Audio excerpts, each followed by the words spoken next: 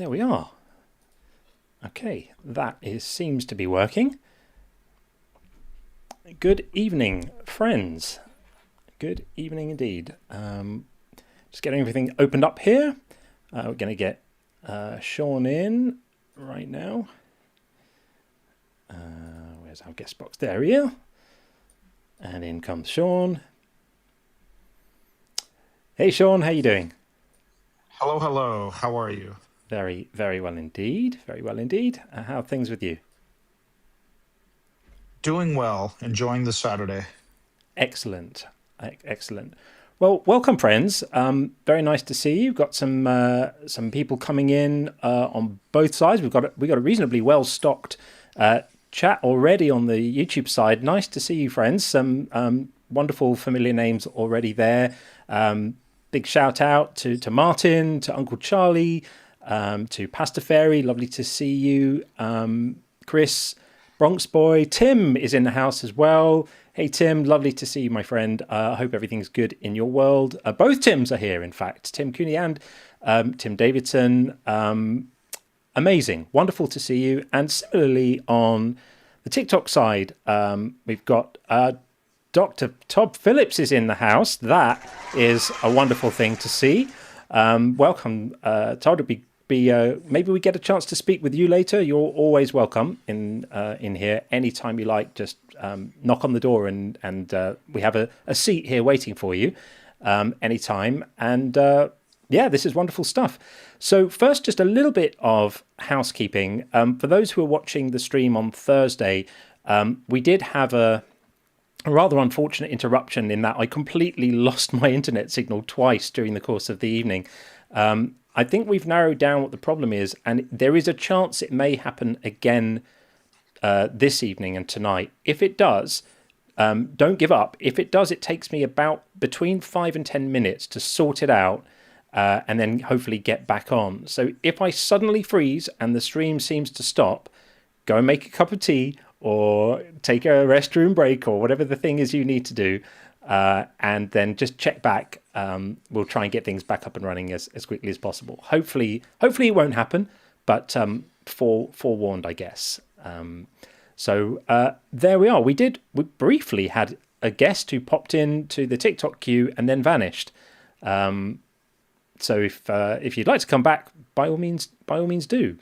But we are running the topic tonight is God is evil. And look, it's not just clickbait. There's a few different ways of thinking about this. So we could look at it in terms of specifically the God of the Bible and what do we mean by that and how could we apply a standard of what we think evil is to that God. And I think when we do that, it doesn't come up great.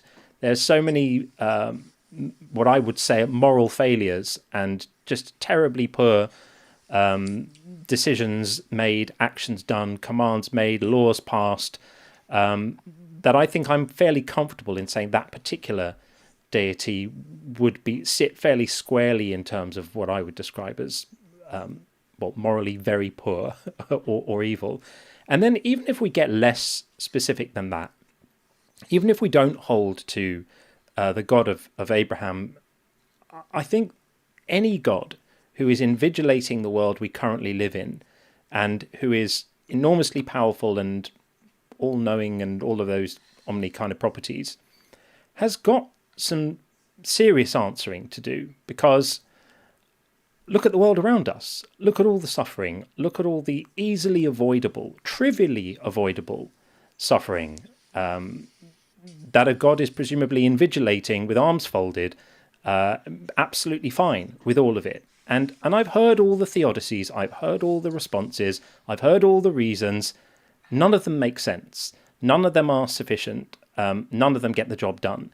They all either shrink God down to some kind of, I don't know, civil servant who just has to obey the rules someone else set and is rather powerless to do anything about it, or he just doesn't care about human suffering and animal suffering, could change it, could do things differently, could achieve his plan without it, but just chooses not to for reasons that remain hidden from everyone. And I just don't think there's a way of squaring it. You know, go and spend a day on a a children's cancer ward, and then tell me there's an all-powerful God who's good and has a plan for everything that needs to involve, babies with bone cancer. It's just got no choice in the matter. You can't do it any other way. So that's why I run this topic, and that's what we're going to be talking about. So we do have no degree required in the queue. We have spoken to no degree required before, and I'm in two minds about whether to do so again. But I think let's be charitable, and we will bring him in and see how it goes. So no degree required, on his way in right now. How you doing? Wonderful. Good. Welcome. Well, I was thinking just this, obviously I disagree that God is evil. Yeah. But I think what it boils down to here is just kind of a difference of opinion on these things. I mean, a Christian is just going to see God's actions as not evil, but morally just or good. Yeah. And an atheist is just going to see a lot of them as evil. Of course, I don't think an atheist would consider the teachings of Jesus Christ as evil, but at least I think some of them are. The Old Testament. I think some of the teachings of Jesus Christ are evil. Just the idea of being thrown into a fiery furnace for not believing the right things. I don't think that's a nice teaching. For not believing the right things. Yeah. Yeah. But a Christian's just not going to have a problem with that. Right. They're going to, So, it would just end up being kind of just a difference of an opinion. Really. It is. It's a fairly profound difference of opinion, though, because there's a moral principle, isn't there, that it only makes sense to punish someone for an action that they could have done differently. And not being convinced of something isn't an action that you could have done differently. It just means you haven't found something convincing. Well, I guess if you think that you've convinced, if beliefs are definite choices, which I know you do, and you have no really human agency in it, then I could see why you'd think, oh, well, I couldn't help what I believed. But if that's the case, I think we'd have to say, well, that Christian couldn't help what they believe either. I do. That's exactly what I say. In my book, I specifically argue for a charitable orientation towards believers because they can't help what they believe. I actually make that exact argument. So then what I'm saying here is we would just simply have to agree to disagree. Say, okay, well, look, I believe God is good. You believe God is not good. Yeah. And then you'd really just about have to just move on at that point, wouldn't you? No degree. Do you think beliefs are choices? Do I think beliefs are choices? Right. Not necessarily, but I do believe that people make choices that affect their beliefs. Okay, so if somebody is open-minded, genuinely tries to ascertain the truth, but is unable to be convinced that any gods exist, is that an action worthy of punishment, or is that just a mind state, like a perception that they have that they can't help? Well, if you believe that that's what's going on, but I don't believe that's what's going on, actually. Well, I don't believe it. I know it because I have access to my own mind. Like, can you just choose to believe leprechauns exist in reality and actually be convinced that that's true? No, you couldn't actually be. I don't know. You could be convinced it's true. Sure. Well, someone may end up being convinced that leprechauns exist. But what I'm asking is, if I presume you don't believe leprechauns exist, you haven't seen evidence that's convincing to you that they exist. Can you right now just choose to believe they exist? No, I couldn't. Right. So that's how all beliefs work. If evidence is presented to you that you find convincing, belief is inevitable. If not, belief is impossible. That's how belief works. Okay, yeah, what I'm saying here is I know that from what the biblical perspective is that God has made himself clear in creation so man is without excuse. Yeah, Okay. Romans 1. Yes. Yeah. It also Yeah. says. It also says, "A fool says in his heart, there's no God." Yeah, Psalm Yeah. 14. What About is it, out of interest, what does it say after it says a fool says in his heart there is no God? What does it then immediately follow that with? Talks about being corrupt. Right. Yeah. There's no one that does good. Things like this. Yeah. Yeah. Do you think So do you no think degree- that's true? Yes. So let's just clarify this. So Psalm 14 says, the fool says in his heart there is no God. They are corrupt. They do abominable deeds. There is not one who does good. And you think Correct. that's true. So you think that anybody who doesn't have the same religious beliefs as you has not done any good. So no firefighter that's run into a burning building, people who have donated blood, aid workers, nurses, teachers, hospice workers, charity workers, carers. Not a single one of them has done any good just because they don't have the same religious beliefs as you.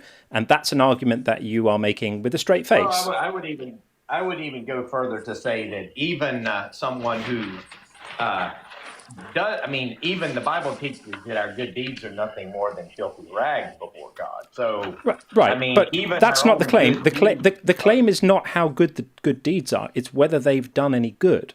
And you're saying they've not done any good. I wouldn't say. I guess that you'd have. I'm going to give you some advice. I'm going to give you some advice. I guess you'd have to clarify it a little bit. Yeah, you're not. Jesus says, yeah. though you're evil, know how to give good gifts. So, Indeed. You're not selling the faith very well right now by denigrating the best people we have among us, the best people in our community, the people who selflessly give of themselves to others. You're prepared to just say everything they do is worth nothing because they don't have the same religious views as you. Do you have any concept of how completely ludicrous that sounds? I wouldn't say it's worth nothing. Well, that's what the psalm says. I asked you if you had agreed. You said you did. They have done no good. No one does good. No one does good. Exactly. But that's not necessarily saying that they're not worth anything. That is exactly what it's saying. That not one of them has I done wouldn't good. Look at it that way. Well, that is donating blood good. That is the way you've looked No at degree. it. Is donating blood good? I mean, depends on what. If you mean good in the sense of, oh, look, this has made me a good person, then no, it's not good. Words don't mean words. Name an action besides praying or some type of religious action. Just name an action that you consider good. Well, I think that when people do stuff through the Holy Spirit of God, then that could be viewed as good. But if you're doing things through your own actions, then no, I wouldn't consider good. I just want to clarify. So if I feed the homeless, I don't believe in God, but I feed the homeless because I genuinely care about people and helping their well-being. That's not good, according to you. Yeah, well, if you're looking at it from the biblical perspective, I'm asking your perspective. So you don't consider that good? Yeah. I think what you're basically doing is trying to be like a Pharisee, kind of, oh, look at me, I don't need God to be good. And Okay, all right. So what you're doing there is overlaying your own interpretation of what you would like good to mean in order to make that ridiculous psalm make sense. But we don't have to do those kind of silly linguistic pirouettes. I'm not joining you on that journey. That's ludicrous. The psalm is very clear. It says the fool has said in his heart, there is no God, and they are corrupt, and not one of them has done any good. I asked you if you agreed with that, and you said yes. So in order to now not look like a lunatic, you're now having to retrospectively redefine what doing good means to include all sorts of other things about what the motivation for doing the acts are. Self-glorification, to be like a Pharisee. No, nobody's including that in the definition apart from you. See, that's why I think that that's what I'm saying from your Christian perspective. You're asking this from the biblical perspective, not your atheistic perspective, right? You changed the You changed the parameters of the question I asked you. I asked you if somebody feeds the homeless because an atheist feeds the homeless because they genuinely care about the well-being. Let me finish. I asked you if an atheist feeds the homeless because they care about the well-being of the homeless genuinely, and that's the reason they're doing it. And you said, oh, because they're being Pharisees and they're feeding the homeless so just so they could say I'm good without God. So you changed the motivation of the parameters. Motive. Oh, okay. So we can't. So as an atheist, I can't have genuine empathy, and I can't genuinely care about the well-being of others. Well, are you asking me what I think as a Christian? The answer is yes. I'm just asking you your opinion. Yes, Okay. I think that atheists lack the ability to do things. So we lack based on just there's always some sort of selfish ambition. That's crazy. We don't have the carrot. An atheist would say the same thing about a Christian. They're just doing I wouldn't say that. I wouldn't, because I'm not a bigot. Many times. No The degree. reason why you believe and do good is because you don't want to go to hell. No degree. You don't get to speak for us. I am not a bigot. I fully recognize that Christians, even though they have the carrot of heaven and the stick of hell, and I could very easily say that and be that way, I am not a bigot, so I'm not going to accuse them of ulterior motives. I think Christians, hold on, let me finish. I think Christians can be kind and empathetic people. I think Christians can also be empathetic people. I think the same thing about atheists. And I think it's ludicrous that you think just because we don't have the carrot of heaven or the stick of hell and we don't believe any gods exist, that we can't have genuine human empathy, mirror neurons in our brain that has us feel genuine empathy for other people, that if we do good, there's some insidious ulterior motive. I think that's a toxic way of thinking, and I think it's bigoted. Yep. Okay, well, look, I mean, you offered your view, I've offered mine. I mean, look, from my experience, here's one of the things I see, and you can correct me if you think I'm wrong here. I've had a lot of atheists who tell me that they have deconstructed from Christianity.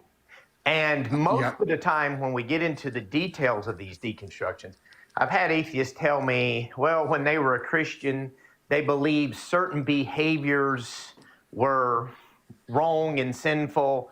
And obviously the Bible would call these wrong and sinful. Now they no longer believe these things are wrong and sinful. So clearly from what atheists tell me, when they deconvert or when they leave their Christian upbringing, their morality shifts to the negative from my perspective. And you would understand why I'm saying that, right? Yeah, because the Bible teaches you to be bigoted toward like same-sex relationships, things like that. And then they no longer have dogma. All they have to rely on is their caring and empathy for other people, and they see how treating gay people as second-class citizens and telling them that their relationships are an abomination under God. So when people become atheists, they rely on humanism, their actual genuine human empathy. They're not being told to rail against others for arbitrary reasons, like the Bible says so. But do you believe the same-sex behavior is a good thing? Yeah. Okay, but when you were a Christian, when you were a Christian, did you believe it was a good thing? I honestly didn't think about it much because, I didn't think about it much then. It wasn't like forefront of my mind. But let's say it changed. So there's that one thing. But that's a big shift, wouldn't you think? On that one issue, yes. Okay. But when it comes to behaviors that are harmful to others, like stealing, like unaliving, harming, those types of things don't change because that's just basic human empathy. So we keep our empathy, we lose the dogma. Something else. We keep our empathy, we lose the dogma. Like, can you come up with any sort of humanist reason why gay relationships are bad, or do you just do what you're told? Reason? Yeah, in other words, like give me a secular reason why gay relationships are bad. I don't know what you mean by a secular reason. One that doesn't make you look like an ignorant bigot. Okay, well, I do know that, and I used to have the sources. I don't know where I have them at the moment, but there have been studies showing that these, based on these countries that have allowed same-sex marriages for a lot longer than the U.S., what they found is life expectancy of people drastically fell from the ones in the same sex. Bullshit. I had some stats. Bullshit. Also, I could give you some more. When they do studies of the tissue of certain parts of the body, right? The tissue is made to accommodate certain things to where the other tissue is not. It causes infections. Do you know what? Sickness. Nobody can bear to listen to this. Okay, so here's a lesson. Here's a lesson for you. So people in same-sex relationships don't have wildly different ranges of practices of things they do than people in heterosexual relationships. People do all sorts of things, right? There are no. You can be quiet and listen now. There are people in heterosexual relationships that have a range of practices that they do, and there are people in same-sex relationships that have a range of practices that they do. Some of them do some things, some of them don't. Right? Some of them don't do some things.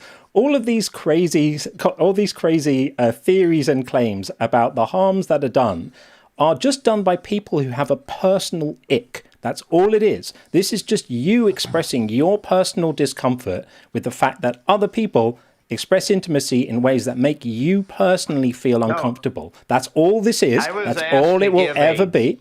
It's all it will ever be. To give a non-secular reason, or right? A secular reason, and your reason. It's not a scientific reason. Your reason exists in your imagination as a way to try to legitimize your personal feelings of your personal feelings of discomfort at the way that some other people express intimacy. Nobody cares about that. That's not a good reason. That's just your imagination. Would you like me to send studies in the back channel to you about this? You can send whatever bullshit studies you like wherever you want. It's total gibberish. Complete nonsense. Nobody is taking you seriously with your studies. You want to throw science out the window just because it disagrees? I venerate science. What you're talking about now is just bigotry, and you're trying to put a scientific bow around it and call it science, but it's I'm not doing this. Yeah, that's exactly what you're doing. I believe it. I can't remember what sources from. It might have been something like Johns Hopkins. It was one of those pretty famous hospitals. Yes, I know. So even if certain kinds of sex, which are also done in straight relationships, are more prone to infection. Correct. Yeah. Hold on. Let me finish. I said I'm glad you agree with me because you didn't even hear the rest of what I was going to say. Even if there were certain forms of intercourse were more prone to infection mechanically or what have you. That is a risk that consenting adults agree to when they enter in a relationship. There's inherent risk for mountain climbing to the person that's agreeing to do it willfully. Would you then say mountain climbing is immoral because somebody accepted a certain amount of risk with themselves? Furthermore, do you know what's less risky than straight intercourse? Lesbian intercourse. The transmittal of disease is far less with lesbian intercourse than with straight male to female conventional intercourse. Would that make lesbian intercourse more moral than straight intercourse? You're going to say no because you're basically going by dogmatically what the Bible says and then trying to come up with arguments for it. No, you asked you got it, Sean. Specifically to give a case. Yeah, you didn't give cases. You gave. This gave fantasies. Isn't based on what science says. Yeah. My position is based on what the Bible says. Your position is based on you were the one that asked me to do this. So let's look. So then, realized that I could do it. Well, then now you're upset at the fact that I could actually do it. Well, maybe we should look at. Well, then let's look at what the Bible says, shall we? So seeing as you so kindly brought it up. So the Bible does say, you shall not lie with males as with women. It is an abomination. Do you think it's an abomination? For what? Man to lie with another man? Yes. Yeah, you do. Okay, that's fine. We all know what you're like now. And then it says, if a man lies with a male as with a woman, both of them have committed an abomination. They shall be put to death. Their blood guilt is upon them. Do you think that's an appropriate response to a situation like this? Do you think? During that time period, yes, I think that was more. You do. You think this was moral. So you do think it's moral, right? Well, I think that tells us everything we need to know about you. You believe that the moral thing to do is for same-sex relationships to result in the death penalty, and you come on here asking. You come on here. Well, it's not. You come on here saying, "Why do we say God is evil?" As if it might possibly not have occurred to you. Here's a perfect example. It's hard to think of a more perfect example than a specific commandment saying that the death penalty must be imposed on people based on who they choose to love. Wow. And your personal ick about this has got you so completely brainwashed that you're prepared to advocate the death penalty for same-sex relationships. Yeah, well, you absolutely did. You said you thought it was worthwhile. Did you hear what I said, or are you going to storm me? No, you saw. I asked you if you thought it was, if you said it was good, and ethical. What God was trying to do was is God changing? Is God changing? Is God's nature change?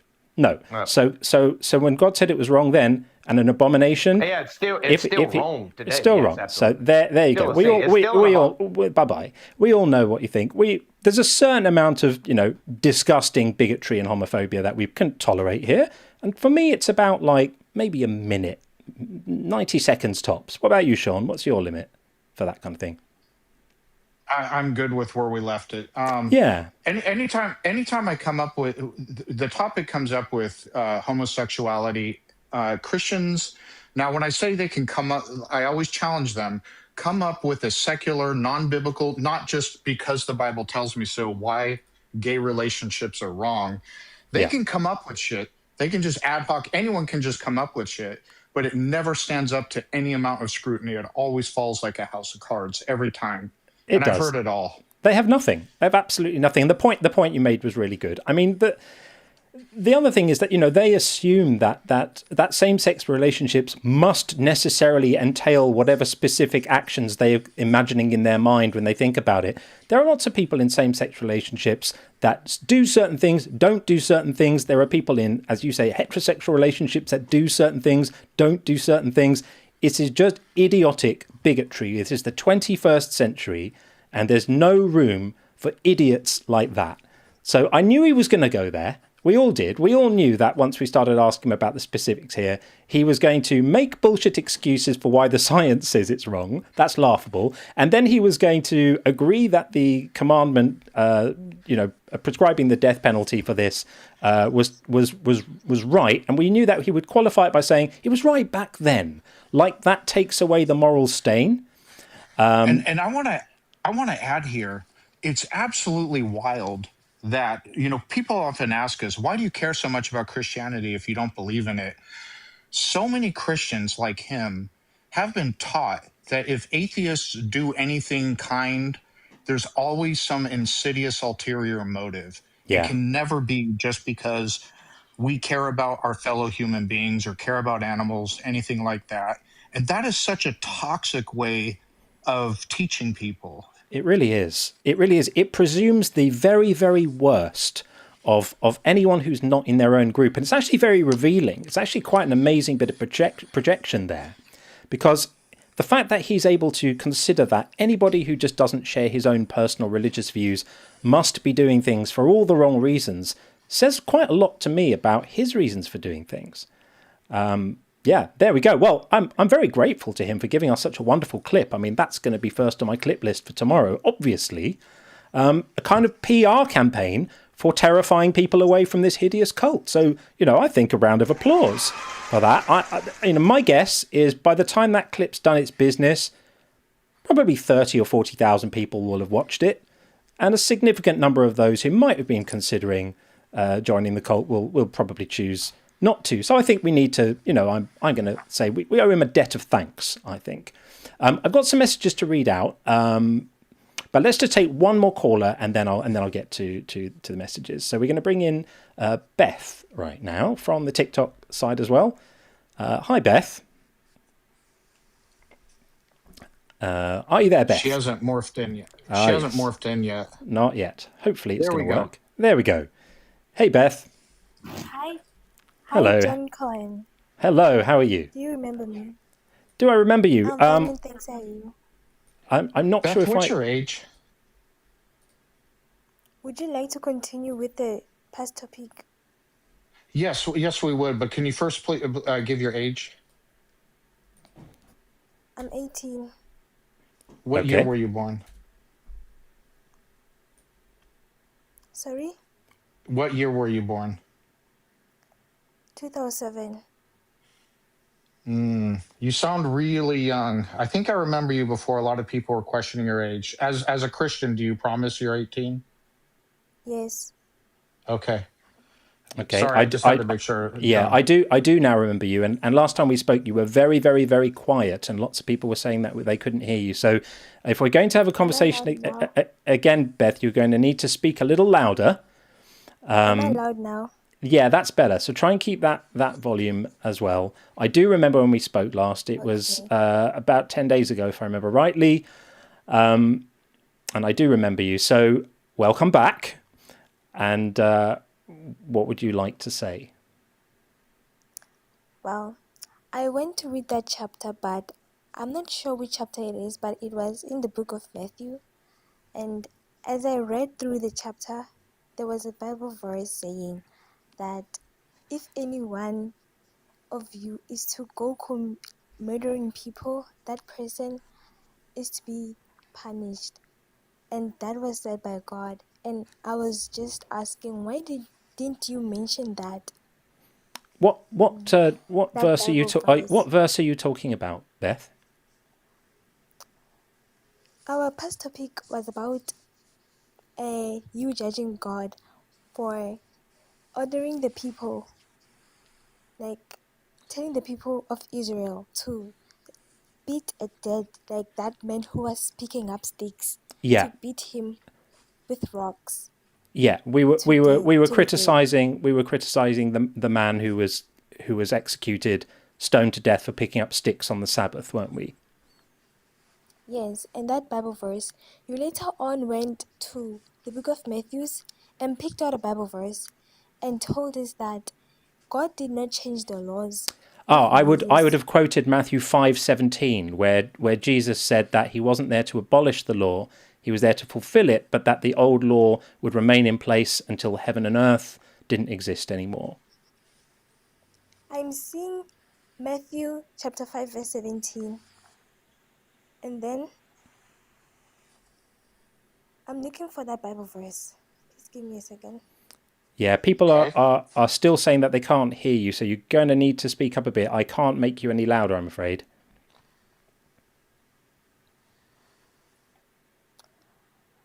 I asked for a second to look for that Bible verse. Yep. I found it. Okay. What's the verse? It's Matthew chapter 5 verse 21, and it reads, You have heard that it was said to the ancient ones, You shall not murder, and whoever murders will be in danger of the judgment. Did you hear it? Yes. So what this is about, let's just share it. So here we go. So this is Jesus telling people not to kill people out of anger. You have heard that it said to those of ancient times, you shall not murder. So he's referencing here, this is him referencing the law of Moses, one of the commandments that said, thou shalt not kill, right? And whoever murders shall be liable to judgment. So this is him again affirming that the old law still applies. Where's the contradiction here? Because what do you think the punishment for this would be in his eyes and according to this law that he's quoting here? What would be the consequences if you did murder someone? What according to this? The consequences of murdering someone. Yeah. God will never favor you for murdering someone. And on top of that, therefore, what would be the consequences under the law? What would be the consequences under the law for this? The consequences under the law. Yeah. For God, you shall not receive favor for him on earth, and you will be exalted and go to jail. To jail? You're going to go to jail, and they're going to bring you little meals on a plate for the rest of your life, and maybe you get a meeting before the parole board in a few years if you've been really good in the prison factory. You'd have been stoned to death. You'd have been stoned to death. So this was not Jesus saying no lives should ever be taken. It was Jesus reaffirming the law and saying don't kill people out of anger. That's against the law, and you're going to get stoned if you do it. I think you're misunderstanding it. Do you? I think you're misunderstanding it. Right. Fair enough. It is written in verse 21, you have heard that it was said to the ancient ones, you shall not murder, and whoever murders will be in danger of the judgment. Of the judgment, yeah. So of having broken the Mosaic law and facing the penalty, which probably would have been the death penalty. Because lots of things were the death penalty, right? It was you could be as a woman, you could be stoned to death for not screaming loudly enough if you were unfortunate enough to be raped. That would be another one of the laws that Jesus said he wasn't there to abolish. So imagine that. I think you're not getting the point here. The point is that God goes against murder. And he does. I'm not really sure that if he does, because do you know what else Jesus said? Let's look at some other stuff that Jesus said. So Jesus also said, "Don't fear those who kill the body, but cannot kill the soul. Rather, fear the one who can destroy both soul and body in hell." So Jesus is saying, don't worry about the people who might kill you, because they're nothing. Like the people who could kill you, that's really nothing. Don't worry about them. What you should be worried about is the one that can destroy both soul and body in hell. And then he's talking about what might happen to you if you don't follow, is that you're going to be thrown into the furnace of fire, where there'll be weeping and gnashing of teeth. So here's, this is pretty bad. Yeah, you're going to be thrown in a furnace of fire. This is even worse than stoning. At least stoning's over when people run out of rocks, isn't it? Can you come again? Yeah, at least stoning is like over. Once the person's actually dead, or you've run out of rocks to throw, the stoning's finished and everyone goes home and the event's over. All done, folks, nothing to see here. But the kind of stuff that Jesus is threatening is an everlasting punishment. It's infinitely worse than just killing. It's everlasting torture in a furnace, wailing and gnashing of teeth. Not very nice, is it? Okay, let me ask you something. If you were to choose to burn in an eternal lake, in an eternal fire, or spend eternal life in heaven with God, which one would you choose? I'd take the lake. Why? Because all the cool people are going to be there. I mean, Christopher Hitchens going to be there, Jim Morrison's going to be there, Einstein's going to be there. All the cool people are going to be in there. Those guys are clever. They'll have worked out a way to make the lake not too hot. And also, when you get in a really hot bath, eventually, it really stings at first, but eventually you kind of get used to it. If you just like grimace through the stingy bit, eventually you can just go, and then you can just relax into it. So it'd be like being in a hot tub with all my friends, and it'd be fully cool. And we wouldn't have to be singing hymns because they're really boring after the first 500,000 verses. They get really dull, and it would be fine. It'd be good. Who's with me? I mean, this is where the good stuff's going to be happening. Well, what you don't understand, you mentioned that the man who was beaten to death by stone, who was stoned to death, he was hurt, and that was atrocious. And the people of Israelite witnessed the violence, and that was bad. And for human perception, that was not.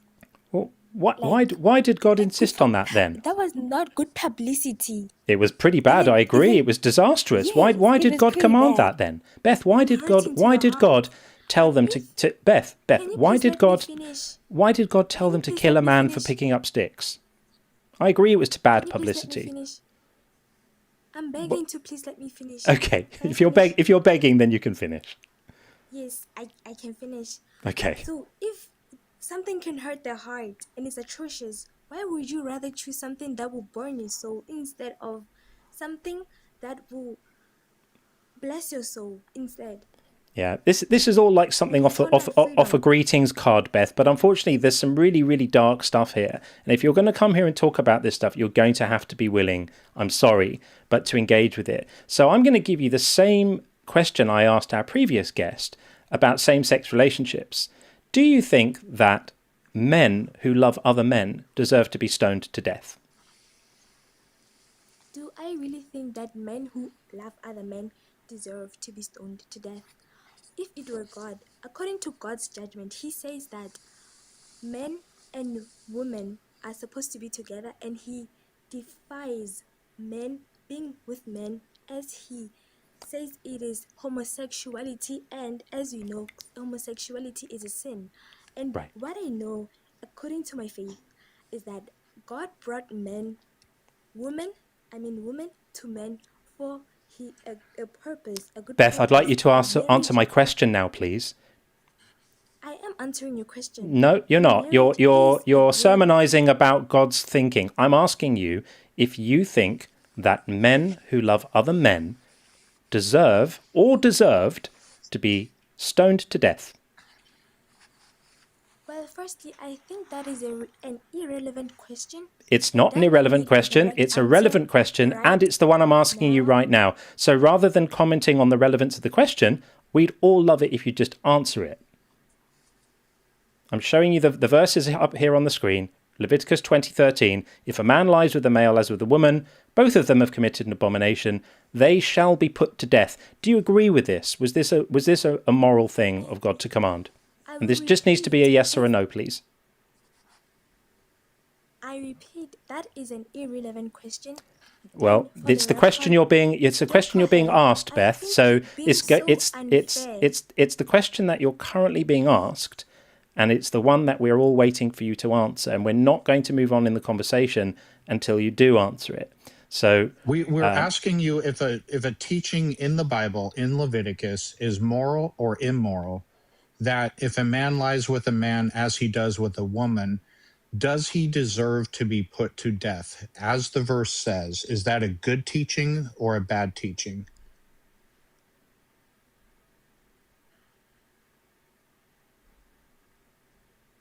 Are you still there, Beth? You need to unmute Beth, yourself. You're muted. You need to unmute.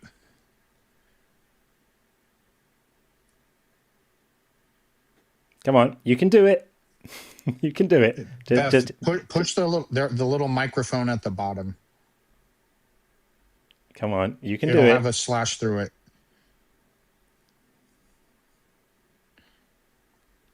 Did you mute her? I did. Get your word in? I did. Okay, so Beth, she might not know how to unmute herself. Beth, you're muted right now. At the bottom of the screen, you're going to see a little microphone with a little slash through it. Push that so people can hear you. Come on, you can do it. The other alternative, if you really can't unmute yourself, is we can disconnect you and you can request back up again. But you're going to have to answer this question though. Yeah, I don't think she's. There we go, Beth. Sorry? There we go. Okay. Yeah, we can hear you now. Microphone. All right. I'm sorry, addressing the microphone. Okay, it's that's okay. fine. Yeah, We got you. Okay. So we're back on. Yeah, is that verse a good teaching? The verse says, "If a man lies with a man as he does with a woman, they shall be put to death." Is that a good teaching or a bad teaching? A man who lies with another woman must be put to death. And is that a good teaching? Is that a good teaching or a bad teaching? Yeah. I think that everything in the Bible went according, every teaching in the Bible came according to God's way, and the way that we receive it was God's way. It's God's way. Is that good or bad? That one verse, is that good or bad? I don't think you guys should be asking me that question right now.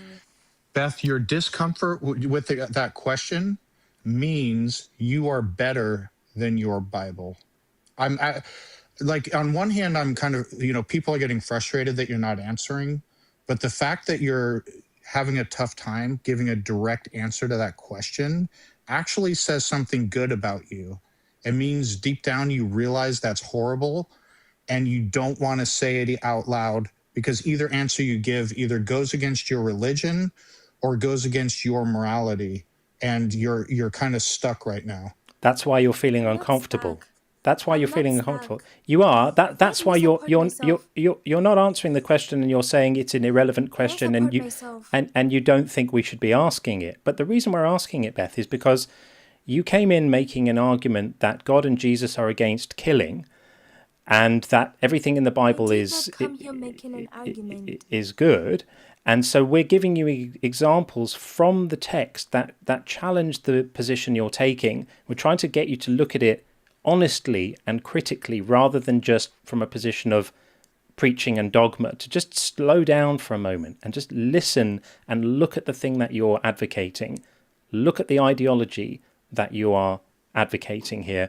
You have to be able to take this on, including the uncomfortable parts. If you're going to come online and proselytize and tell everyone about all this wonderful Jesus stuff, You don't get to just pick and choose the bits you like, the bits that end up on the side of calendars and inspirational mugs, and then ignore all the bits that make you feel uncomfortable and say you don't think we should be asking about them, because that's not honest, Beth.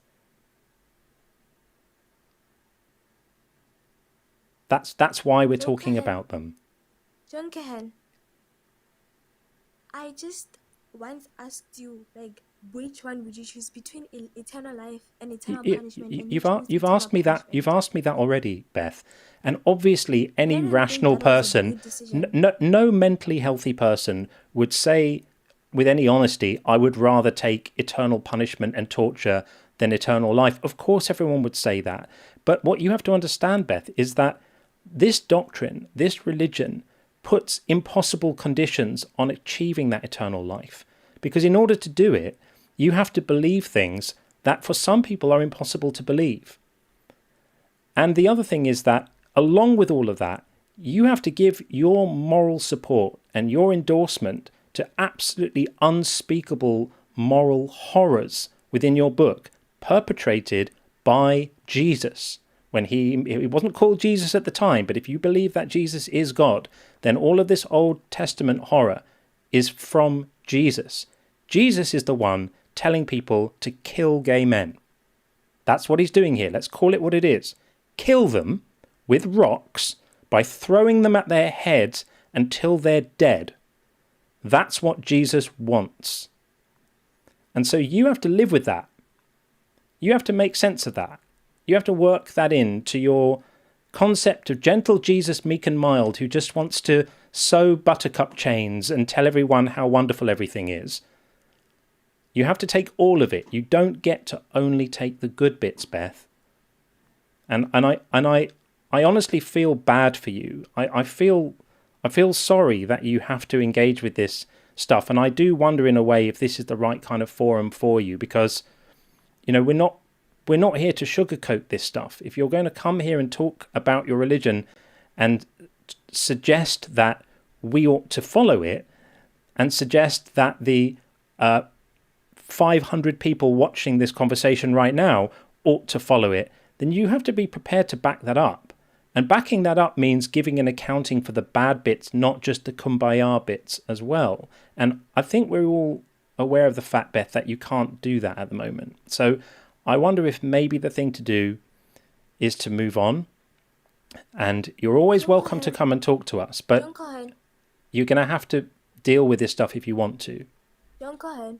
I I'm think here. all that you've said right now literally does nothing. Because I just proved from the first conversation that Jesus fully supports that whoever murders shall face punishment, as murdering is bad. I know that is an argument that you have managed to talk yourself into thinking is exculpatory about all of this moral horror. You have managed to convince yourself, Beth. I know. You've Beth. What I know. What you're doing now, Beth, is what you're doing now, Beth. This is called apologetics. Beth, just for a moment. You're still denying the truth. You've seen the truth. Okay. All right. Okay. I put you on mute again. Now that you know how to unmute yourself, you can unmute yourself in a moment. I've proven the truth, and you're still Beth, denying it. what you're doing at the moment, Beth, is called apologetics. It's coming up with a rationalization or some words you say that first convince you that the argument has been addressed, and then you hope they're going to convince other people that the argument has been addressed. And what I'm telling you is, as apologetics go, that's one of the worst I've ever heard. Now, I know that you haven't been doing this for very long, so if to you probably feel like you've come up with a mega flex gotcha, but unfortunately it isn't one, because that verse was just Jesus reiterating the Mosaic commandment not to commit murder. That wasn't getting rid of the death penalty for certain crimes. Let me just get straight.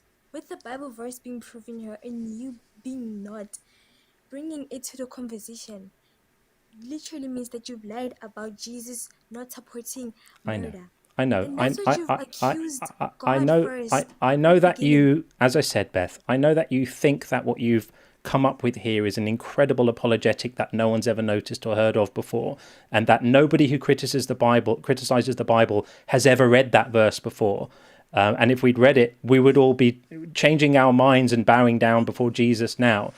It's not a good apologetic, Beth. It doesn't do the thing that you're hoping it does. I know that that's exactly what it is. And I feel I don't even understand the word apologetic. I know you don't, and that says a lot, Beth. That you okay. One of the things you are going to have to do is learn how to have a conversation where one person says something and stops, and then the other person says something and stops. That's how conversations go. So you can't tell me that when I have the one who has been always patient and always giving you more time to talk. Well, that's how it works on my own live stream. But yeah, okay. So thank you for giving me time to speak on my live. I do appreciate that. Okay. So Beth, I think maybe it's time to move on, because I'm getting a slight feeling of punching down here, and I don't like that. It makes me feel a little uncomfortable. So I appreciate to move on without giving everyone clear clarification of which side has won. It would be so unfair, and it would mean that you are lying. So it's in every exchange, just about both sides think they've won. That's sort of the way bias works. So yeah, you're spirited, Beth, but I don't think, who said that before? You brought the right boots for the hike. Yeah, I think, Beth, I'm trying to get a balance here in how to litigate this conversation in a way that isn't going to leave me feeling grubby afterwards.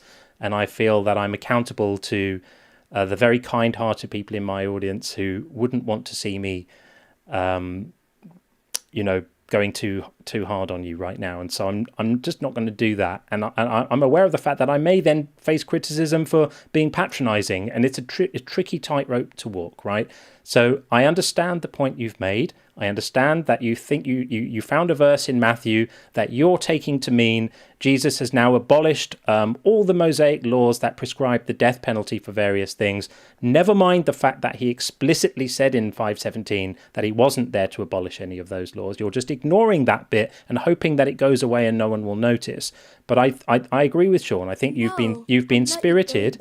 You've been very spirited, and you've come to argue for your position, and you've done it, with enthusiasm, and I appreciate that. But I think we might be kind of done. What do you think?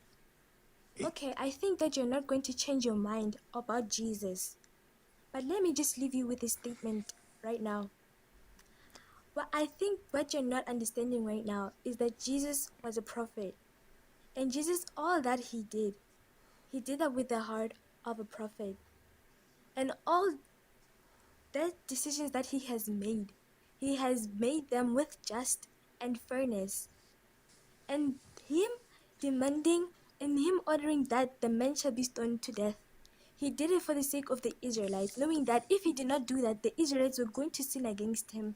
Right. And carry on with sin. I gave you more latitude there than I would give almost. No, because actually we have a bit of a no preaching rule here, and I gave you more latitude than I normally would to have your say here, Beth. But I think we've heard your justifications and nobody's impressed by them. So I think we're going to respectfully say, Beth, thank you for joining us, and keep on reading and keep on thinking and keep on listening to lots of different opinions, not just the ones that agree with you. That's a really, really valuable lesson in life, is to be willing to subject yourself to all sorts of different opinions. Otherwise you end up just reinforcing your own beliefs all the time. And you're young enough now at 18 that you've still got time to expand your exposure to ideas in the world before you get too kind of baked into something. So that would be my advice to you, which you're obviously free to take or not take. But thank you for coming to speak to us, Beth. I do appreciate it. Wait, before you cut me off, I want this to be clarified. Is this a draw? Because you're just... Beth, we don't frame things in terms of winning and losing. And Beth, you're thinking about this all wrong. This is not a draw, Beth. This is not a draw.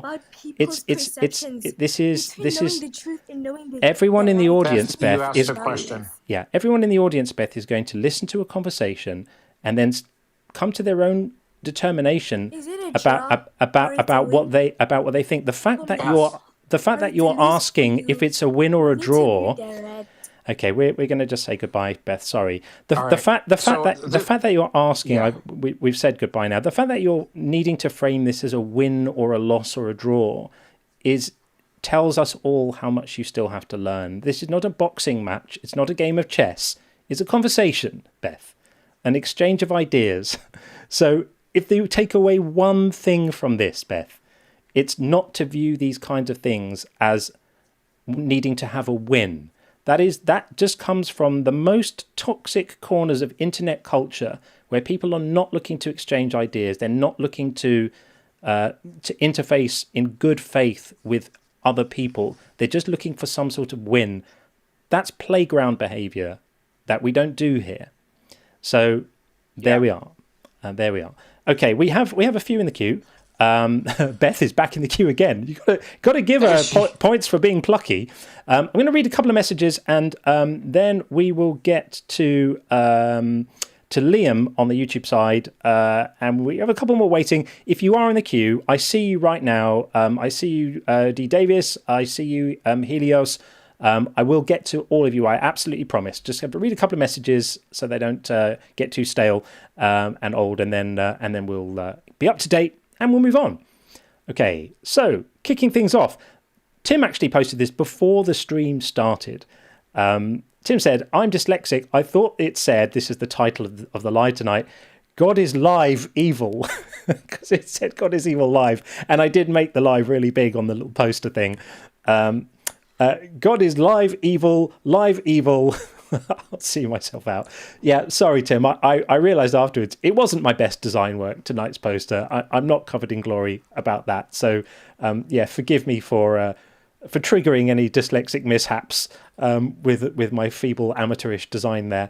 And again, Tim said, I literally work internet support. Did you try turning it off and in again? That was about my horrendous connection issues. There is actually a technical fault with my router. There is a new one apparently being sent out, but I'm hoping that the current one will get us through the night. If it disconnects, then I have to go through a bit of a reboot thing, and it does come back on eventually after a few minutes. So hopefully that won't happen. And as of, I'm guessing, tomorrow or Monday, that particular problem will be resolved. The other thing is I'm quite close to having a much faster fibre connection installed at the house. It involves digging up a car park next door. It's all a bit complicated. But once that happens, then I will run a horizontal stream and a vertical stream, because quite a lot of people ask me about that.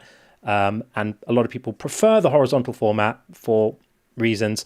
So as soon as I've got the bandwidth, I will be doing both. And I live to serve you guys. So that's coming soon. We have an admin note here. Welcome to all the guys who are here from the Bible Guy raid. We really appreciate you joining our live. That's and awesome. Please follow John and come see us again. We really appreciate it. Thanks to Bible Guy for sending your peeps over our side and letting them hear our perspectives as well. Oh, we really appreciate that. And if you don't follow Bible Guy, I'm sure you all do. But follow him immediately. He has an unrivaled knowledge of the Bible. He's very often on with Justin, and he's absolutely fantastic.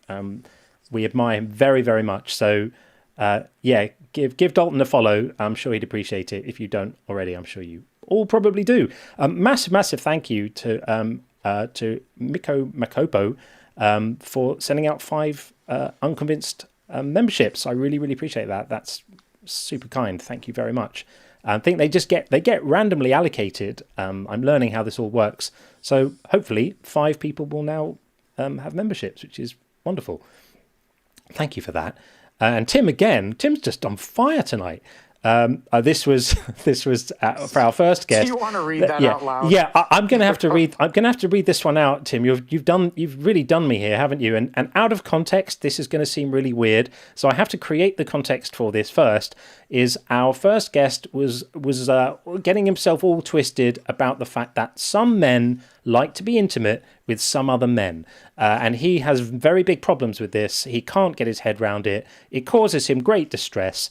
And so Tim quite rightly pointed out, you do your girlfriend in the butt, don't you? Don't you think that's gay enough? So that's what that is. And you're the one who had to read it. Yeah, those are words. Those are words I didn't necessarily start the evening off imagining I was going to be saying tonight. But I suppose they have to be said at some point. But thank you for that, Tim, and point well made, of course. And then again, Tim, my gosh, Tim is on an absolute roll. Colour, you spend a lot of time thinking about same-sex relationships, telling, and again, that's for the same guy. I think you meant caller. Yeah, caller, yeah. And of course, that's always the thing. Like, people who are very, very hung up and very, have got lots of issues are the people who need to fixate on that stuff. If you're really kind of okay and relaxed about intimacy and stuff, these things are just not a problem. And you just think, well, people can just do what people want to do, and whatever people want to do, as long as it's consensual, is absolutely fine. And that's the way to be. It's the people who get themselves all up in a state about this stuff that I think are probably the ones whose hard drives might not be in exactly the ideal state, let's say. Real quick, Bible Guy is in the chat. If you guys aren't following him, please click on his profile, give him a follow. Oh, yeah. And Dalton, if you want to come up and hang with us, just request up, dude. We would be honored to have you at any point. Just consider yourself permanently invited in. There we are. He is coming in right now. There's always this pregnant pause as TikTok brings someone in. It's never instant. Dude, how are you? John, it's so nice to finally meet you. I just discovered your channel like a month ago, and I'm a super fan of the discourse here. Thank you. Well, likewise. So lots of admiration all around. It's wonderful to have you here. Are you gonna hang out with us for a bit? Oh yeah, sure. I'm actually just walking my dogs right now, so I might be a little bit quiet at first, but sure. Maybe I'll join in a second. Absolutely. Oh, it's wonderful to have Sounds you. And good. Big mutual respect back. I love this community. I love the fact that there's a bunch of us doing this stuff, and I can't get enough of watching all the other creators in this space. Whether it's Justin or you or Joel and Mezzo, I just think it's wonderful, and I feel so pleased to be part of this amazing community of people just having conversations. These are the conversations we need to be having. So it's really good. So thanks for your kind words, and great to have you here. Okay, the one thing that I've just realized is I don't yet have an audio patch between the TikTok side and guests coming in on the video side. So they won't be able to hear you, or you won't be able to hear them. That may not work exactly right, but obviously on the TikTok guests, you will completely hear them. So with that said, we are going to bring in Liam from the YouTube queue. Hey, Liam. Hello. Hello, how are you? I'm good. How about yourself? Very well indeed, thanks. Very well indeed. All right. Welcome. And would you like to say something about our prompt? Yeah, so I'm Christian, and I would say I would disagree with your stance. And sure. I was listening to you guys talking with other people earlier. Yeah. And you brought up a lot of stuff about how basically just how all of what a bunch of stuff that God does is evil, right? And I just when I asked how do you know that that's evil? Well, I mean, I think we all have a sort of sense, don't we, of principles that most morally sane people hold to. Most people have, a sense of, what decency is, or what fairness is, or what unkindness is, or what unnecessary cruelty is. And when we see those things, most people don't struggle to recognize them. So, if you say, well, what do I understand by evil? I don't need to give you an exhaustive definition, but it's easy enough to say this stuff is definitely not good. It's a little bit like if we said we can't perfectly define good health, but we can look at certain practices and say that's definitely not healthy, right? If someone is overweight, obese, and can't move, can't even get out of bed, even though we can't correctly all exactly define health, we could look at someone in that position and say, well, that's not a healthy person. So it's a similar thing here. I mean, I think we can look at things like God's idiotic law about the stupid virginity test in Deuteronomy 22, right? I'm sure you're familiar with that. That is a law that would have resulted in thousands of innocent women being stoned to death. If that's not evil, then what's evil? Is that your response? Well, that's a start, isn't it? Okay. How do you know that? Like you were talking about, like you have like a sense of like what's right and wrong. How do you know that sense is reliable? It's not about reliable. Reliable would imply that there's a fact that you're either determining correctly or not. There's no reliability or not. Reliability isn't even relevant. It's like saying, how do you know it's reliable if you like chocolate ice cream? You just know you like it. There's nothing reliable or not reliable about it. If I see something which is causing needless suffering to someone, then I'm okay to say that comes squarely under what I would call evil. There's nothing reliable or unreliable about it. So I would ask you, in the case of something like the law in Deuteronomy that stones innocent women to death, do you think that's good?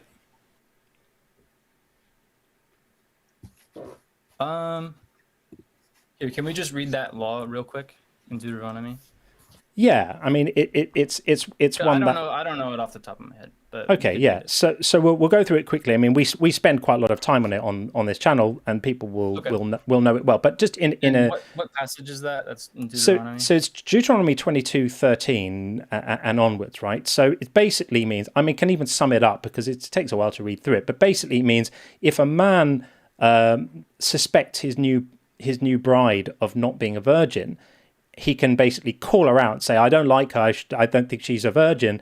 And then it's on her parents to prove that she is a virgin, and her family. And the way they do that is they take the marital cloth that the marriage was consummated on, and they spread it out before the town elders, and they say, look, here's the blood from the consummation of the marriage, proving that she's a virgin.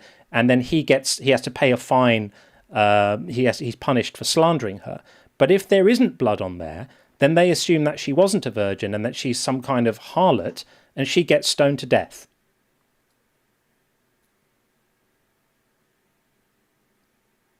Okay. That has to be one of the most idiotic laws anyone has ever conceived of.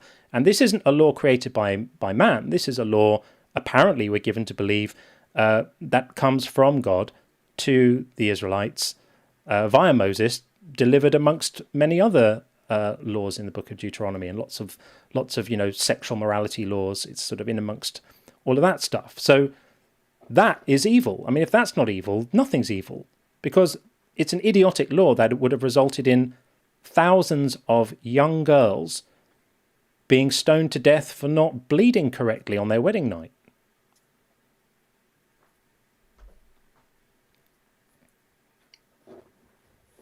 Okay, I want to just say, like earlier you were saying that you can't know for certain whether something is. Do you think that's good, Liam?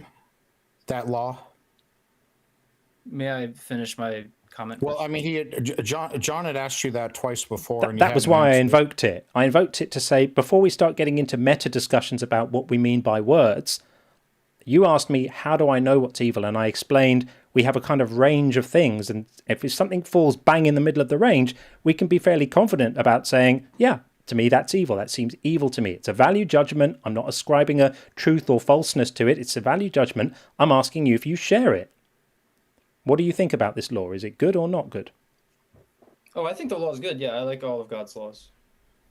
Right. So this was good. Do you know how many women bleed their first time having intercourse? What percentage? I don't know. Have a guess. Less than half. Yeah. It's about 40-something%. So this is a law that would have resulted, as I said, in thousands of innocent people being stoned to death. And you think that's good? Why? What's good about that? Well, how do you know that would have resulted in innocent people dying? Because it's based on whether or not they bleed, and less than half of women bleed on their first time having intercourse. So it stands to reason that at minimum, probably a lot more, most of them were innocent. All right. How do you know that statistic is correct about?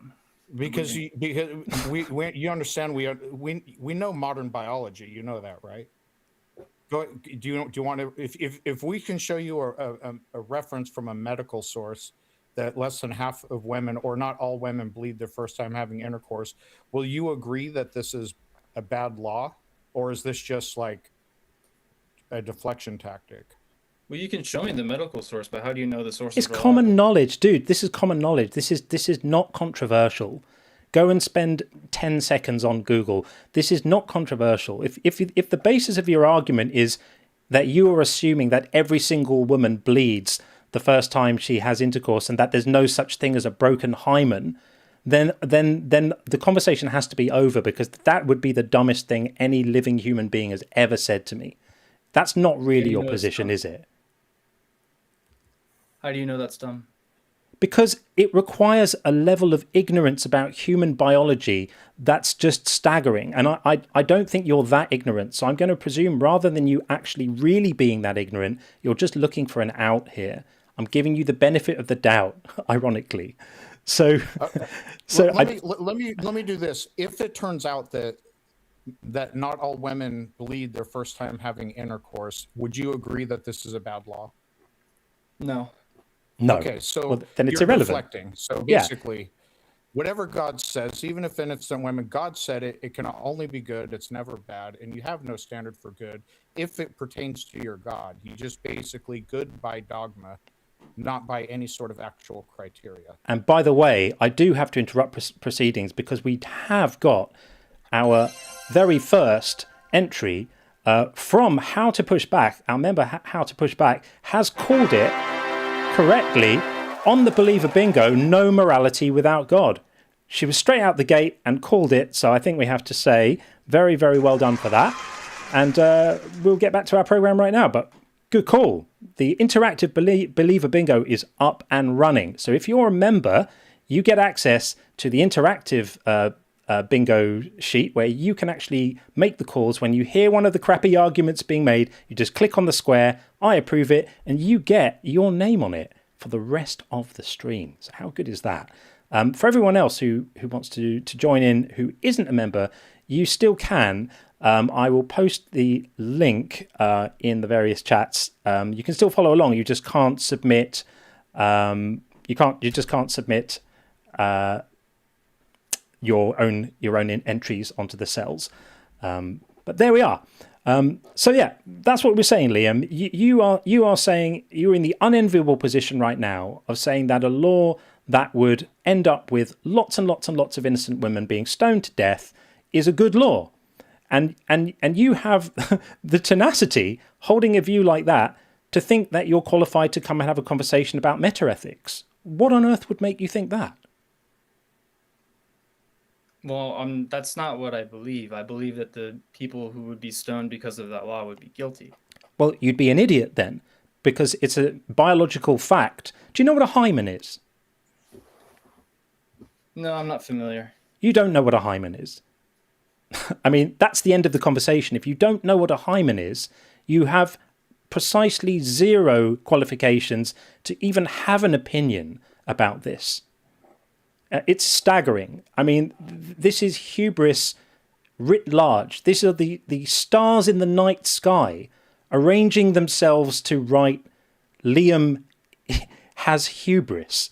That's what this is, the scale of the idiocy of what you're saying right now. To come in here and have a conversation about ethics, we give you an example of an obviously unethical law, and you argue against it, and the basis of your argument is you think all of those people would have been guilty. And when I ask you for the bare minimum knowledge that you would have to even have an opinion about this, you proudly announced that you don't have it. You know nothing about female anatomy. You know nothing about what would have caused a woman to bleed or not bleed the first time she has intercourse. He also doesn't care. You know nothing. You know literally not. Yeah, you know less than nothing. If it was possible for knowledge to have a negative amount, that's how much you would have on this subject, Liam. So what on earth makes you think you're qualified to have this conversation? Because I'm a child of God, and because I've repented and believed in him, and I fear him, I can have wisdom. I can begin to have wisdom because of God. I'm going to newsflash. This is not what wisdom looks like. Wisdom doesn't involve having less anatomical knowledge about women's bodies than my cat has. That's not wisdom. That's profound ignorance. So what you need now is some humility, and what you need is to go away and read some books that aren't the Bible, because your mind is fried by this stuff, Liam. Your faith has laid you low, my friend. This is not a good showing. This is not it. These are not the droids you're looking for. This is not the argument you're looking for. This is not the conversation you're ready for. We were speaking some earlier about not bringing the right boots for the hike. You don't have the right feet for the boots. So I think we might move on. But, you know, thank you for coming in and advocating that you think that innocent women should be stoned to death with rocks for no reason at all. There you go, folks. Don't do religion, kids. That's what it does to you. Okay, we're going to go back to the TikTok side, because I want Dalton to be involved, and I have a feeling that on the YouTube side he can't be. I was about to say it was quite nice, actually. I only had to hear John's voice. It was like atheist ASMR. But yeah, I've done so many of these. I was like, I know exactly what's happening. You can fill in the blanks, and then I was wondering about that you can watch it on the replay tomorrow, and you can tick the boxes. But you know what he said, although that one was a particularly ignorant. Like we were talking about. I mean, you know this stuff better than I do. Yeah, his position was he thinks that all the women were guilty. Oh, yeah, I got that bit. I didn't even know what a hymen was. Yeah. So there's another Christian who's probably never found the Grafenberg spot. Yeah, I was listening on the backup account on my iPad, so I caught the last bit of that. But yeah, good, wild. Good. Pretty crazy, huh? Okay, well, we're going to bring in Helios on the TikTok side, and we can all have a conversation together. Hey, Helios, how are you? Hey, Mr. Cohen, how are you? Thank you for letting me come up. Not at all. Thanks for waiting. Not a problem. So I'm just curious, trying to understand, right? So in order to really come to an answer, give you an answer, we first have to define terms. Now, I heard you trying to define evil, which basically came down to your opinion. What you say is like, I think it's evil, and therefore it's evil. My question is, how do you define God? What is God to you? Well, it depends on your answer. So there's I'm sorry, many I was different. asking him. Yeah, and okay. I'm answering because I'm the co-host and I can do that on this show. Oh, I didn't know that. Okay. Yeah. Okay. Anyway, there are many different God concepts, from Thor to Shiva to Yahweh, etc. Correct. And so it really depends on you and your God belief, and we address that. So do you believe in the Christian God? Well, the Christian God is, that's the Jewish God, actually. But my belief in God is more like the Spinoza God. The Einstein believe in it, where basically the only thing that could be God is existence itself, which is infinite, is eternal, and it controls life. Right. So from that point of view, there is no such thing as good and evil. That's an egotistical human concept that we go around saying, oh, this is good, this is bad. It's basically our opinion, and it's subjective. When people bomb another group of people, they actually don't think that's evil, right? When they go and attack somebody else, they're just being animals, it's survival of the fittest. Is nature evil? No, it just is. It's just we agree with now, you. We agree with you that we're okay, you're going to interrupt me. Go ahead. Yeah, okay. We agree with you that morality is subjective. However, most of us have human empathy. And so John and I are humanists, and we evaluate how actions affect the well-being of others. If they help the well-being of others, we consider them good. If they harm the well-being of others, we consider them bad. So do you agree with that notion? No, that's your opinion, how you see life. Exactly. I don't, right. And so, do you care about the well-being of others? Okay, you're not letting me finish my answer. Go ahead. Yeah, go ahead. Okay, what you define is your worldview, and you're saying Right. my worldview is true. So if you want me to convince you that your worldview is not true, then that's not going to happen. We agreed it was subjective. Right. So I'm asking your subjective opinion. My subjective opinion, I told you, there is no such thing as good and bad. That is something that you were taught. That is something you were programmed with. It's a human, psychological, egotistical perspective, thinking that everything revolves around humans. We are part of nature, and in nature, there is no good and evil. Lions kill hyenas, and they kill. Is that evil? Okay, so do you care about the well-being of others, and do you care if actions harm the well-being of others? Now you're trying to create a straw man argument. It has nothing to do with me. Asking you your position is not straw manning your position. It's the opposite. I'm trying to ascertain your position on. I understand you say it's subjective. We agree it's subjective. We gave you our subjective perspective that we like actions that help the well-being of others, and we dislike actions that harm the well-being of others. Is your subjective morality the same? Do you like Sean, you're going away from the topic, which is God evil? So do you agree that God is existence itself? Well, it depends on your God concept. That's what I said, Sean. You're not listening. I said God. Okay, so are you going to answer questions? Are you going to answer questions or not? No, because you're trying to create a straw man argument. We're talking about God being evil. Asking you your position is not me straw manning your position. I'm just thinking. Dalton's thinking right now, like, what the hell did I come here for?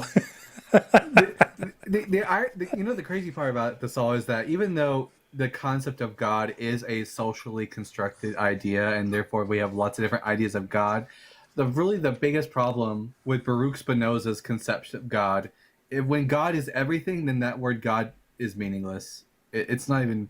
It's really technically, in a way, you're the one who's off topic, because what you're describing as God, it's nothing. Yeah. I absolutely agree with that, and it's like I think our positions aren't that far apart, because like I'm prepared to grant something akin to Spinoza's God in terms of like Einstein spoke about it as the sort of wonder of and the sense of reverence at the scale of the universe and the beauty of the order of nature and all of that stuff. That's a very human thing, and in a way I agree with that. Like it's just a reflection of our own human emotions as we perceive the world. I'm fully on board with that. And actually, under that particular definition of God, I'm prepared to retract my claim that God is evil, because that's a God that doesn't really exist. It doesn't really exist at all. So we can just jettison the word God and say there is no God. And obviously, if there is no God, then God isn't evil. And I also agree with you to a certain extent, Helios, that evil isn't a thing that exists. I agree with you that it is actually just a word we use to attach to behaviors that we don't like personally. That's all it is. There isn't a thing called evil. So I agree with you about that. So actually our positions are not that far apart. Right. The only difference is that you don't believe that existence itself is God. And I consider that to have the same qualities as a God, right? Which is basically 4 qualities: is eternal, is infinite, it produces physical reality, and it controls life. Sorry, can I just ask you to just slow down a second? I just want you to clarify what you said. I'm not interrupting you. I just didn't hear you. Did you say that you believe that existence is God, or did you say we believe that existence is God? No, I said I believe that existence is God. What does adding the word what does adding the word God to existence add that existence doesn't have if you don't have the word God attached to it? Well, when you realize that existence is in control through cause and effect, No, And there is no free will from that point of view. I'd love you to answer the question I asked. If you allow me. When you realize that existence is in control through cause and effect, and we have no free will, okay, and we are just part of this flow of energy ever changing in the present moment, right? Then you really come to realize that we are at the mercy of life, if you want to call it life, if you want to call it existence, whatever you want to call it. And from that point of view, right, it's like a God being in control. If you realize that there is... Is it your impression that the words you just spoke answered the question I asked, which was, what does adding the word God to existence add that existence doesn't have if you don't add the word? Do you think you answered that? If I add the word God to it, it becomes another word for the same thing. So it has the same power. It has the same power as a God would be. I've got to tell you, How to Push Back is on fire tonight on the Believer Bingo, because How to Push Back has just called Philbro Babble. We got Philbro Babble. Someone is playing this game hard tonight and clearly wants to win. So yeah, I think that qualifies squarely as Philbro Babble lit on the Believer Bingo.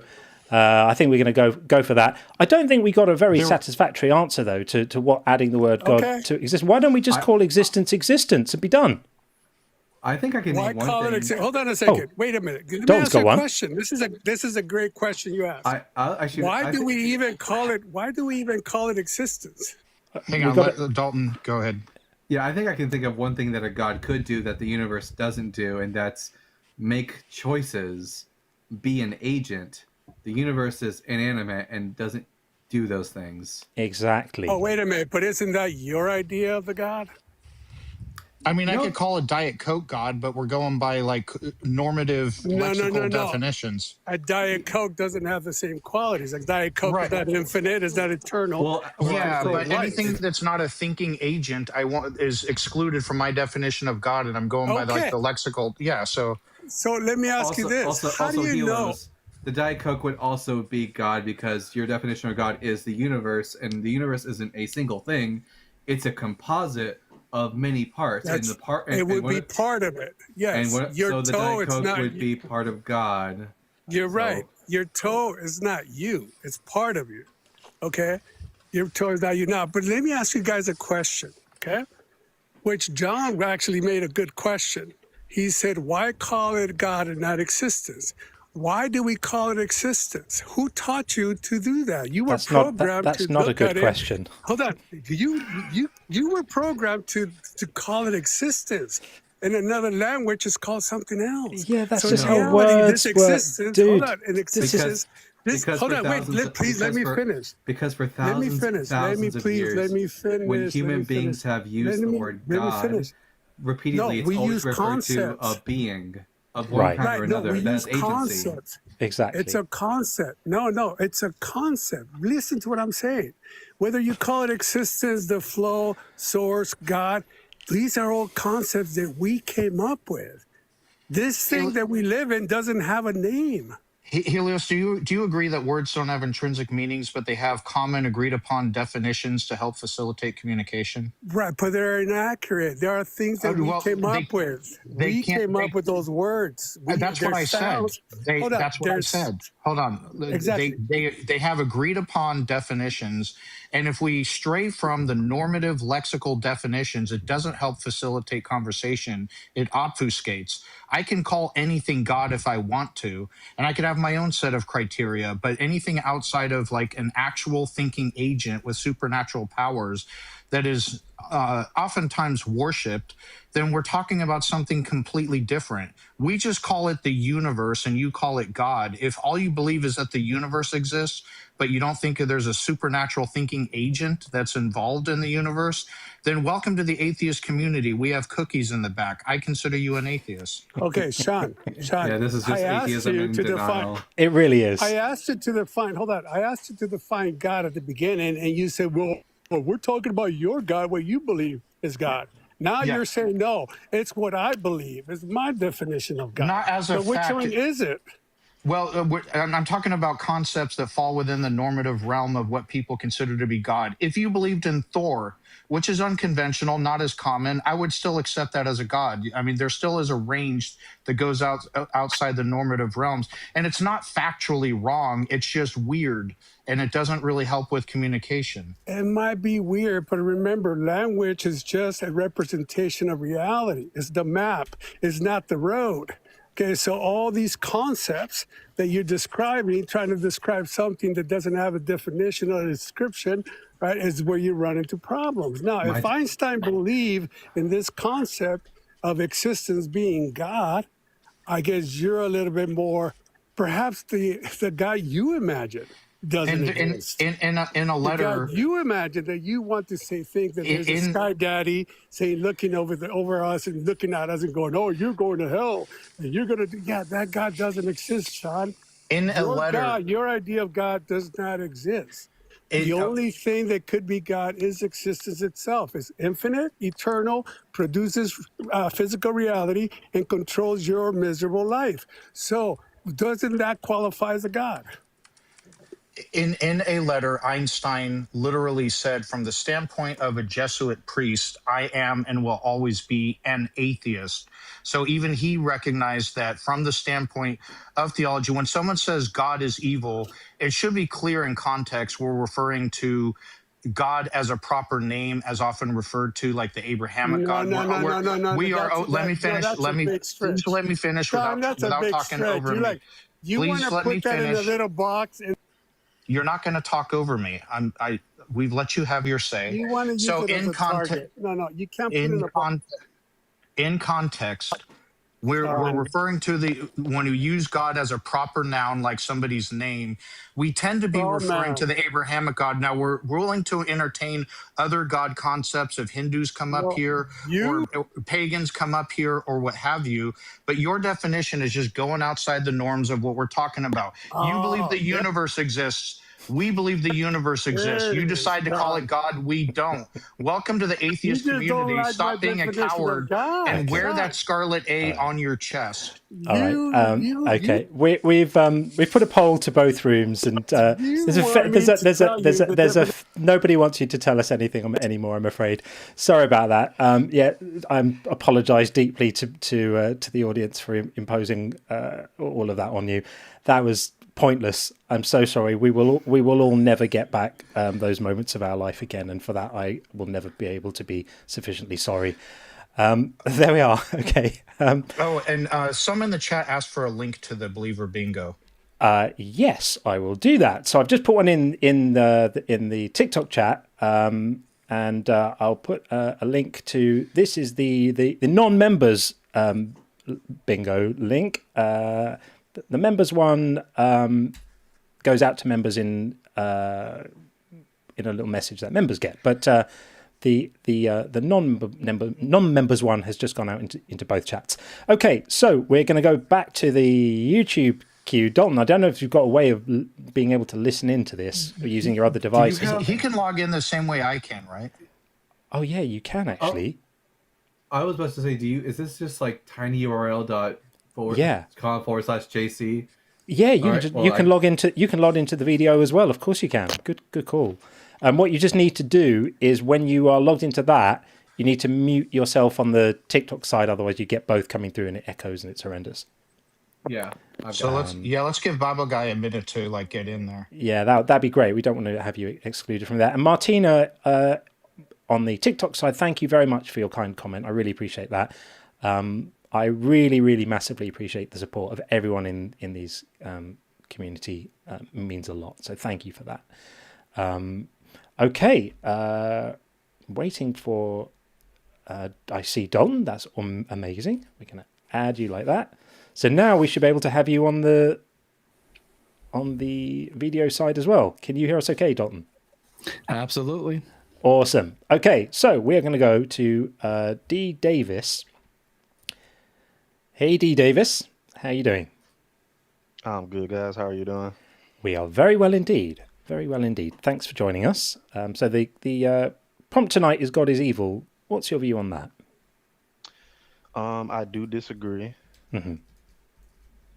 And is that because you believe in a particular God? Yes, I am a Christian. You're a Christian. Okay.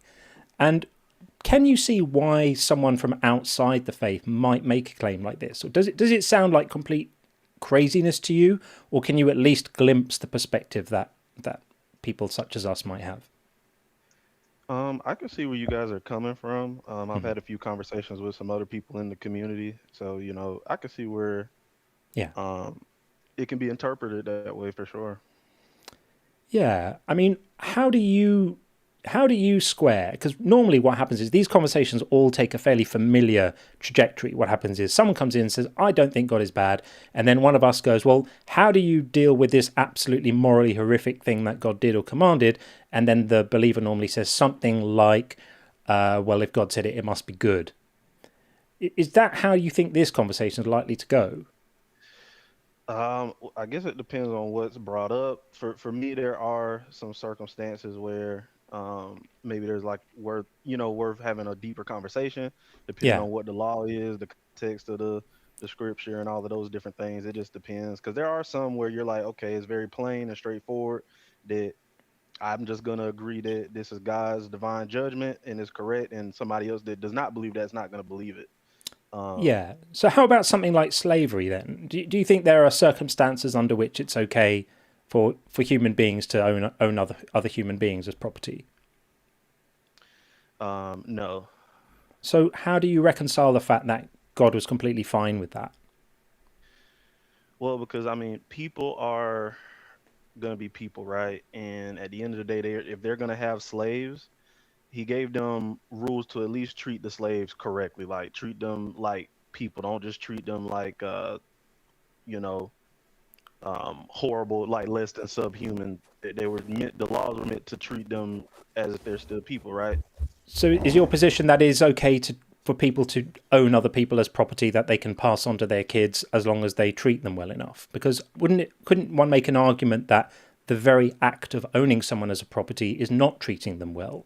That is such an abrogation of their dignity and autonomy and rights as a human being that you don't need to do any more to enter the territory of treating them badly. I think in this day and age, for sure, and especially with more modern versions of slavery that we've seen that was very barbaric. I think back then too, because you have to look at what slavery was sometimes. Sometimes it was people selling themselves to somebody else because they couldn't afford a debt.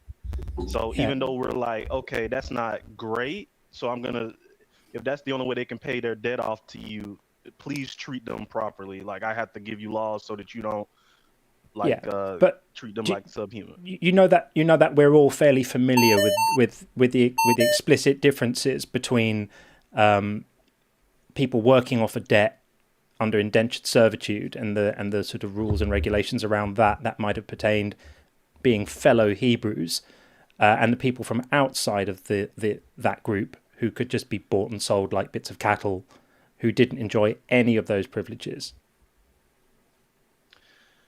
Well, those people, unfortunately, a lot of times, and you could tell me if I'm incorrect or not, a lot of times were those not enemies of Israel that were like deep in sin and had fallen under God's judgment? I'd like to invite Dalton in here, because I could easily go on here, but I suspect Dalton's I just have a pre-question, because you said as long as you treat them well. I'm not saying the Bible says this, but hypothetically, if the Bible said you can beat your slaves, would that be immoral? Can you give me the full context? No, I'm not saying it. I'm just saying hypothetically, if it said that, would that be immoral? Hypothetically, it would be immoral. You think it would be? Okay. Well, you're in luck, bud, because Exodus chapter 21, verses 20 through 21 says that a slave owner can beat his slave. It's on the screen right now. Yep. So as long as he survives a day or two, there is no punishment, because the slave is the owner's property. So according to God's law, you can beat your slave so long as they don't die after 2 days. You think that's okay?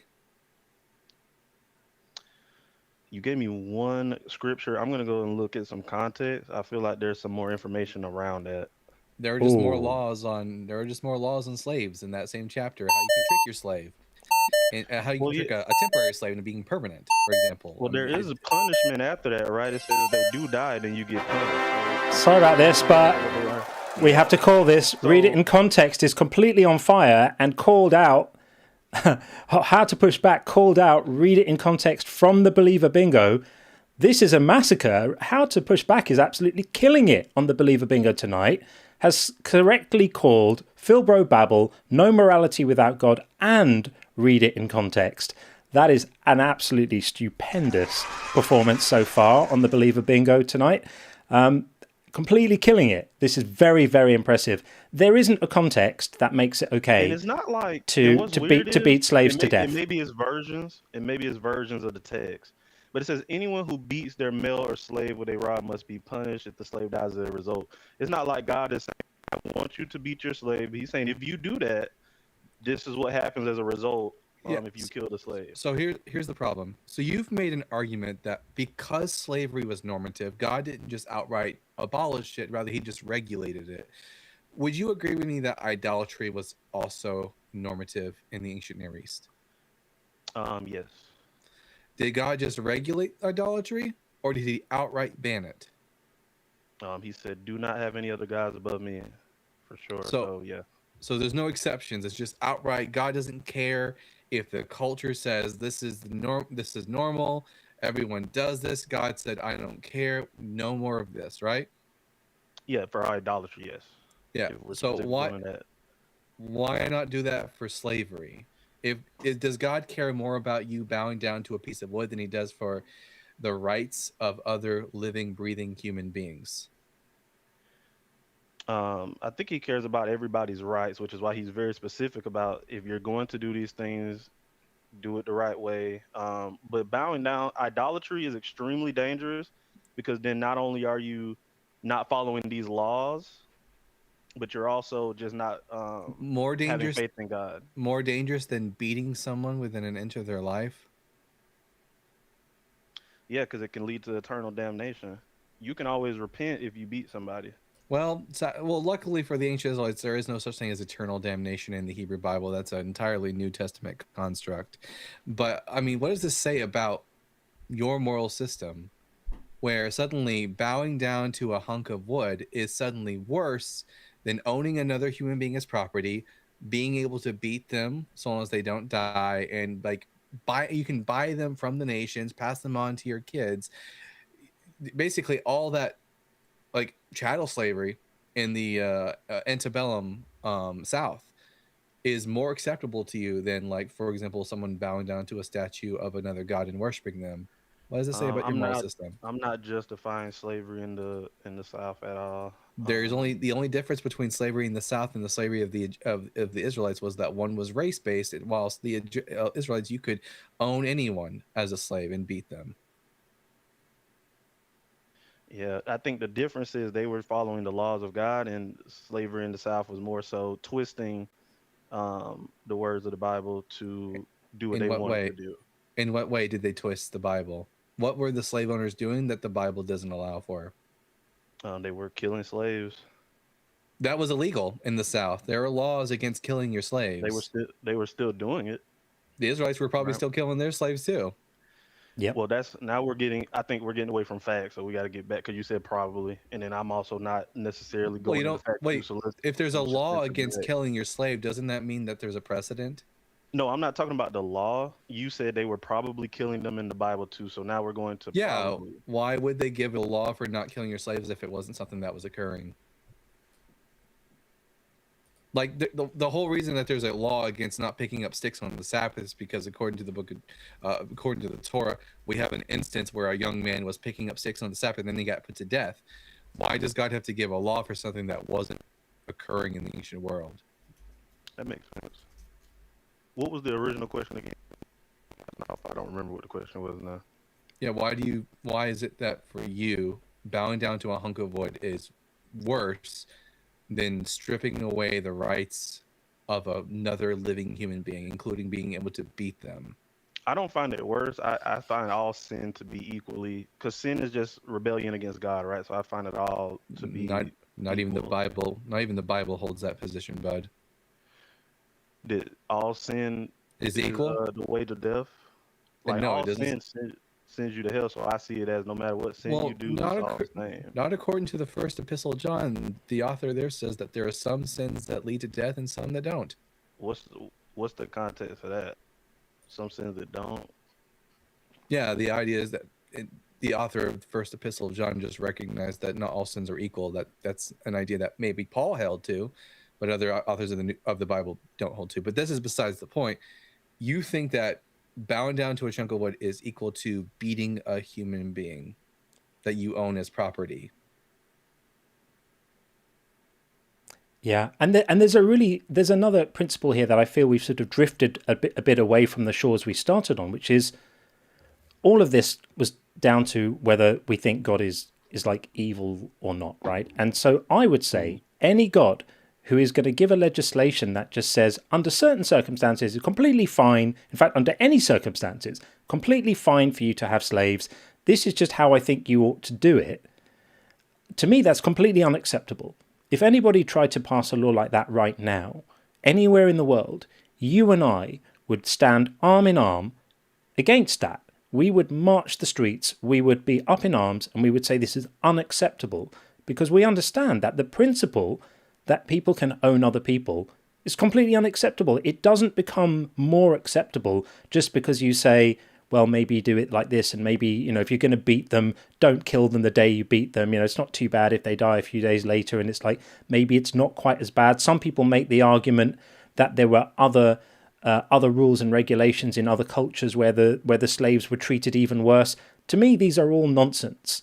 If I was the creator of the universe and I was an ethical creature, I would simply say, don't own people. Done. No slave owning. Done. It wouldn't be, dancing around the issue. It wouldn't leave anyone in any doubt at all. So that on its own, before we get to the crazy Deuteronomy laws, before we get to the commandments to go and kill children, before we get to all of that stuff, this on its own disqualifies God from any kind of consideration as a appropriately moral agent. Don't you think? No, I disagree. So why then? Make the argument for why then. Make the argument for why it's okay to own people. Yeah, what's stopping Yahweh from just outright banning slavery? Exactly. He could if he wanted to. Right. We all know that. Well, Dalton, I can't answer why he didn't, but go ahead. I'm sorry. Dalton, you should take stock of what happened here in the beginning. I asked you if hypothetically the Bible said beating your slaves is okay because you said you have to treat them humanely. And I said, what if it said beating them is okay? Would that be immoral? And you agreed. And it turns out the Bible actually says beating your slaves is okay, and you went right into defending it. You're saying Dalton? I didn't do that. He just misspoke. Yeah. He meant Davis. Because then I went and looked at the context specifically, and he's saying, if that's what you're going to do, don't kill them. Now, again, you guys then went into saying, well, why doesn't he just not allow it to happen? I mean, is beating them without killing them still beating them? Yeah. That's the thing you agreed would be immoral until you saw it in the text. Yeah, because to me, context is very important. So based on, you said hypothetically, so now we're not dealing in hypotheticals, right? We're dealing in what I actually believe. I agree with you hypothetically, but I based on the context, he's saying it's not right to kill them. But if you're going to beat them, then please don't kill them. Then you don't have a problem with beating slaves. Yep. I'm not saying that me as a human being myself wants anybody to get beat. But what I'm saying is if God is saying, listen, he's setting a law in place so that all slaves are not getting killed, that they're all being treated better in a sense. If they're going to have slaves during that time frame, he's setting ground rules to make it to where you're at least treating them with some kind of respect. So to be clear, are you retracting what you said earlier and that you agree you don't believe that it's wrong to beat a slave?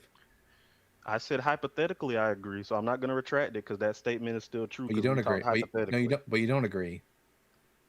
Yeah, not literally, but hypothetically I did, but literally no. So that's the way he posed the question. If he wanted me to be literal, he should say, "Do you literally believe this?" Then you guys would have trapped me. It'd have been what it is. But I don't think you know how hypotheticals work, bud. Well, because then it's hypotheticals are non-true situations, right? So if To the test Bible, what you do in real life. if it was only hypothetical and the Bible didn't say it, you would think that it's immoral to beat your slaves. But now that the Bible says it, it's okay. I'm not saying it's okay, but I'm saying he says if you're going to do it, this is the right way to do it. Yeah, I said if it doesn't die, the owner is not to be punished because the slave is their property. Is that not a prohibition? So basically, the Israelites were not in a position to even outlaw it themselves to make progress on the slave issue. God said, "Do not punish them if the slave doesn't die within a day or two."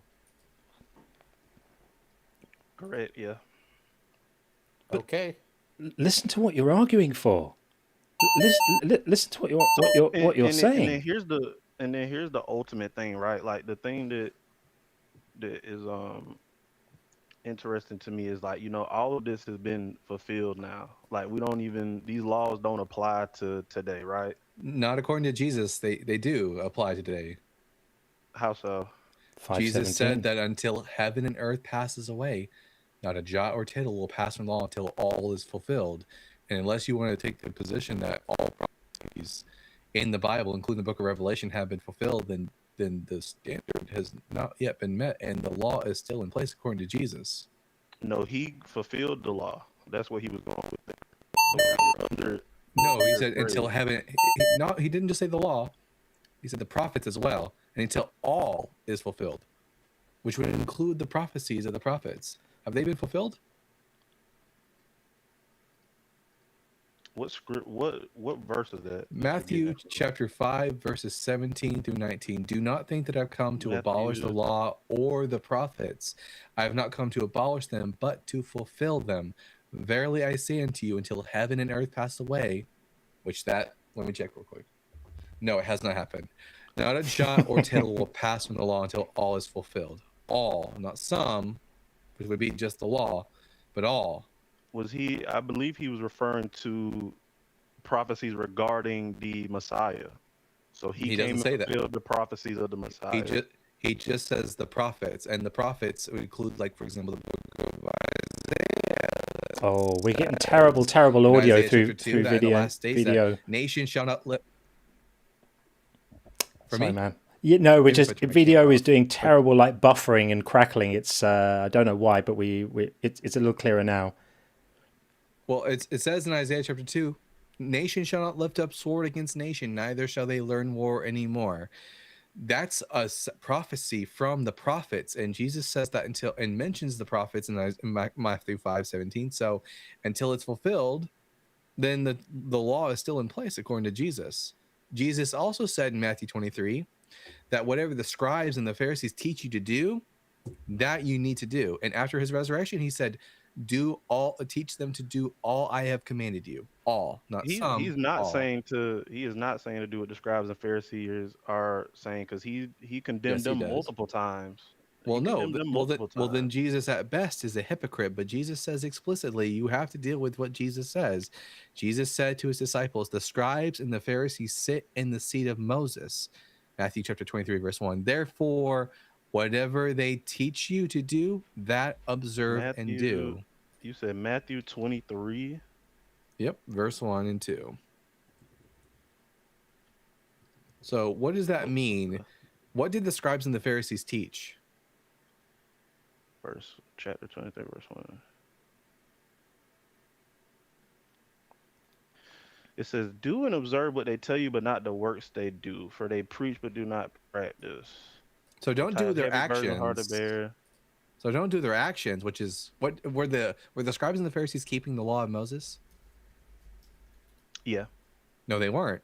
Jesus says later on in chapter 20, verse 23, woe to you, scribes and Pharisees, hypocrites, for you tithe mint, dill, and cumin, and have neglected the weightier matters of the law, justice, mercy, and faith. These you ought to have done without neglecting the other. So Jesus's main gripe against the Pharisees was that they were hypocrites. They taught observance of the law, but they didn't do it. And Jesus is telling you that what the Pharisees teach, and what did the Pharisees teach? Did the Pharisees teach you have to keep the law? Yes. So when Jesus says, so whatever they observe, whatever they tell you, and the Pharisees tell you to observe the law, Jesus is telling you to observe what? Well, you just answered it for me. You said they're hypocrites. So he's not condoning. He's not approving of them. He's condoning them. He's not approving of their actions. He is approving of their teaching, though. And what they taught was the law of Moses. So the laws pertaining to slavery, according to Jesus, are still in full force. No, I don't. I don't see it. I don't. I know you don't want to see it. That's not how it's viewed to me. No, well, when I read it, that's not how I see it, because it says to me when I read it that he fulfilled the law. You're twisting But what it is in a manner. but what does it mean to? But what does it fulfilled. mean to fulfill the law? Does this mean that, like, for example, if the law says you cannot drive past 30 miles per hour, and Jesus fulfills the law, does that mean every one of us can now, can we now murder because Jesus fulfilled the law that says thou shalt not murder? That's why he's saying you still need to listen to their words, because they're telling people to do good things even though they're not living it. So he fulfilled the law. So just because the law has been fulfilled doesn't mean you still do evil. So that, well, it means you still have to keep the law even though the law has been fulfilled. Yeah, no, the law is through grace now, so we're under grace. Well, now you're just talking about what Paul taught, not what Jesus taught. Do you listen to Paul or Jesus here? What do we do? I listen to both because Jesus. Well, you can't. Jesus says, "I did not come to abolish the law." Paul says Christ abolished the law. Ephesians chapter 2, verse 16, specifically, abolishing that, for he is our peace, who has made us both one and has broken down the dividing wall of hostility by abolishing in his flesh the law of commandments and ordinances. Jesus said, I did not come to abolish the law. Paul says, Jesus did abolish the law. You have to decide who's God. Which one? Yeah. You can't have them both, dude.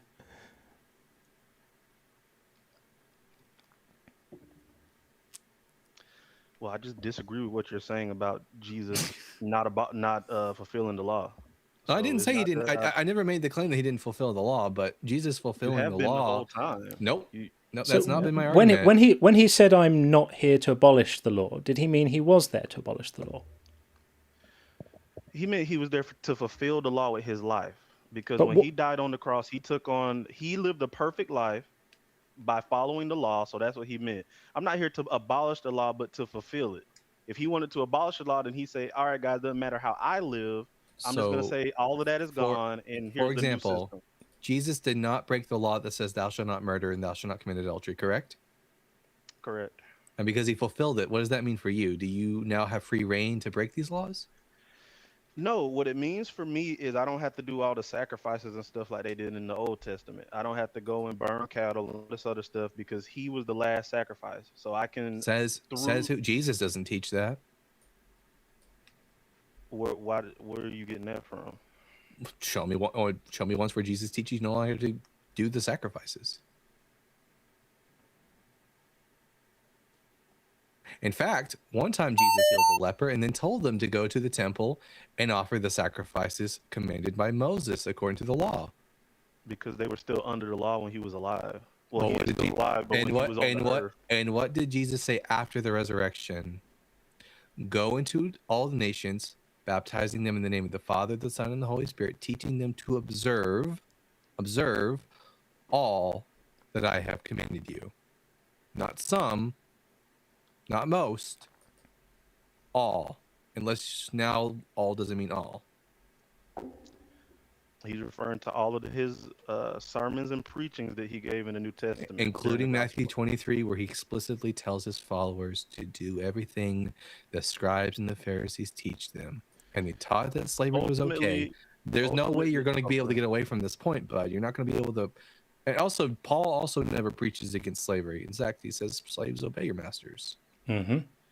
Isn't he referring to, like, sin? He's like, you're talking about if you want to live a sinful life, then yeah, go ahead and obey Satan. But you should obey. No, he says God. That good Christians who are slaves should obey their masters. He's talking about God, yeah. No, they're masters, human masters.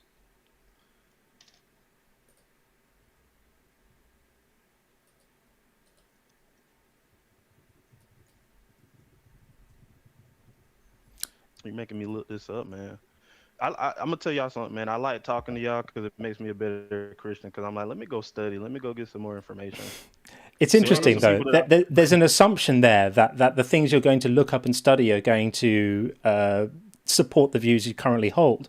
What if you go and look up those things and they make you realize that you're not going to be a better Christian, that it's actually nonsense?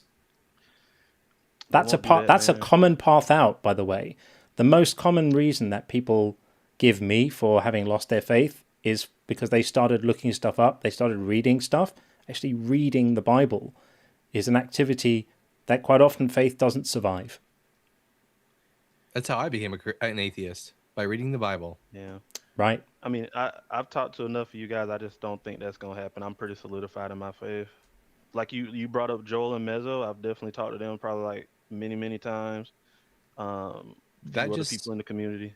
That just tells us that you're not open to reason and that you're not a reasonable person. You're just I'm open to. I'm open to reason, man. I don't think you are though, because if reason shows that the Bible is that God is evil in this case, and the Bible's false, then you will dogmatically dig your heels into the mud and just continue to hold to your dogmas. So, like Davis, I have an important. Ultimately, go ahead. Yeah, I have an important question for you, and I want you to really do some introspection and answer honestly. If it turns out Christianity is not true, would you genuinely want to know it, or would you prefer to continue believing? That's like a false question because there's no way it's not true. I can't answer that question. That's the problem. Yeah, that's something I'm just not gonna. It's a reasonable question, dude. It's a question about what your personal priorities are. It's a reasonable question to ask. You can just answer it and just say, I would rather carry on whether it's true or not, or I would want to know if it's not true. Those are the only options. Yeah, I don't think I can't give you an answer for that. I just don't see this not true. There's no way to me that it's not true. So I wouldn't say, if somebody said, hey man, it's not true, I'd be like, well, they just don't believe. I can't fight them on that. And like you were saying, man, I'm open to reason. Ultimately, my thing isn't to try to push people to Christianity. You'll go if you want to go, right?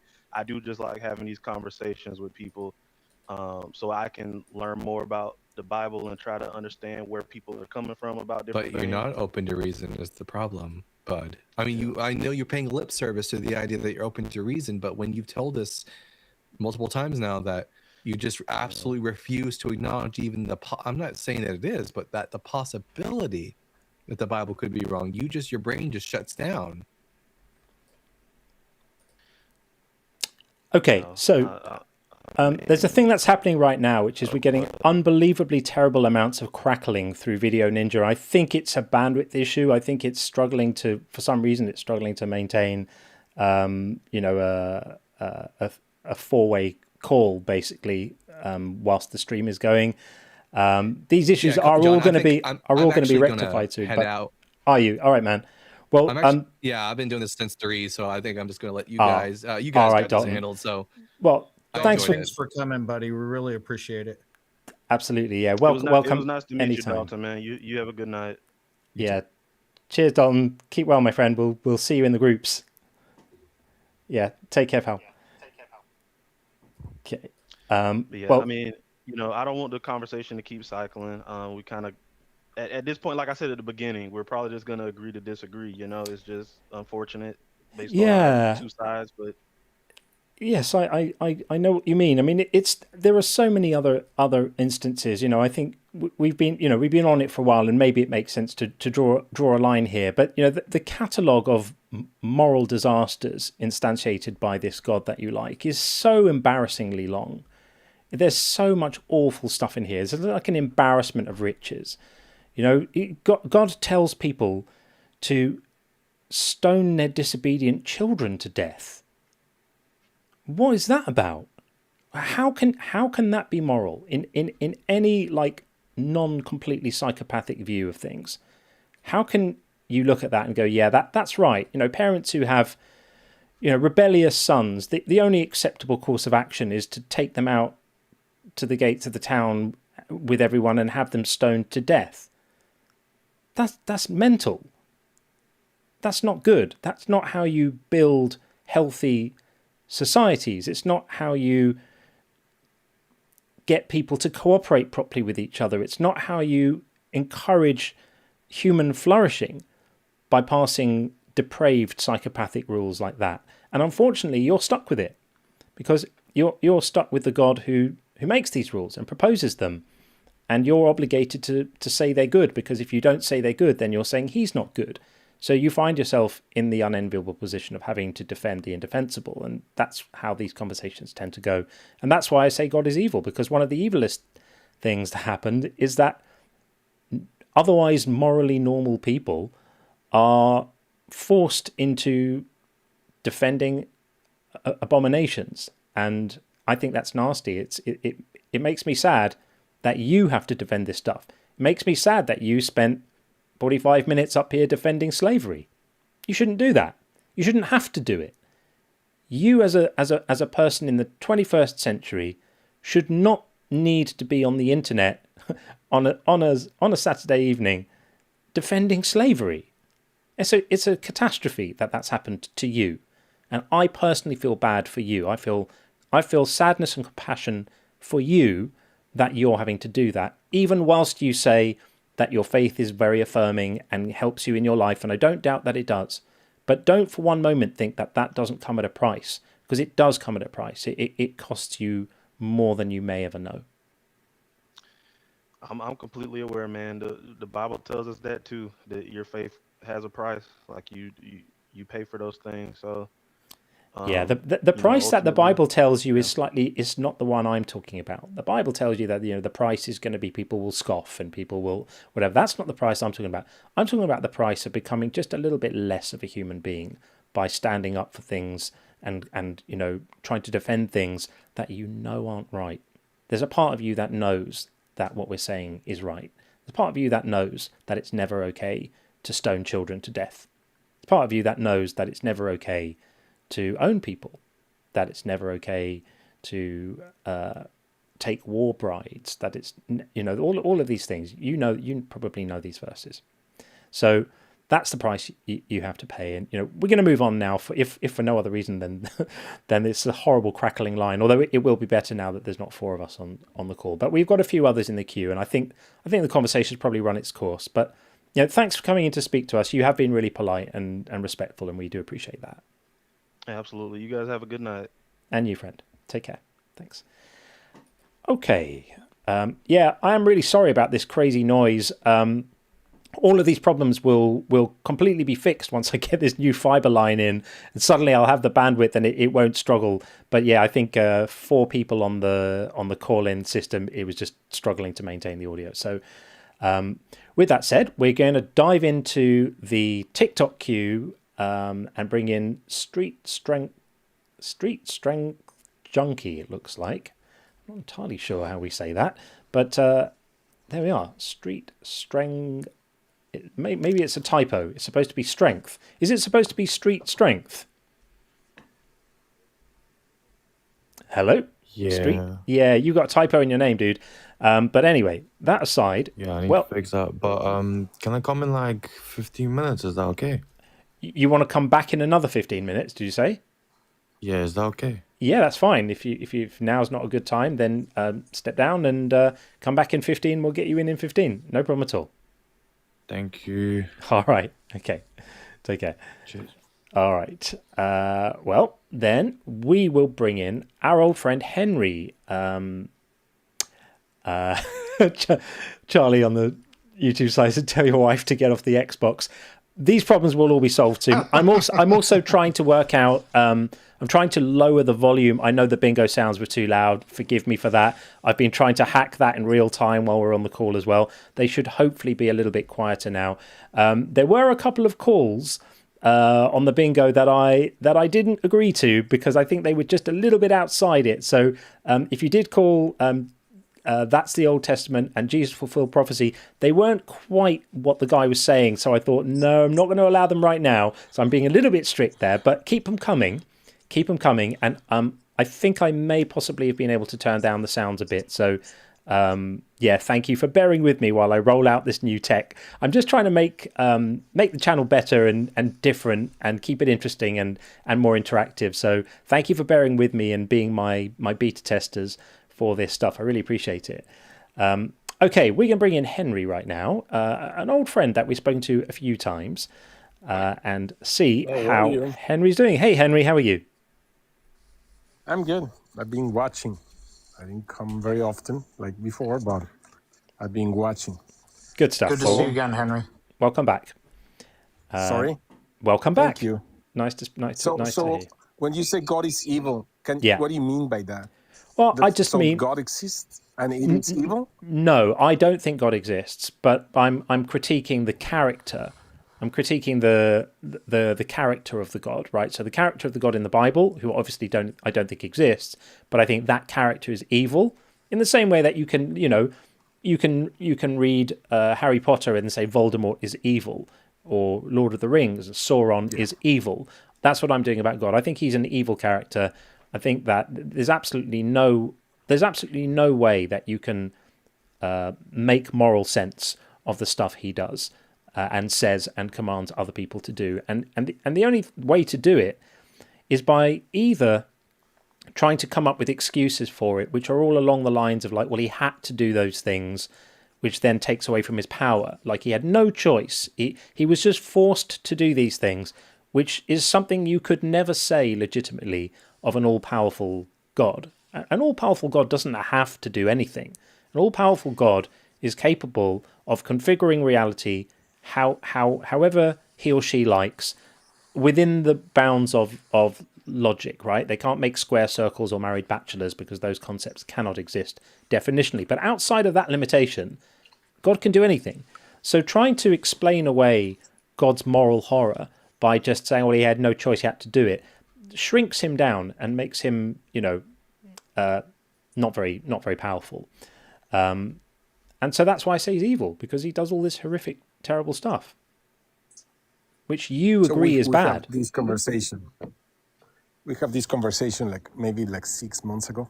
Yeah. So I believe that if you take it literally, yeah, it sounds like that. I think it's like a mythology that are histories that point at some truth in time that were meant to talk to the people that were alive at those times, because the way that they used to live. So in that sense is how I justify that. So you're saying that the commands attributed to God aren't to be taken as really being God's words. He didn't really say those things. I believe that since we live in the 21st century, we're more aware, and then our morals and values are more fact-based because we have more knowledge. Let's say that when in the Old Testament they said that if you wake up, before you do 3 steps, you have to wash your hands or something like that. And he said that God said that. I think there's some truth in washing your hands, but I don't know if God said that. So it points at something, right? Or, I don't know, you should rest one day a week. I think that makes us feel those aren't the verses I'm focusing on when I talk about God being evil. I'm not talking about enjoinments to wash your hands and take a rest occasionally. I'm thinking about things like this. If anyone secretly entices you, even if it's your brother, your father's son, or your mother's son, or your own son or daughter, or the wife you embrace, or your most intimate friend, saying, "Let us go and serve other gods, whom neither you nor your ancestors have known, any of the gods of the peoples who are around you, whether near you or far away from you, from one end of the earth to the other." So this is basically saying if anyone close to you suggests a different religion, you must not yield to or heed any such person. Show them no pity or compassion. Do not shield them, but you shall surely kill them. Your own hand shall be first against them to execute them, and afterwards the hand of all the people. Stone them to death for trying to turn you away from the Lord your God, who brought you out of the land of Egypt, out of the house of slavery. So this is God saying, he's not saying like if someone close to you tries to, expresses a different religious view, don't agree with them, stay the course and stay loyal to me. No, he's not just saying that. He's creating the unambiguous requirement for you to now kill that person. Kill your own child if they say it. Kill your wife if they say it. Kill your mother if she says it. Kill your father if he suggests it. Whoever it is, whoever that person is, show them no mercy. This is a very, very clear text, Henry. There's no symbolism here. There's no way to interpret this away into being something symbolic or something, poetic or something just to suggest what might be best practice at some point. This is a direct command to kill people in your family if they are not following the right religion. Is that good? Why do you think? Let's say that I'm going to jump a little bit down because I'm a religious person, but let's say that somebody wrote it and it wasn't God. For you, it's more likely that a man wrote it and not God, right? But you're on a slippery slope, Henry, because we could then say that about absolutely anything in the whole Bible. Yes, we could just say that. I'm just trying to. I don't agree, but I'm just stepping out a little bit to make a point. So let's say that was a person that wrote that, not God. It was kind of like a revelation, right? I'm not saying that it's a revelation, but that person said that and wrote it like a command of God. What do you think that was his intention? Well, his intention was to keep people in the tribe. His intention was to stop people from pursuing other religious affiliations. It's obvious what the intention was, but so they wanted to live certain way, right? Certain way, and then they obviously it's fear-based. In order to maintain the people united in certain society. It was not in China. I don't know in which times were those, but between Egypt and Jerusalem, right? And sometimes like that, a guy said, well, we cannot allow people to be talking because we want to live like this. And yeah, it sounds horrible, okay? But the intention was, let's all have certain rules here so we can make sense and live in a society that our morals and our values and our gods exist in our place. Something like that. Do you agree that happened like that? Yeah, but this is distracting from the point, Henry, because once we get to saying, well, God didn't say it, it was just human beings writing it down, that's a different discussion then. Then we're just talking about what's the moral value of the lessons that human beings were writing down. And I think that would be a horrible way to express the human requirement for affiliation and I agree with you, as well. I agree with you in the also Bible, that in the sounds... Bible, Henry, in the Bible, this is God saying this through Moses. This is so saith the Lord. So these are the words attributed to God in the Bible. And I'm just responding to that. I'm saying if God said this thing, if God told people that they have a moral duty to kill members of their own family if they suggest a different religious affiliation, that's evil. That's terrible. There's no reason to kill people in your own family. Do you see a difference between us right now talking via internet in TikTok and having a nice discussion with our coffee on the table and our needs met in a beautiful society where we can call the police to defend us and people 3,000 years ago? Do you think there's a little bit of difference between how people there are big differences, but none of those differences are sufficient to create a moral justification for telling people to kill their own parents for wanting to stray from a religion. How do you know that? No, how do I know that? Because I agree with you. Okay, I'm not agreeing with you. Okay, the thing that I don't agree with you is that we don't know 3,000 years ago, 3,500 years ago, how people, the fears that they have, how they want to live. It was obviously they were trying to make a society that believes some things and to try to make some kind of morals and values so we can be all together. So I agree with you. That sounds horrible, but I don't know if I don't think that we know exactly how these people live on, or how do they see it. we're now abandoning theology and moving into anthropology. And that's a separate conversation. So to have a conversation about like what might have motivated people to try to consolidate and shore up their in-groups in the ancient Near East, that's an interesting discussion. What sort of strategies might they have employed to try and keep the population ideologically homogenous is an interesting conversation. None of that speaks to whether it's ethical for there to be rules in this book telling people how to live, and that the rules involve stone your kids to death when they're disobedient, kill each other for suggesting, different religious affiliations, stone suspected non-virgins to death if they don't bleed right, own other human beings as property.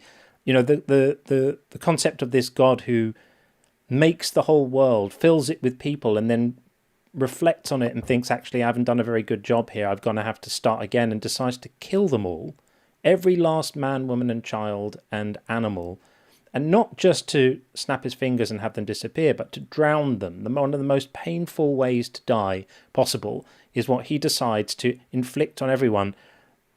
I'm just describing the character of this deity as revealed by the book. Do you believe that you are a moral person, that you have morals and values? Yes.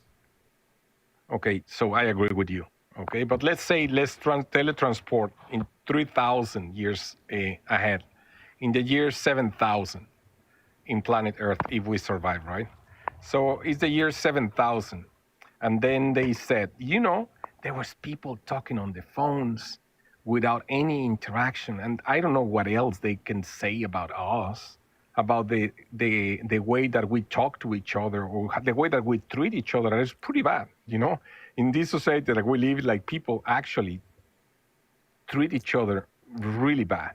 So you're making an argument. I'm just going to preempt you, just for the sake of trying to keep the conversation moving. So you're making an argument for a shifting moral zeitgeist, that social norms change, and that social expectations and moral norms change. That's all true, but none of that speaks to an eternal God who we're told is the creator of all things and is possessed of the knowledge of all things, who decides that the most appropriate way he constructs a society at a point where he's putting it together and telling people how to live is to tell people to kill each other for picking up sticks on the wrong day of the week, and ridiculous dietary laws. Yeah, and I understand, but all of that stuff. None of that gets right? explained away by wondering if in 5,000 years we might look back on some of the things we do now and question them, because none of us now are all-knowing, omnipotent, omniscient gods. Whereas if we're not being asked to judge, no, because Henry, your argument fails because it assumes that I'm judging the social norms of the day that people did. I grant that social norms change through human history. That's not what my critique is. My critique is that we are being asked to believe that the creator of the entire universe spelled out his vision of the perfect moral life, and it included, stoning women to death for not screaming loudly enough when they get raped, and forcing them to marry their rapists. Yeah, I agree with you, but I agree with you, okay? I believe that you and me agree in morals 95%, okay? There can be some disagreements, but the fact that you can live in England and I can live here in California, and we kind of have the same morals, they come from somewhere. And I believe it comes from Western society. And Western society lives somehow in a way that express itself so we can interact with each other nicely. And I believe that's a fact. So yeah, of course I agree with you in the way that things were expressed in the past, but we still live here. And the morals and values is not that you find them in the corner or you buy them or you want them when you open a box with cereal and, oh, this is my morals and values. they're ingrained in us because the way that we have been living for thousands of years, and things have changed, and I think things will change. And I don't know if people are going to say that we're evil because the way that we live right now in 3,000 years. So, but the fact is that Western society is here, and I believe that we did pretty good, don't you think? Like Western society has good values. Your values and my values are Westerns, or not? I definitely agree with you that people in the distant future will look back at how we live now, and there will have been a change of norms such that things that we take for granted now and don't even question, people will be appalled by in some, hundreds of years, maybe even sooner than that. Talk about all the same way that you're talking about the guy 3,000 years ago. But the difference is, Henry, that's still focusing on human beings in society changing. That's not what I'm critiquing. As I said, I don't have a problem looking at ancient cultures and being able to contextualize the fact that they did things wrong and differently. And we can say we've made moral progress. Moral progress means we're able to look back at ourselves in the past and say we've changed since then. We've gained in our understanding of how we ought to be with each other since then, and that's how people can say slavery is wrong. It's how people can look back at a time when women had no votes, for example, not that long ago, and we can say that was wrong, we're better now. That's what social progress means. But social progress doesn't rescue an all-knowing eternal God. Sorry, Sean, did you want to say something? You are revisionist, like you want to go back and check out with our morals right now, go to the back and judge them, how they were doing with our morals, or something like Henry, I think I can help. Henry, can you and I agree that slavery in the Americas, specifically the U.S., but elsewhere, but let's focus on the U.S. Yeah. We can look back and say what the slave owners and slave traders and people who supported slavery, we can say they're morally wrong, correct? Would you agree with that? From my perspective, yes, of course. Oh, okay. Still from your perspective, can we look back at biblical times, the words written in the Bible where God condones slavery? Can we, in the same vein that we look back at slavery in the U.S. and say that's wrong, can we say that God's rules condoning slavery and the mistreatment of slaves, that is wrong? I can tell you this much. I don't believe, that slavery then and slavery in America was the same kind of thing. There was a difference. But slavery is wrong. Yes, slavery is wrong. I'm going to give you that. Slavery is wrong, but it is also my morals and my values living in this year, in the 21st century, that we're judging with our morals and with our values right now, how they used to do those kind of things. There's a lot of stuff that happened before that they were doing it, and it's horrific, Yeah, I agree. We look back, and even though it was the norm at the time, we're looking now and looking at it and saying that's wrong. And then in the Old Testament, where God said you can buy slaves on the open market, give your slave a wife, which really isn't necessarily consensual. They can have kids. You keep the kids as slaves for life as well, and you can beat your slaves.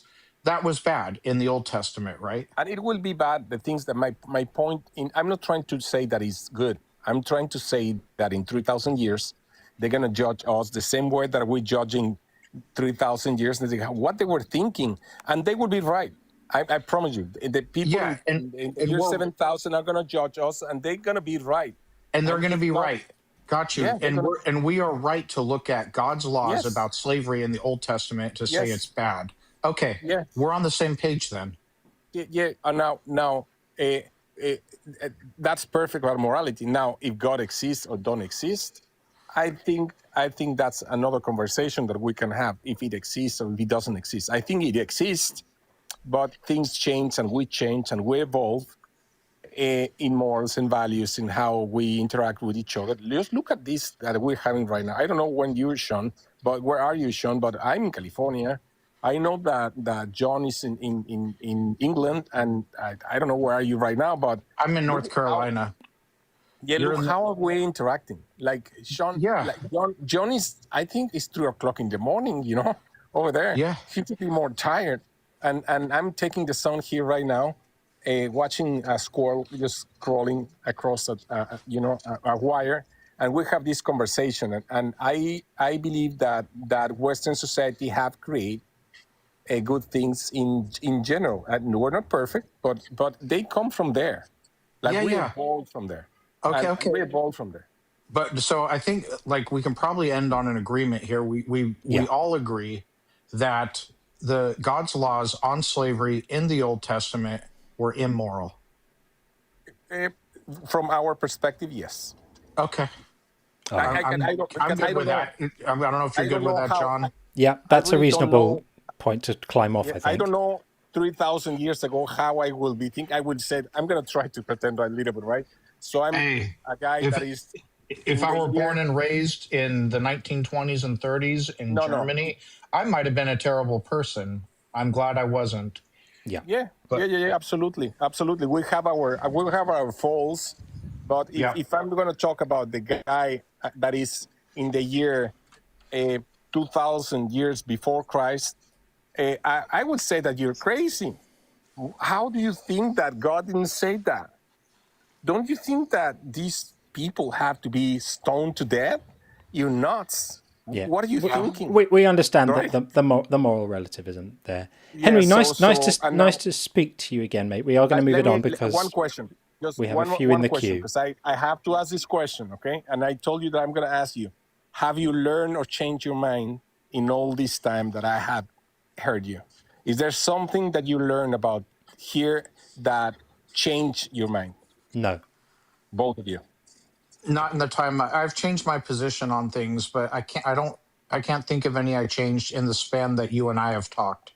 Well, it's like what, 8 months, a year, something like that. No, not quite that long, several months. But I don't know if I've changed my mind but I may in the future. I'm going to go the other way, Henry. I think I've become even stronger and firmer in how I feel about this stuff, and more angry about the things that I feel angry about. Don't get angry. I'm angry. I mean, I'm not feeling angry right now, but I'm saying the things that make me feel angry, the things that make me feel hurt, mainly on behalf of others, actually, because I haven't suffered at the hands of religious trauma and stuff, but people I care about have, and so doing this and coming into contact with so many people who have been so hurt by this stuff has actually increased my resolve. It hasn't made me soften towards religion. It's made me more resolute in the need to have these conversations and push back hard on this toxic stuff. So in that sense, you change something, or is that a change of mind? No, it's not really a change of mind. I feel more strongly than I did before. Before it was more of an intellectual exercise for me, and now it's a little bit more emotional as well as that. In that I've made friends with people and heard their stories and felt empathy you should become a politician for their suffering and stuff. No, far from it. Not politics at all. Just human connection, Henry. Just human connection. Yeah, well, okay, there's no good politicians, but I think at some point there are going to be some good politicians that have a heart. I would vote for John for Congress. He can't run for president even if he becomes a citizen, but I would vote for John for whatever he can run for. No, I appreciate that. Yeah, as long as he doesn't want to push his ideas, like drill them on my throat, that would be perfect. That's it. Henry, we're going to move it on, but nice to see you, friend, and keep well, won't you? All right, take it easy. Thank you. Bye. Bye. Okay, we are going to bring in, as promised, Street Strength, almost spelled correctly, Junkie is back. So we're going to bring them in, and we have a couple more waiting in the queue, which we'll get to after that. But hopefully this will go well and be connected. There we go. You're back. You had your 15 minutes. I'm back. Thank you very much. I'm back to the show. How are you guys doing? We are very well indeed. Well, thank you. Very well indeed. So, what's on your mind this evening? So this evening, obviously, I believe in God. I am a Christian. Okay. However, I just wanted to know, why do you think God is evil? Because of all the terrible, uncaring, brutal things he does and commands others to do, and his complete indifference to human suffering, and his predilection for collective punishment. I think that pretty much everything God does is never a step away from collective punishment. And I think that collective punishment is a uniquely ugly thing to do. And it seems to be one of his favourite hobbies. Like, we all know, we have a sense of fairness. We all know that if someone you know does something wrong, let's say a friend of yours or your brother commits some crime, that it would be wrong to punish you for it. It'd be wrong to punish other people who didn't commit the crime for the crime. And yet that is something that God does all the time. He loves doing it. He just seems to never get enough of it. And I just think that alone puts him squarely in the middle of evil. It's not okay. Not okay to do that. What do you think about collective punishment? Do you think it's good? Of course not. Of course not. But people like us, we have consciousness to tell us what's wrong, what's right, right? We don't need seeing somebody pass away in front of you, for example. That would already make you feel bad about it. Sure. That just shows that it's clearly wrong, right?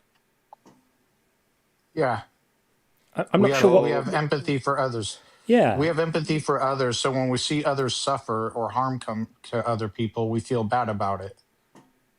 Yes, exactly. But let's tie this back to collective punishment then. So if you agree with me that collective punishment is not good, that people shouldn't be punished for the sins and the crimes of others, let's look at an example. Are you familiar from the book of 1 Samuel of the story of Eli and Eli's sons? Do you know about this?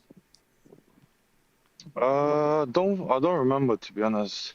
Okay, so this is in the book of 1 Samuel. This is when Samuel's still actually a child, a boy, and he's sort of in the house of this guy Eli, and Eli's got two sons, and they're really badly behaved. His sons, they're called Hophni and Phineas. Do you know from which lineage? Do you know from which lineage they are? Well, they're the sons of Eli, so they I don't know exactly from what lineage they're from, but here's the point of the story, is that they are really badly behaved, right? They're not good guys. They misbehave badly. They screw other people over. They don't follow the laws and the commandments. They're not good, right? And what God tells Samuel he's going to do to Eli being the father of these two boys, is he basically says, because Eli hasn't managed to contain his sons properly, this is what God says. He says, on that day I will fulfill against Eli all that I have spoken concerning his house from beginning to end. So there were some prophecies given earlier in the book of Samuel about what was going to happen. And he's going to make all of these things come true. For I've told him that I'm about to punish his house forever for the iniquity that he knew, because his sons were blaspheming God and he didn't restrain them. So he's going to punish Eli and all his descendants forever because Eli wasn't able to restrain his badly behaved sons.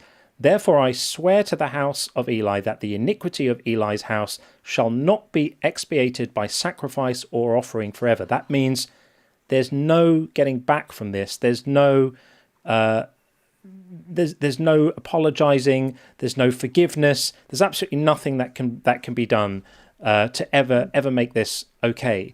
So what this means is that there's then a number of different punishments that are visited on the house of Eli, right? That the house being like his family and all their descendants. And it's absolutely brutal, right? Both the sons die. Both his sons are killed. They die on the same age. They don't get to live to old age. No one in his family ever again is going to be allowed to live to old age. Eli was a priest, and they lose the priesthood, so they fall from being like high status people to being nothing, to being beggars, to have absolutely nothing. And this is forever, right? This is a punishment dished out from God to people who haven't even been born yet and won't be born for decades or centuries, all because a man wasn't able to physically stop his sons from misbehaving. So people are being punished who didn't do anything wrong for the action of another man who himself didn't do anything wrong. He just wasn't able to restrain his sons. I mean, I don't know if you're a parent or if you know anyone who's a parent, but sometimes parents have difficult kids, and sometimes they try to control their kids and they try to restrain them. You know, I'm not talking about children. I'm talking about older, sons or daughters. There's only so much you can do, right? And here is this man. His life is struck short, and all his descendants forever are completely screwed over, and there's nothing anyone can ever do to make it right. Punished because of what other people do. Like, that's absolutely horrendous, right? I mean, he might have failed in his duty, but why should lots and lots of other people be punished for that? Do you think that's okay? Of course not. I don't think it's okay. But then again, like, how much do we know about God? Like, Well, here's a data point, right? So one of the things we know about God is that he loves punishing innocent people for the crimes of others. So what do you think about that? What does that make you feel about his moral nature, his character? The thing is, it makes me think like, it makes me think that like I know the story of the Bible, and I know there are ugly things in it. Of course, like from a moral perspective, I know what's wrong, what's right, yeah. But I also know that I'm not God. Like, God makes these decisions. You're gonna have to ask why, right? So, like, in my head, yeah. That is God works in mysterious ways on our believer bingo again from How to Push Back. Absolutely caning it tonight. I hope the bingo sound was a little bit quieter. I tried to turn it down. I hope it was. I promised you by next time I'm going to make it much quieter. I couldn't hear it. Okay, good. It's hopefully a little bit better. I don't know if people in the chat can hear it. It might have been loud for the stream, but I will work on that. But anyway, I wanted to importantly point out that was a good call there from How to Push Back, who's absolutely smashing it. So yeah, you were basically saying that you can't understand God, but the thing is, a lack of understanding doesn't create a moral permission to treat people badly. Were you saying there's possibly a greater good that God is trying to achieve, Street? No. In that moment, you know what it is, yeah? For example, if for a second, yeah, let's imagine that all three of us, yeah, are gods, yeah? Yeah? Let's say we create this beautiful earth, like nice greenery, and this is for our humans. Like, we already have a plan that probably somebody needs to look after this massive garden, yeah, because that's all it is, yeah. Like, it's a massive garden. We can build like houses around it, like, but you know what I mean, like, we can have biology, technology, like, you know what I mean, like, we can create things and the knowledge and all this stuff, yeah. And humans are gonna live there. They're gonna look after the earth. They're gonna spread the seed. They're gonna, you know what I mean, inhabit the earth and pretty much rule over it and look after it.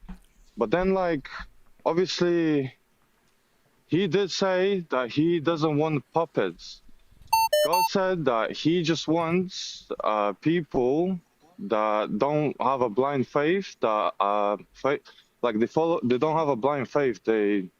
He wants people that want him, if that makes sense, right? Want to have the relationship with God. So obviously the fall of Adam and Eve, the apple fell away. Okay, the apple fell away and God was disappointed because they chose the apple, yeah, like the knowledge of good and evil, which is why we're talking right now, having this conscious conversation, even on a atheist level. Like, this is still a conscious, like, Even with the eating of the apple, he punished people who did not eat of the apple or the fruit, depending on interpretation. Yep. Right? More collective punishment. He loves it. He can't get enough. Okay, and here comes the voila. Okay, you built it up now. It better the voila. It better be good. You've built it up now. Let's have the voila. Yeah. For why it makes moral sense for God to screw over billions of people because of something that two people apparently did in a garden a few thousand years ago. Yeah, let's have the voila for that. I'm gonna explain. Because God is above human. Okay. Was that it? Is that the voila? Yes. That's let me just expand on that, please. Yeah. So just please explain why it's okay to punish other people for crimes different people did. So, for example, yeah, God is above human, the same way as human is above an animal, right? An ant or something. Do you know what that is? I'm not for cruelty to animals. Yeah, that's not an argument. That's some words arranged to look like an argument and pretend that the argument has been actually addressed. Saying God is above humans is basically saying, just do what you're told and don't think about it too much. I don't care if God is above humans. We still have a moral sense. That's the easy way. The easy way is to basically intellectually surrender and throw your arms up in the air and go, we can't understand it. He's so clever. He must have a reason. Yeah. That is a moral and intellectual capitulation that I am not prepared to make, and no one with a conscience should be. No, but think about this, yeah. If God, yeah, creates a human, if you create a human, yeah, you as God cannot just kill or like do something to one human.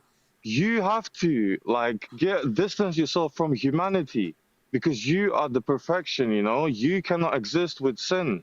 And that's why the whole saga with Jesus actually makes sense. The story makes sense. It doesn't make sense. It's morally hideous. I don't agree with what like the punishing of that guy and the way that God did it, yeah. But God, at first, he tried to build a relationship with people. People were rebellious, and like I don't think he knew what was the best approach to do so as well. Like, so he made mistakes along the way. God made mistakes. God made mistakes along the way. Is your argument? Yeah, listen to me. The reason why I don't have that on my bingo board. But bro, if you're perfection, you're gonna have to be a right judge. So the punishment every time is eternal hell and damnation anyway. Yeah, those all other things they just add on to it. But nobody knows what's gonna happen until like we pass away, right? But that's why in the Old Testament, all the bad things that happen, even with Adam and Eve and all the other prophets, Jesus went to hell after he rose, and he brought them out of the hell. Can I ask you a question? Do you think that the words you've just said have provided an adequate explanation for why it's okay to punish innocent people who didn't do a crime for the crimes that other people did?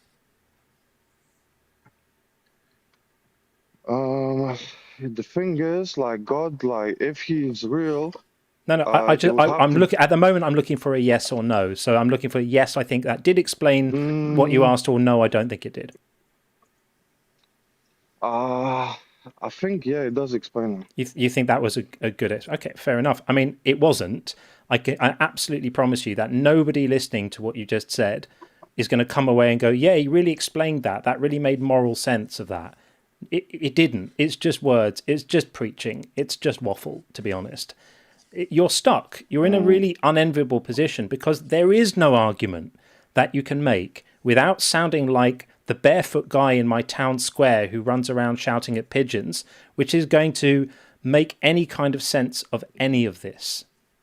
Because it's nonsense. Okay. It's moral nonsense. I know you would say that, but that's the thing, you know, because it also says that the law is written on your heart.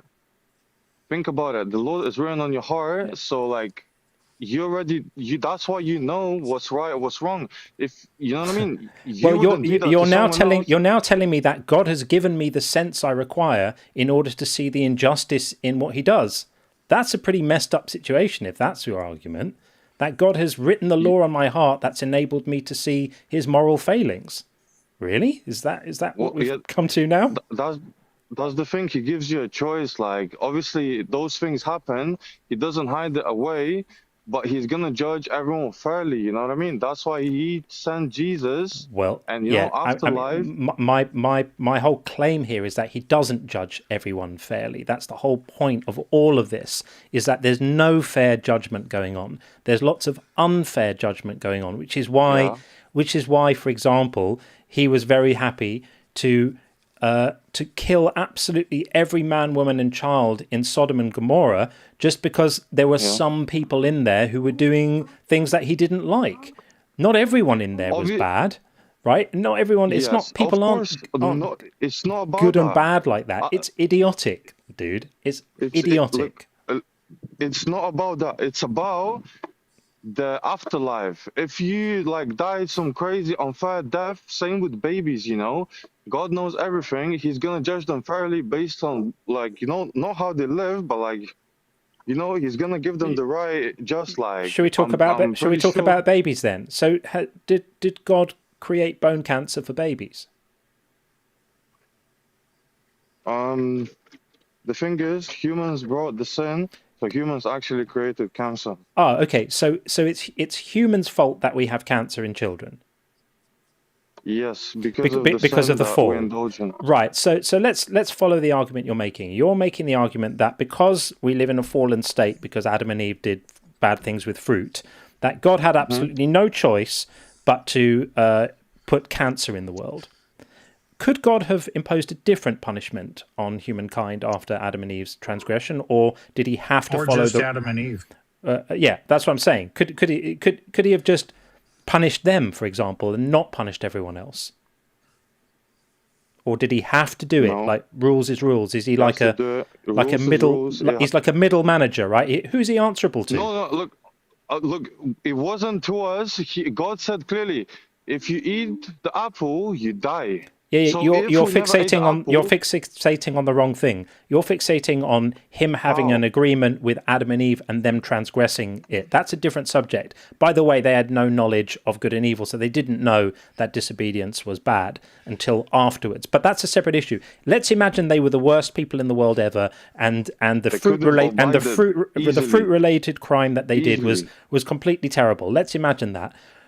Was God absolutely out of options as to how to punish them? That was the only way that he could possibly punish them was to screw over every other human who was ever going to live. He had absolutely no choice, no ability to do different. He was that unpowerful, that powerless and weak and pathetic that the only thing he could do was that one punishment? Or was he the sovereign creator of everything, the God of all reality, capable of doing anything he wants? Which one of those two is it?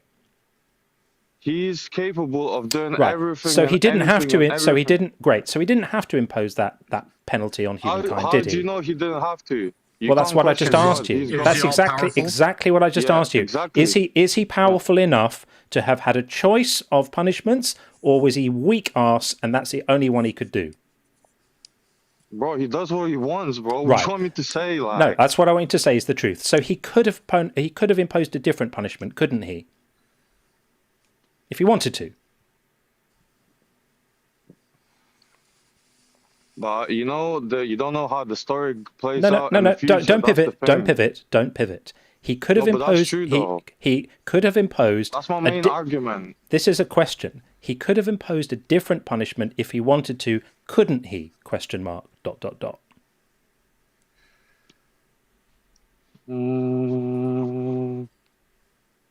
Yeah. Okay, so he chose to have a punishment that involved cancer for babies as a matter of will. He could have chosen a punishment that didn't involve cancer for babies. He chose the punishment that did. So that's on him, isn't it? No. What do you mean, no? Who else is responsible for the punishment if he chose it? Mr. Satan. Oh, Satan made God do it. God answers to Satan now. They fucking introduced Satan to the world. Is God powerful enough? Is God powerful enough to have made a punishment for Adam and Eve's crime that was irrespective of anything that Satan might have wanted, or was God only capable of issuing punishments in line with Satan's choice?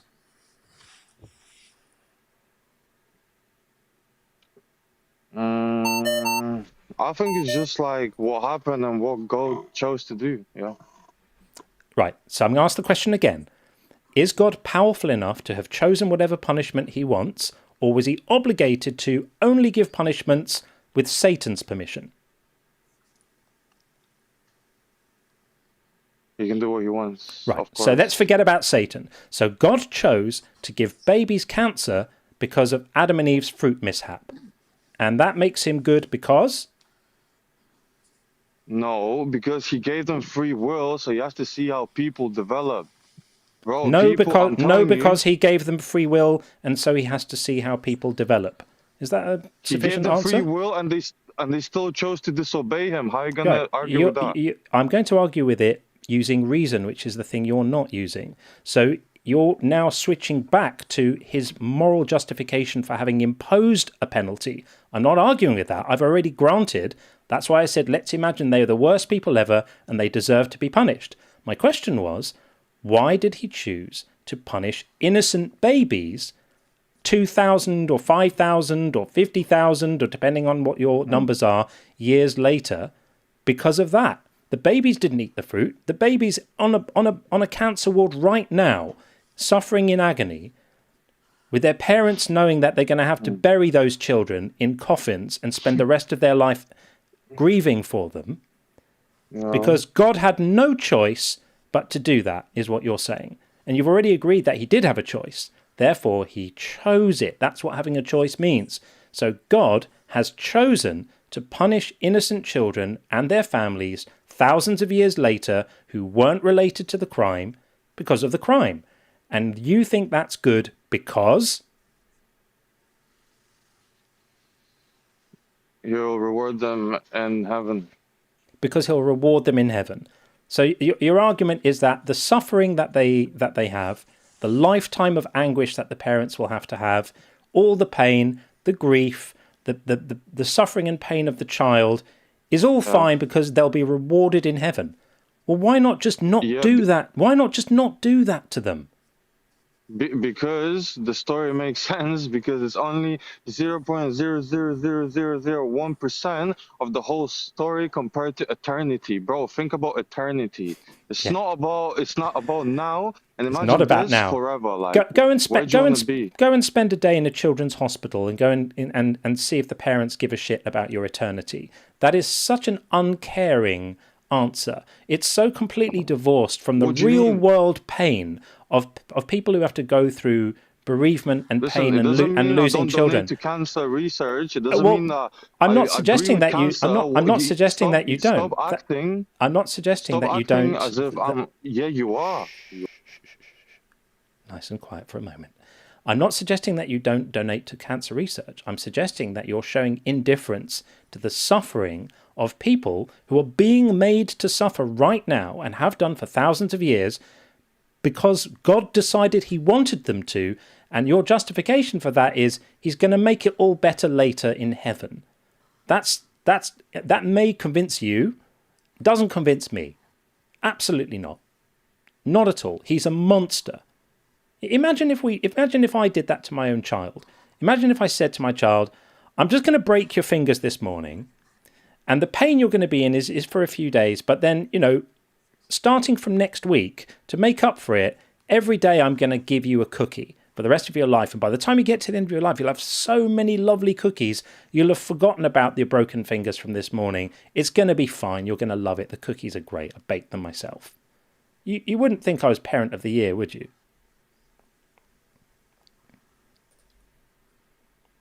I just don't understand how you can make this argument that all of this suffering and torturing of people is completely fine because he's going to kiss it better later. Why not just not do it? That would be the non-psychopathic thing to do. Okay. Just not hurt people. I know it's hard to believe right now, but because Jesus came down and explained everything, he wants to take his people back, and all of us are his people. We just need to realize that we're gonna go to heaven, make a party, like it's gonna be everybody's just gonna great. be that. Look, Everyone's going to be in like heaven, making a party. He's Yeah. gonna delete pain. Let me ask you something. Is everyone going to be in heaven? Nothing but. Is everyone going to be in heaven? Is everyone going to be in heaven? Nobody knows that, but we all. How about the people? as How many about the people who? How about the people who didn't believe in Jesus? Are they going to be in heaven?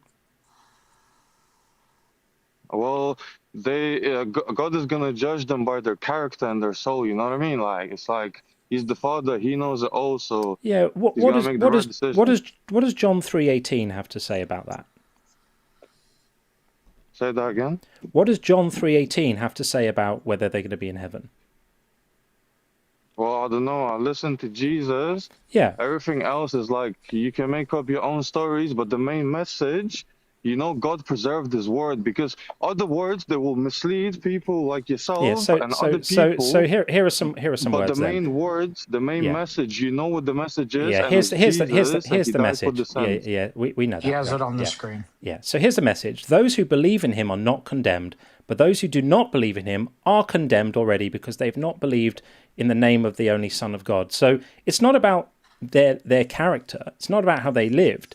It's just about what they believed. And if they didn't believe the right thing, then they're not going to be in heaven in your lovely party. They're going to be somewhere else, aren't they? This is another wonderful invention. A wonderful invention from the God that you say is so good is that people who don't have the right beliefs are going to be where? Where are they going to be?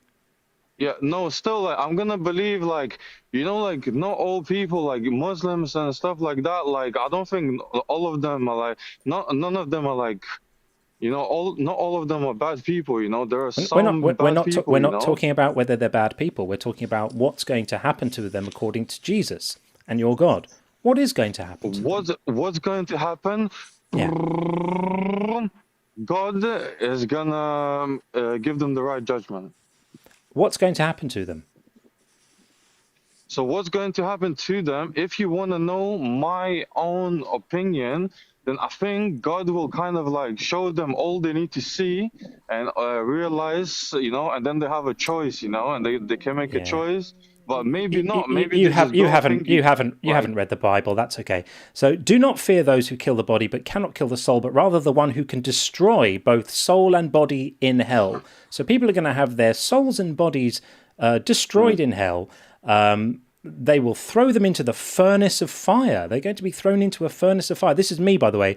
I'm going to be thrown into a furnace of fire, where there will be weeping and gnashing of teeth. And Revelation 21:8 says that unbelievers like me, alongside the absolute worst of society, so criminals and murderers and the sexually immoral and, funnily enough, sorcerers, are all going to be thrown into a lake of burning sulfur. So do you think is that good? Probably for the bad guys, yeah. Yeah, but not just bad. It doesn't say the bad people. It says people who don't believe. People who don't believe in Jesus are going to face this. Does John believe? Does John and I deserve to be thrown in a lake of fire? I don't think so. I think you guys are great guys, but at the end of the day, it's for God to judge. And you know what I mean? Bro, if He's the creator and you actually don't believe in Him, wouldn't He be mad? Like, think about that. Like, yeah, we've thought about it. That would piss you off as well. Like, you know what I mean? That actually, no, it wouldn't, because if I was an all-powerful God and people believing in me was the deciding factor about whether I was going to set them on fire or not, it would be incumbent on me to let them know I was there, and I would take the time to make sure every single person who had any doubt about me received whatever evidence would be necessary to convince them of my existence. I would make that a priority. I would make that my first order of business. He doesn't do that. Yeah. He's quite happy to be a bit coy, a little bit shy, stay hidden, and hold it back a little bit and not let anyone know he's there, apart from the people who believe in him already, and then torture people forever for not coming to the right conclusions. He just sounds like he sounds like the insecure boyfriend you have to talk your sister out of seeing. That's what he sounds like to me. Needy, insecure, thin-skinned, emotionally unpredictable, and liable to lash out at any moment and not see reason. He doesn't sound like the kind of person you'd want to know. But like you better like angry at him. Like, what did he do to you? Like, well, I'm not angry at him because I don't think he exists. I just think the character as written in the book comes across as, I don't really know how to say this, a bit of a dick. But it's like because of the spiritual world, that's why you don't understand that. But I understand the spiritual world now. And it's just crazy. Like what I'm seeing, it's I wish crazy. you saw I that, agree. It's crazy. I agree. Very crazy. Absolutely crazy. Yeah, totally. Crazy nuts. in a good way. Fucking bonkers. Completely off with the fairies. Yeah. Okay. Well, what about Jesus? What about Jesus? Yeah, he was a criminal, and he got himself nailed to a piece of wood for breaking the blasphemy laws, and probably ended up chucked in a mass grave. Definitely, he raised in front of people, though. What about that? We're not going to get into a discussion about the resurrection now because we've been on the call for half an hour and we have other people waiting to come in. So Jesus, nobody, nice chat. I love that. Nobody's, I really appreciate. Nobody's running. This. It's Thank not running. It's just okay. Calm down. It's all going to be okay. Don't worry.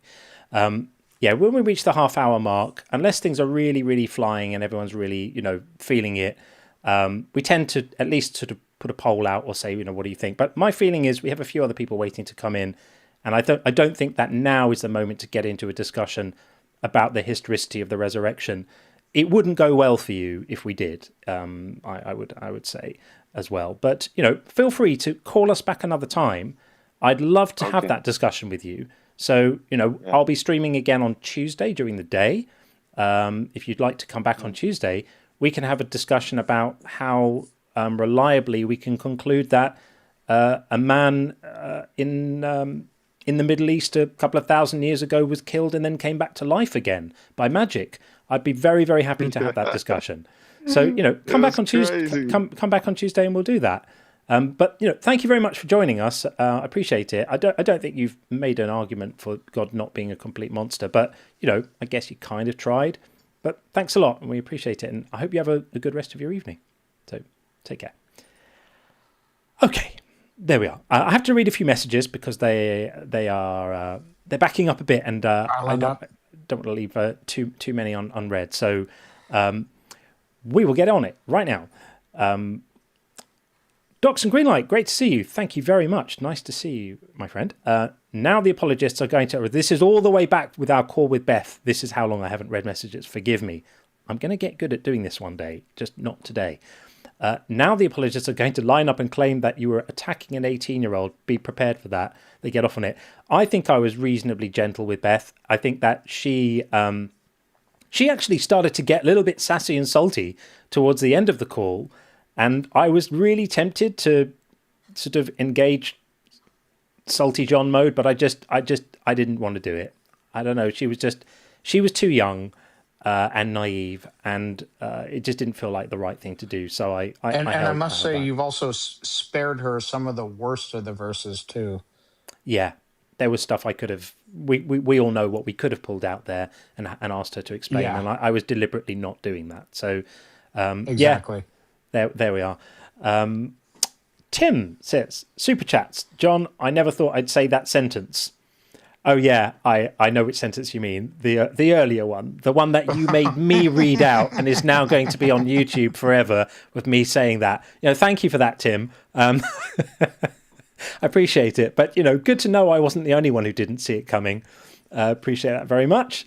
Usman, nice to see you. They are like their God, monstrous. Yeah, they are. And I know I'm massacring your name. Uzmonst, George. That's better, isn't it? Thank you. Nice to see you, as always. As always is. Sloshy, great to see you, friend. Sorry, John, but your anger makes me grin. Well, it's got to be good for something, right? I mean, I'm supposed to be Mr. Chill all the time, but I do get angry sometimes.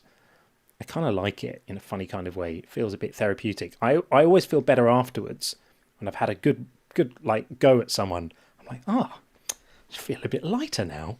This is definitely therapeutic for me. It probably says something really bad about me. I'm not sure. Probably psychologists in the audience going, oh, God, this guy's in trouble. Big problems here. We'll see. Tracy, good to see you. There's power in the name of puff. That is definitely true. Don't stay up late, John. I am going to be staying up late. You'll be late for church. Too late. Yeah, I am going to be late for church. Nice. Thank you very much, Tracy. Lovely to see you, as it always is. Thanks, Tracy. Emre Kipman. Caller talks about God's qualities. Existence has no qualities. It's binary, real BS. Oh yeah. This was our chap earlier on who was talking about Spinoza and all of that stuff, all over the place. If you want to argue for Spinoza's God, I'm basically with you, but then you're basically arguing God out of existence. It's basically just saying God is a metaphor. Well, if we're going to say God is a metaphor, then I agree, and I will withdraw my claim that that particular God is evil, because I don't think it is, because metaphors aren't evil. Not complicated. Okay, we have Jalan Padilla. Theist, God is evil, is false as long as I get my own definitions of the word God, the word is, and the word evil. Very, very good. I like that. That's excellent and completely true. Very, very good. I'm going to say that's Tucson, KEG. Thank you, John, for what you do. Your approach is outstanding. Well, thank you. That's very, very kind. I really appreciate it. We try to do this well, and I'm always learning, and we are always learning. Sean and I are practicing hard to get better at doing this, and hopefully we'll continue to do it. But I really appreciate the support and the kind words. Anony, nice to see you, friend. Feels like pointing out slave death from beating still on the menu still needs to be pointed out for the reading impaired. Yeah, exactly. I mean, this was back on the conversation about slavery, trying to argue that you improved some parameters about the way slavery was done isn't an argument for slavery. It's just an argument against a slightly worse form of slavery. But that doesn't get you to justifying any of this stuff. It doesn't get you to justifying God's position on people owning other people. It certainly doesn't get you to justifying being allowed to beat them to death as long as they don't die too quickly. That's that's a pretend concession, isn't it? It's not really a concession at all. It just kind of looks like it could be one. worse is not an argument that it's good. Exactly. Or okay. Exactly. You nailed it, Sean. It could be worse is not an argument that it's anything like okay. Absolutely not. And then we have Nico Teardrop, and thank you very much for this. Davis is just flying right over the fact God created the universe such that slavery and abuse are possible things. Absolutely. God could easily have configured a universe in which all his creations had full free will, but just were never inclined to own each other. That'd be really easy. I thought of an interesting thing about this, like, could God create creatures with free will who didn't sin and stuff?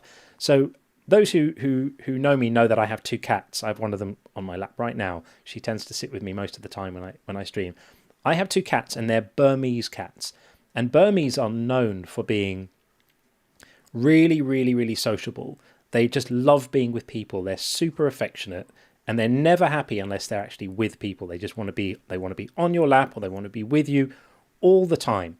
Not all cats are like this. Some cats have a very, very different nature, and they're much more aloof, and they're not that sociable. They're not constantly wanting to engage with people all the time.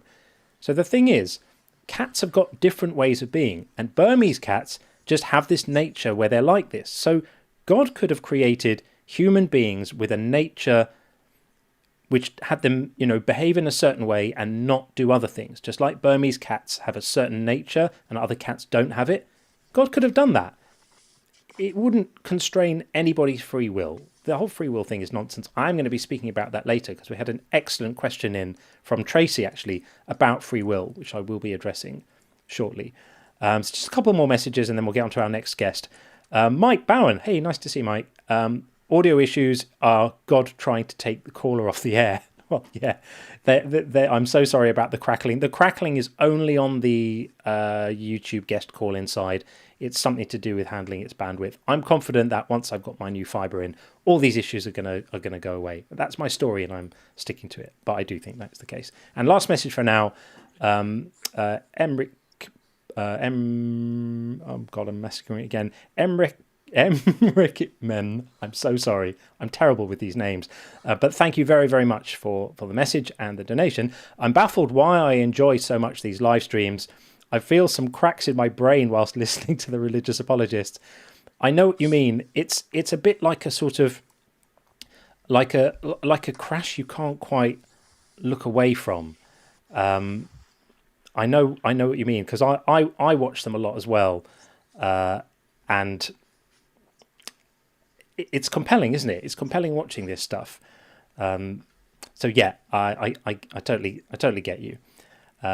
Okay, we are going to get rid of this message. Bear with me a moment, and we're going to get Suzuka Caretaker in next. Right now, it's been waiting a little while. Hey, Suzuka. Hello. How are you? Me. It's the same. It's the same me. I just changed my name because I just own a horse. Because I own a horse right now, and I'm taking care of it. And talk about timing, though. I saw your stream, and I thought to join in again. Nice to meet you again, John. Right. Nice to meet you. So your argument again. now today is God is evil. Yep. Why? Have you been listening to the stream? I've been listening to the stream, and then that last caller before me is kind of disturbing.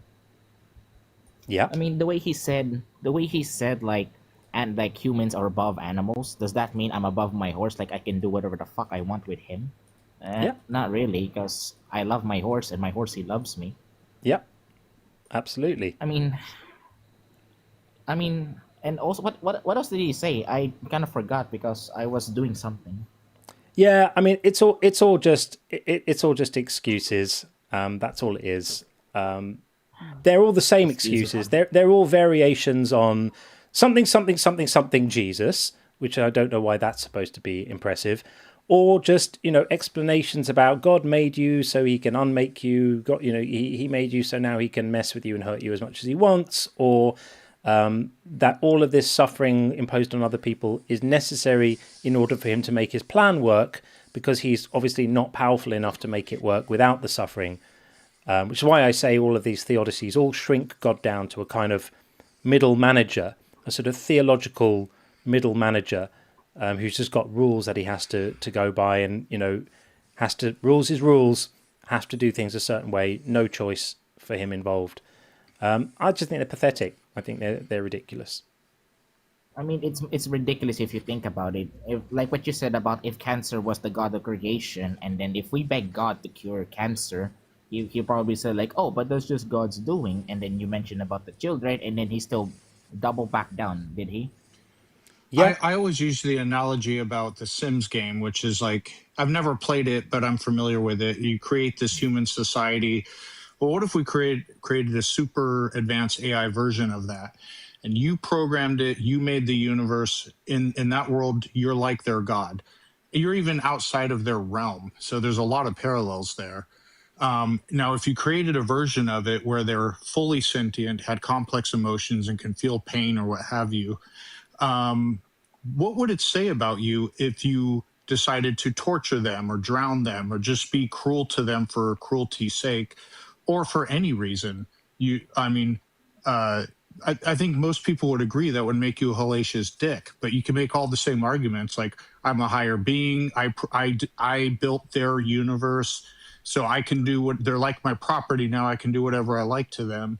But once they become autonomous, sentient beings, they deserve the same autonomy and treatment as any other being that you didn't create. That's a tough question. I would say if my own creation gains the free will and anonymity of their own, and if I was their god, I mean, if I was a god like this, like I created the universe and everything, I would have done something so easily. But then yet doing so would just create some sort of imbalance, or I destroyed the thing I'm much to do. So if I was a god in that universe or something, I rather just to leave them be. And if they hate me, so be it. Because I made you and you don't owe me anything. Live your life, and when you go to heaven, I'll just meet you there, and then I'm not gonna judge you or question just because what, you don't believe in me and I'm just gonna send you to hell because you dispel my name. No, because the thing is, I was raised in an Islam. I told that like a few months ago. I was raised in Islam, and yes, it taught me about the goodness and such, and how I treat people with kindness and good stuff or something like that. So yes, in short, I'd rather not to impose their free will, because I know that free will is a flaw, and that free will has given them the capacity to change, or for the better or for the worse. So yeah, I'm not really imposed on controlling the creations of mine, because it's, well, not exactly who I was. And if I did, it will just contradict the values of everything I stood for. And if I did that, I'm no better than a piece of shit who said that, oh, all this suffering is good because God said so. Yeah. Yeah, exactly. And it wouldn't it be weird if like you developed that world and you dropped little clues that you exist, and then you demanded that they worship and grovel at your feet, and like who would behave that way? And then because a couple of them screwed up, now I'm going to program tsunamis and bone cancer and every other awful thing into their world and spread it amongst all the people.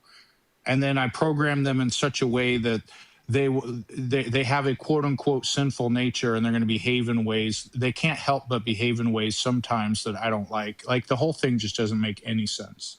It really doesn't. True. Dude, we're gonna really make sense. we're gonna move it on. We have a few others in the queue, and we want to make sure we get to everyone. But thanks for coming back in to see us again, and I hope you're doing well. I am. I'm gonna take care of my horse now. Good. Enjoy. Give your horse a hug from us. All right. Take it easy. Yeah. Thanks. Yep. Okay. We are going to stay on the TikTok side for now. We've got Rebel Apostate in the YouTube queue. We definitely want to speak to her. We'll be doing that very shortly. But right now we're going to bring in Charlie Mullins. Awesome. Hey, Charlie. Hello, how you doing? Good. How are you? I'm doing splendid. Excellent. Well, welcome. What would you like to say? Really quickly, before we get started on this, I just want to address Martin, because he said that his point was God could have just made it so we don't decide to do anything bad. Sorry, who's Martin?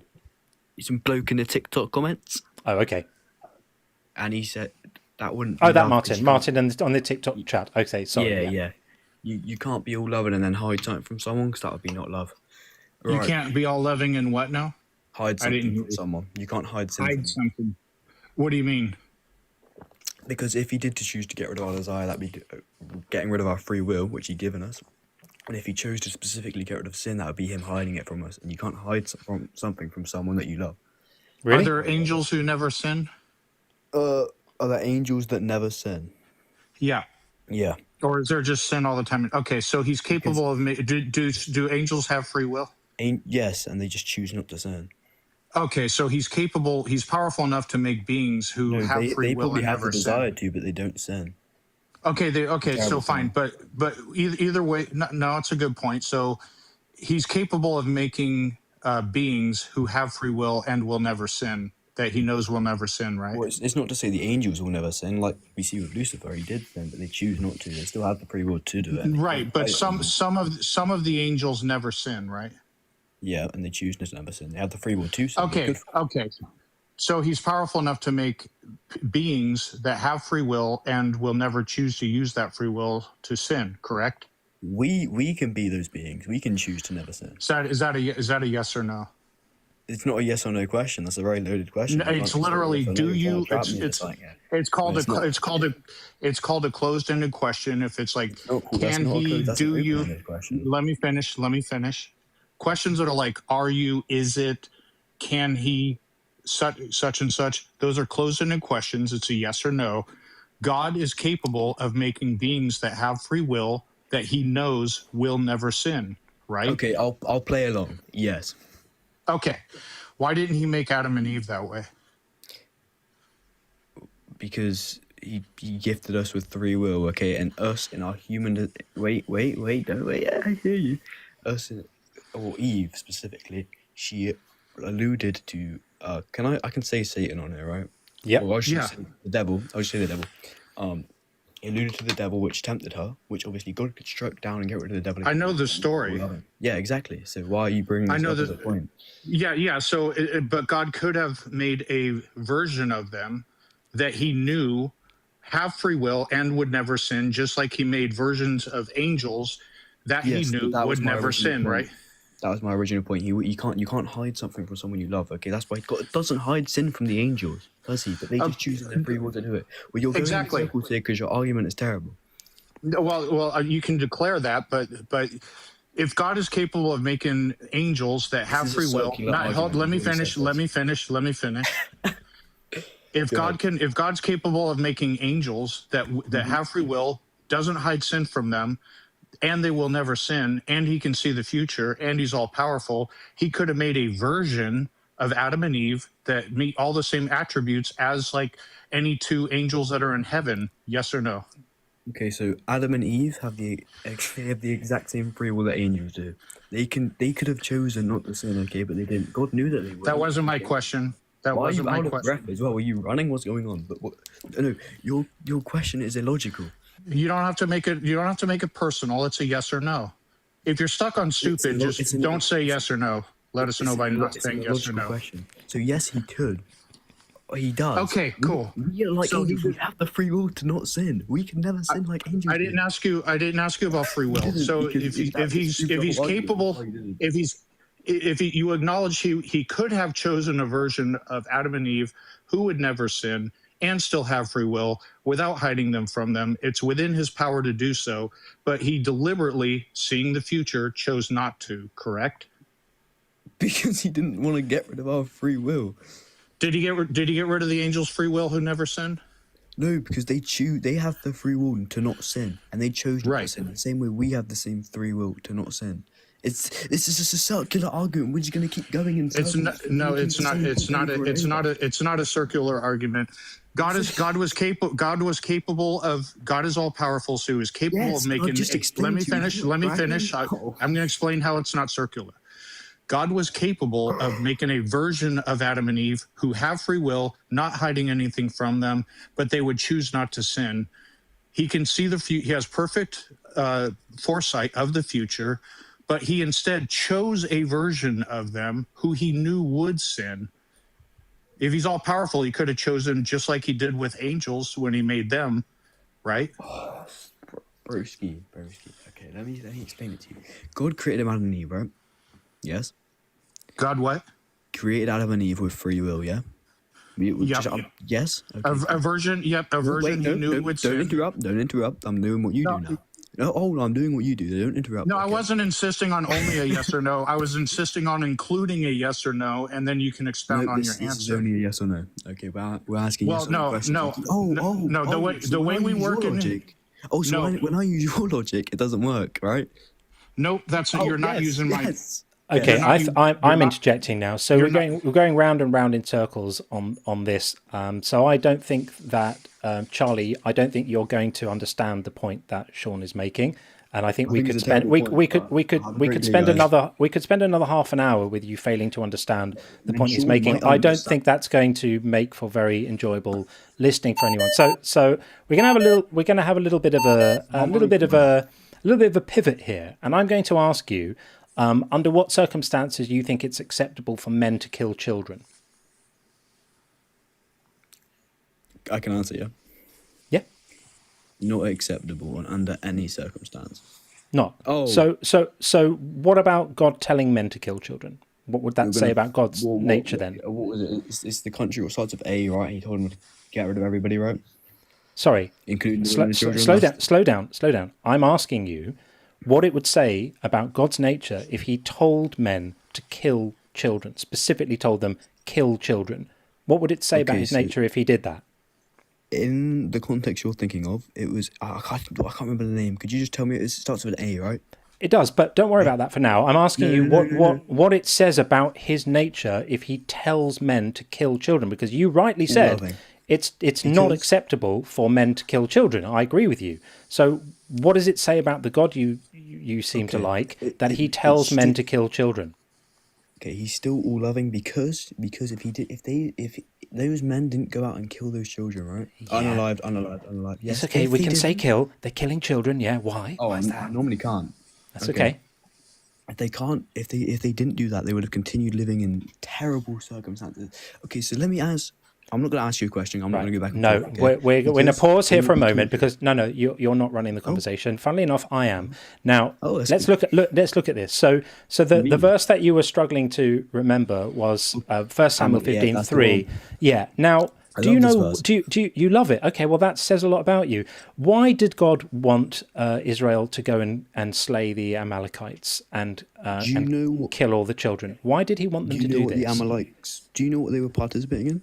I do. So you can tell us why did God want them to do this? And I'm going to make a prediction here that you're going to say it's because of some activity they were participating in that moment. But why do you think God wanted them to do this? Because Amalek, I don't really know how to pronounce it. We get the point. The Amalekites, the Amalekites, they were doing such sinful action that it needed a full reset. Yeah, guess what? Were the babies, ox, and sheep doing that? Hey, guess what, Charlie? Guess what? You've been sold a bill of goods, my friend. This wasn't the motivation for this genocide.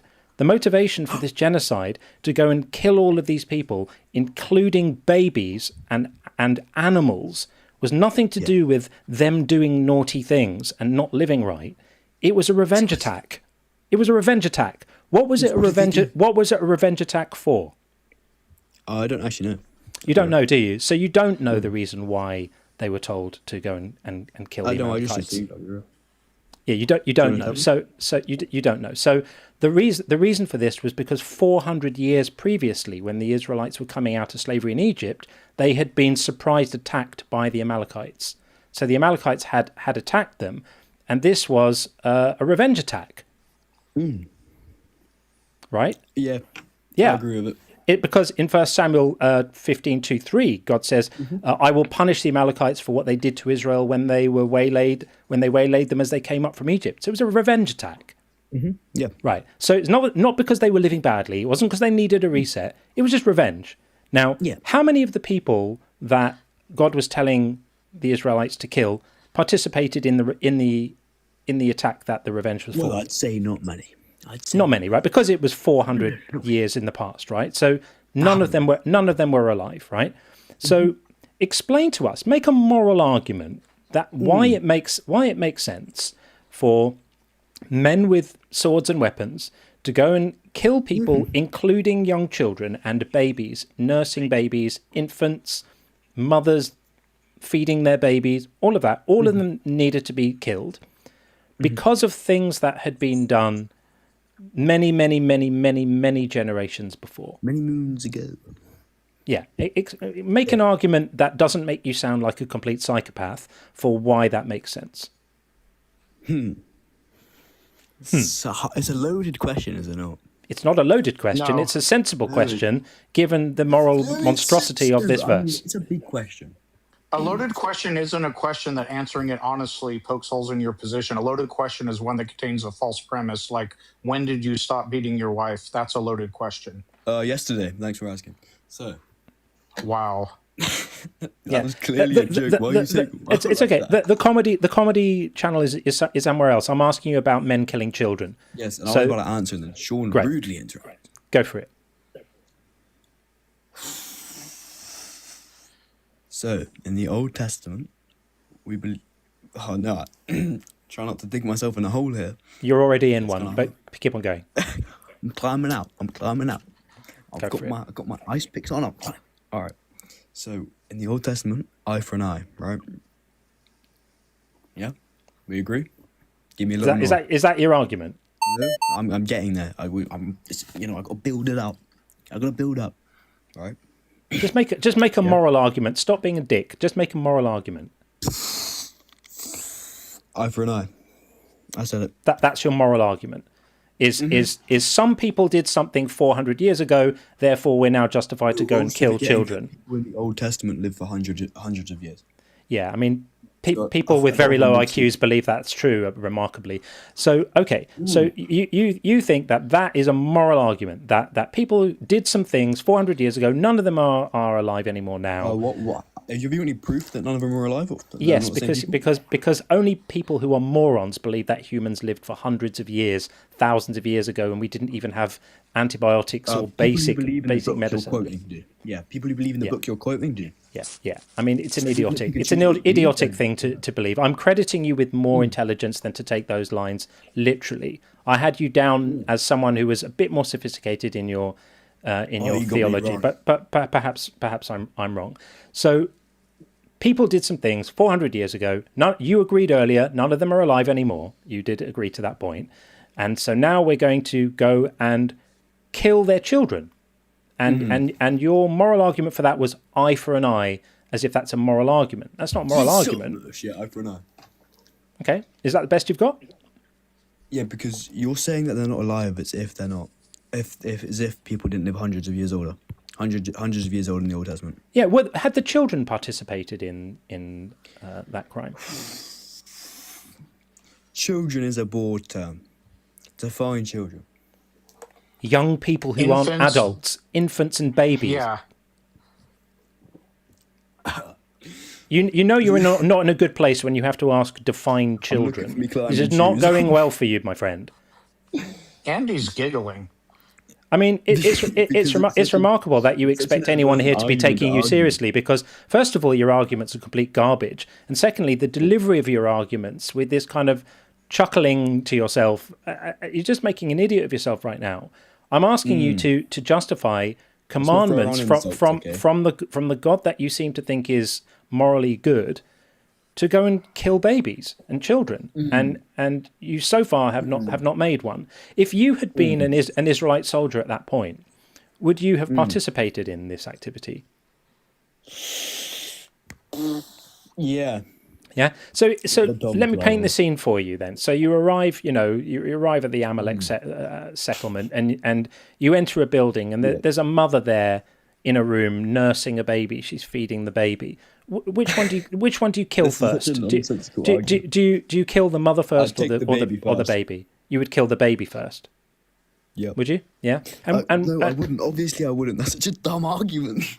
No, I'm just asking because if you got to think it through. Obviously, we're having a deep moral conversation now. So you'd kill the baby. Would you kill the baby first and then the mother?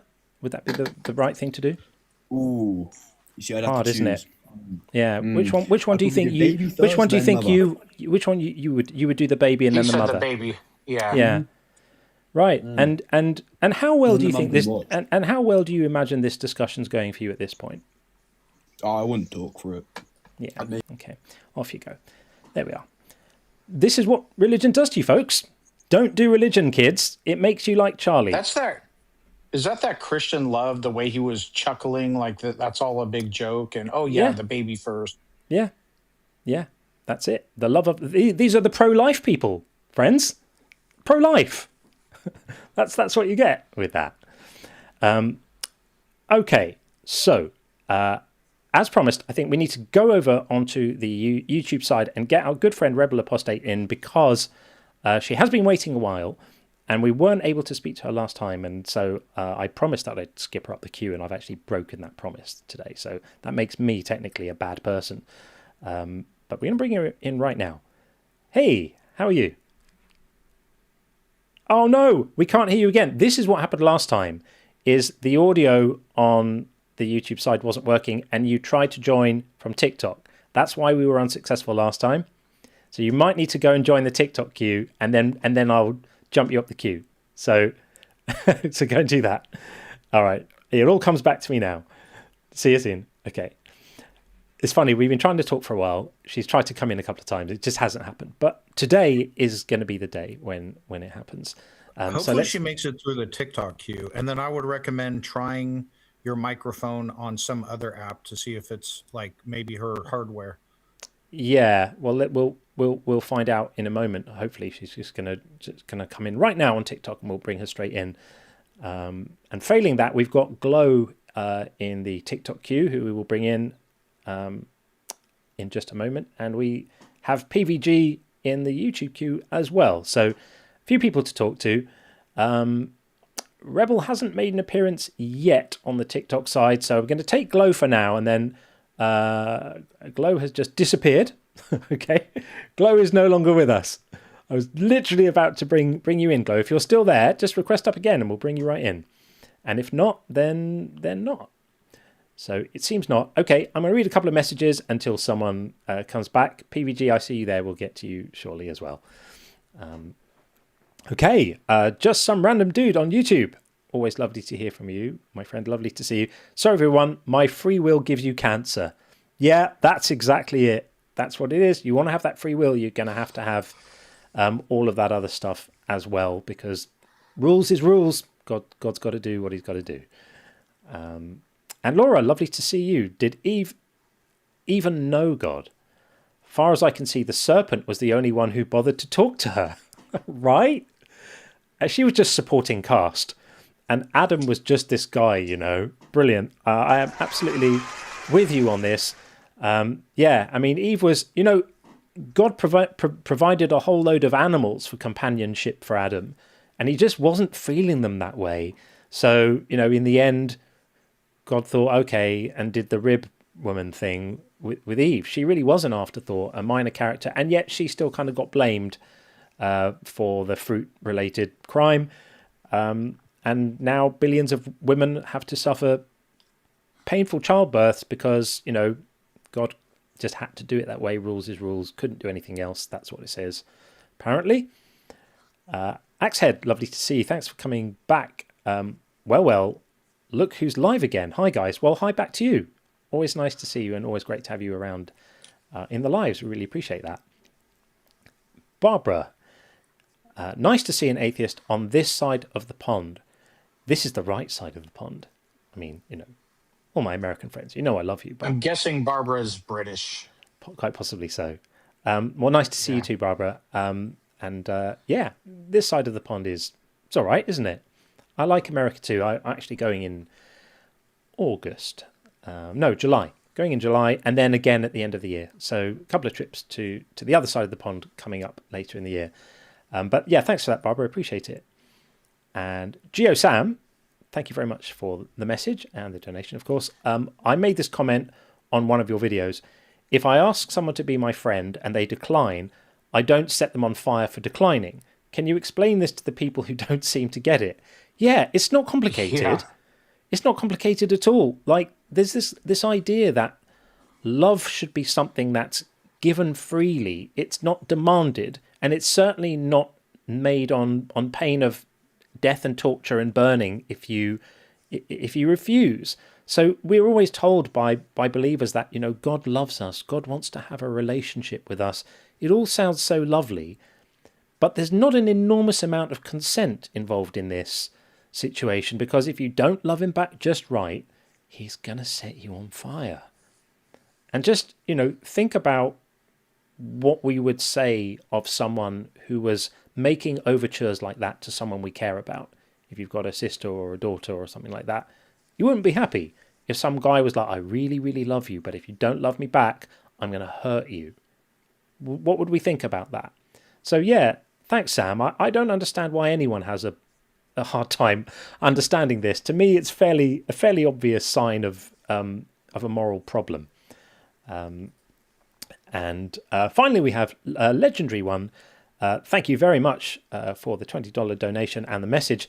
Given unlimited power, I could have created a much better existence than the God of the Bible. Absolutely.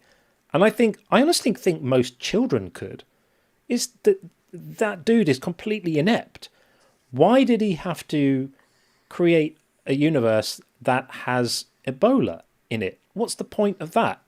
Why did he have to create human eyes with the optic nerves coming out the front, not the back? That's idiotic.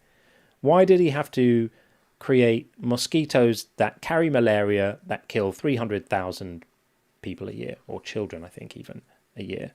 It's idiotic. Any fool could create a better world than this apparent God. He's not very clever, and he's morally inept as well. Right, we're going to try and get Rebel apostate in. This is the moment of truth where we find out if it's a microphone issue or something else, but hopefully it's going to be all right. Let's see.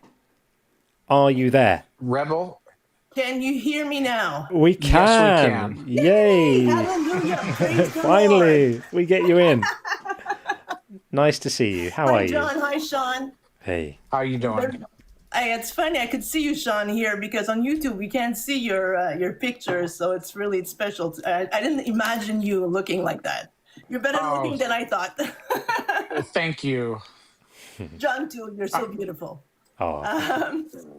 I want to thank you for your live, for everything you're doing for the community. It's really appreciated, and we need presence like this, and we need to hear sense, logic, and the true love of other human beings, not what we're hearing from the religious individuals, because what we're hearing today is despicable. I can't even believe that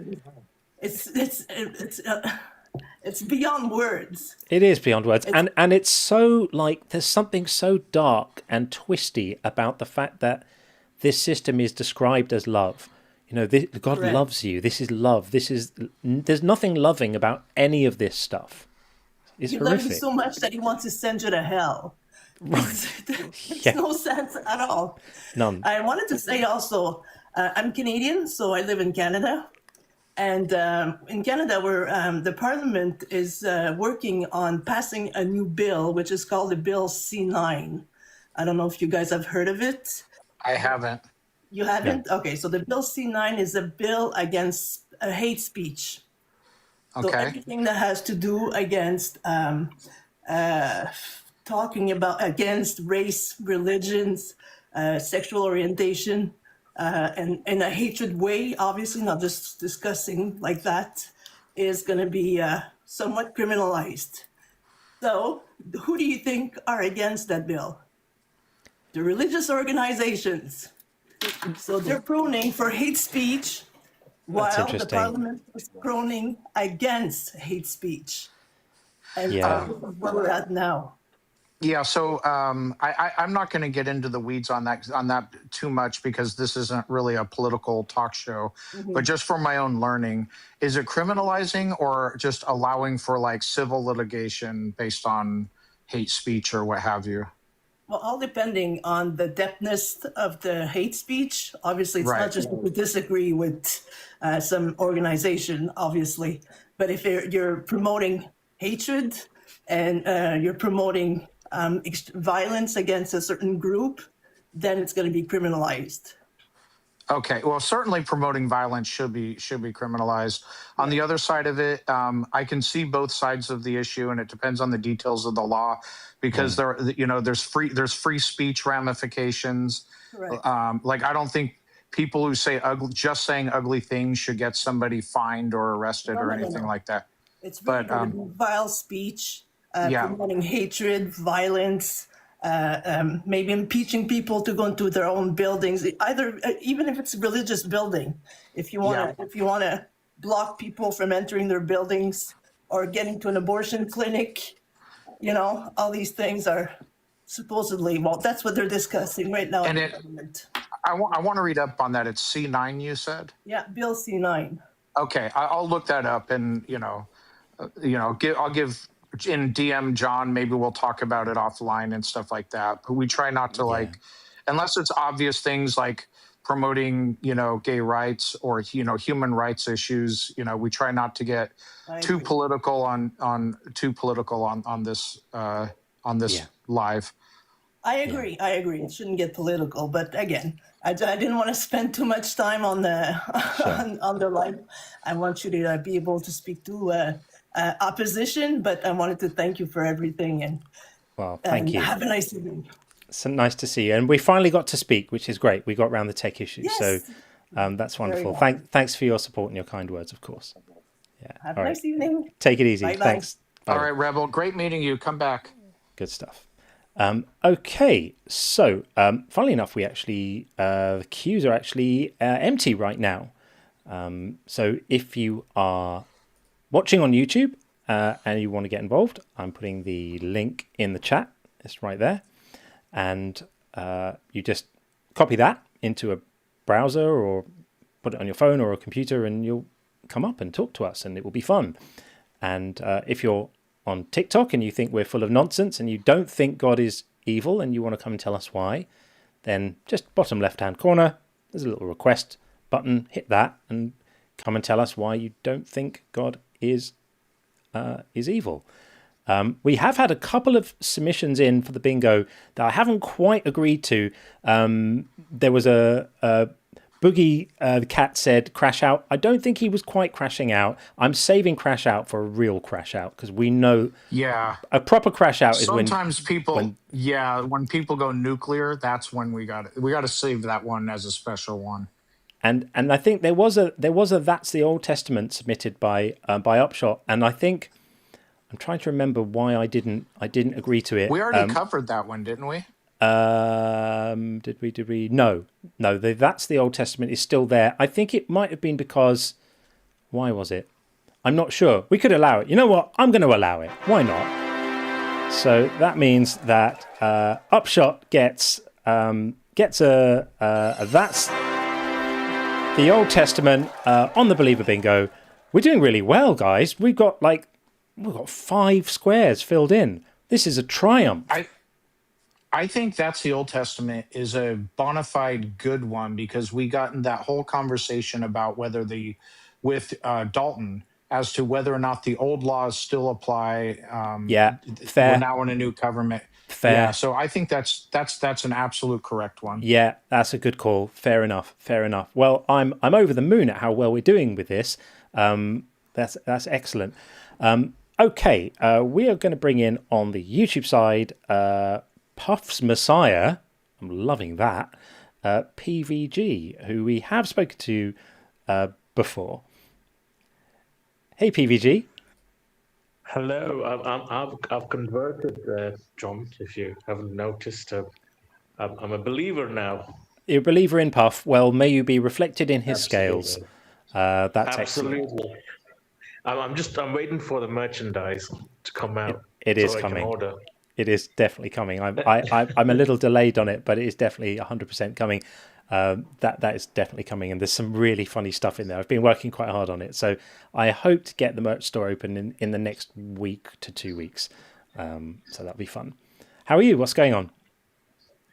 I'm all right. I just was I was listening to you, and you mentioned something about metaphor, and that just caught my attention. I just wanted to get some clarification on what you meant by metaphors are usually not harmful, or they're harmless. Yeah. So we had a guest in earlier who was saying that he believes in Spinoza's God, and Spinoza's God was almost like, it was sort of saying, well, God isn't actually a thing that really exists with a character, with a personality. It was more just another way of describing the beauty of nature and the beauty of the universe and the grandeur and the awe we feel when we look at it, and the the symmetry and so it's a metaphorical God. It's not really a God. It's not, when people talk of Spinoza's God, it's more, Einstein spoke about Spinoza's God. It's like a reflection of the wonder and the awe he felt at the regularity of nature and stuff like that. It's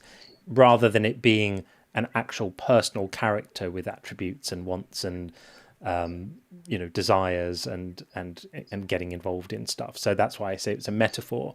So if we see God as a metaphor, well, that's fine then. Then it's just a sort of poetic device, in which case I would say, well then, okay, well that particular God isn't evil because metaphors aren't evil. So that was what I meant by that. I gotcha. Yeah, I'm aware of Spinoza's God, and I agree with that. But because I have a Hindu, my family is basically Hindu, and some of them are Buddhists as well. Yeah. And because I come from a culture that kind of relies heavily on metaphors, sometimes, and sometimes they're literal as well. So I was just wondering, because there are many metaphors that kind of symbolizes the atrocities of nature as well, the atrocities that are present in nature as well. And then sometimes those are deified, and that's what led to all the human sacrifices. And even now, if you see some of the temples and Hindu temples, they do sacrifice animals there, depending on if they're animistic or if they are Brahminical. It's kind of like a bit of anthropologically quite complicated, but then it all comes down to it just all comes down to people kind of having dogmatic politics. There's no spirituality. There's no deep philosophy that people claim that it has, and which I kind of fell victim to in the past, because I pursued Buddhism and Hinduism thinking there's profound philosophy in there, but eventually there wasn't. I mean, it was just all wishy-washy stuff, and it was quite difficult for me to deconstruct it, but I did, and I'm out. But then there are metaphors where there are some bad metaphors which kind of green lights all the atrocities, and then people do bad things, saying that, it's sort of like a naturalist fallacies, if you may. This thing happens, so we are supposed to act that way. That's why I was confused when you said metaphors are harmless, and I was just a bit conflicted. Yeah, but that's pretty much. I just want to clarify that. That's pretty much it. Great. Well, I hope that clarified it. Clarified it. All right. Yeah, that's clarified. And I'm really looking forward to Puff's merchandise, and so please, it's coming. Keep me posted. It's coming. Yeah. Thanks, man. Appreciate it. Good to see you. Thanks for joining us. Take care, John and Sean. And you. Take care. All the best. Bye. You too, buddy. Okay. Over to the TikTok side again. We're going to bring in Gary Steele.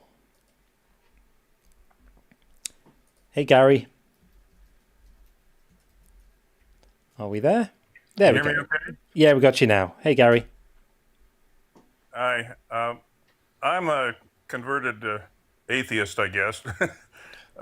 Christian, ex-Christian. I wanted to comment on your God is evil.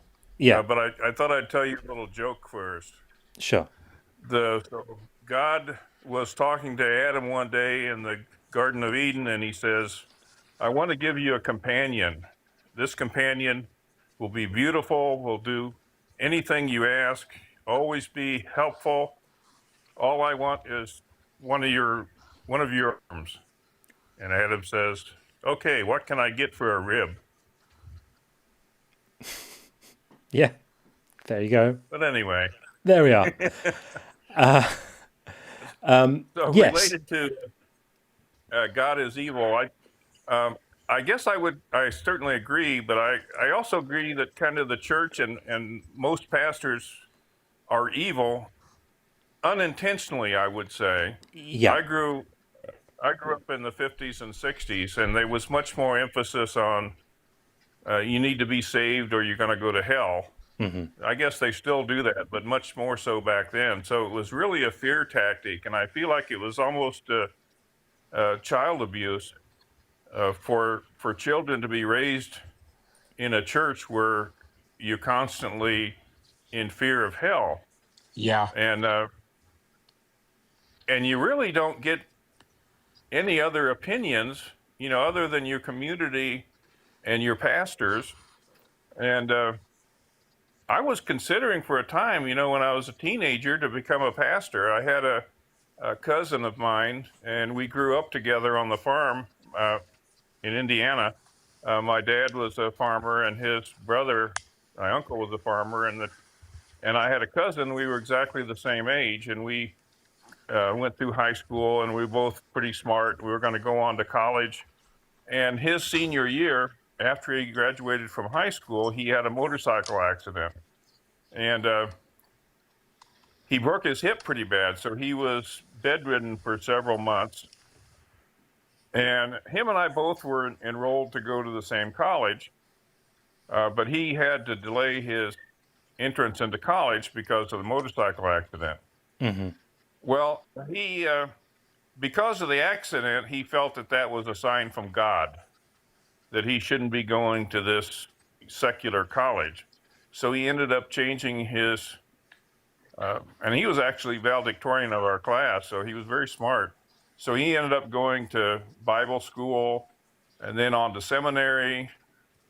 And while he was in seminary, he met his future wife, who was the daughter of a missionary in South America.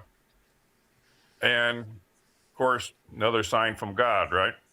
Her parents were missionaries in South America, and they were retiring, and they need somebody to take over down there. So my cousin ended up being a missionary for his whole life, and he has a big family, because a lot of Christians, they don't really believe in birth control, because why you have birth control? God is under control of your birth, right? So how many kids you should have? So he had quite a few kids, and then his kids have lots of kids. So he's got this huge family, and all his families are missionaries or preachers' wives. And because I was so close to my cousin, I visualized that that could have been me. Yep. I could have had the motorcycle accident. Yep. I could have gone to Bible school. I could have had these kids and grandkids, all, very Christian. And I'm thinking, oh my God, what would I do in that circumstance if I realized this was just a fairy tale? I mean, what are you going to say to your family and your kids and grandkids? I have kind of a nightmare situation. So a lot of people are in that situation. A lot of people have. We have Dr. Todd, who was on our show, and he was a pastor at a mega church with, I think, 15 or 16,000 people when he lost his faith. And he went through. He got a PhD and went through all the schooling. That is a tough situation to be in. Yeah, I listened to that. I listened to your conversation with him, and it's really pervasive, the way the Christianity can get spread that way. And I don't know, it's just, yeah, it's hard when it's somebody's livelihood and social network and security and all of that stuff. I think it would be shocking if people found out the real number of people who are in it without really being in it. Like, they're in it, but their head isn't in it, or their heart isn't in it, and they don't believe a word of it, but they're still doing it, and they feel that they have to. I imagine those numbers would be really, really high, higher than most people think. And that makes me sad, because if people are trapped in ideologies and living inauthentic lives and don't feel that they can make a change, and I just think that's really sad to live that way and exhausting. Is it the Clergy Project? That's the support group for those people? Yeah, yeah, the Clergy I appreciate that. Yeah. And the who Clergy is it, Project do good stuff. Dan Barker, is he the preacher that? Yeah, exactly. Yeah, exactly. Yeah, recovering from religion, I think so. He's the Freedom from Religion Foundation. He and Loriani Gayler are the co-presidents of that. And yeah, his book Losing Faith in Faith was fantastic, and his other book called Godless was also really, really good. He's fantastic, and the Clergy Project I think came out of that. Kind of a related subject.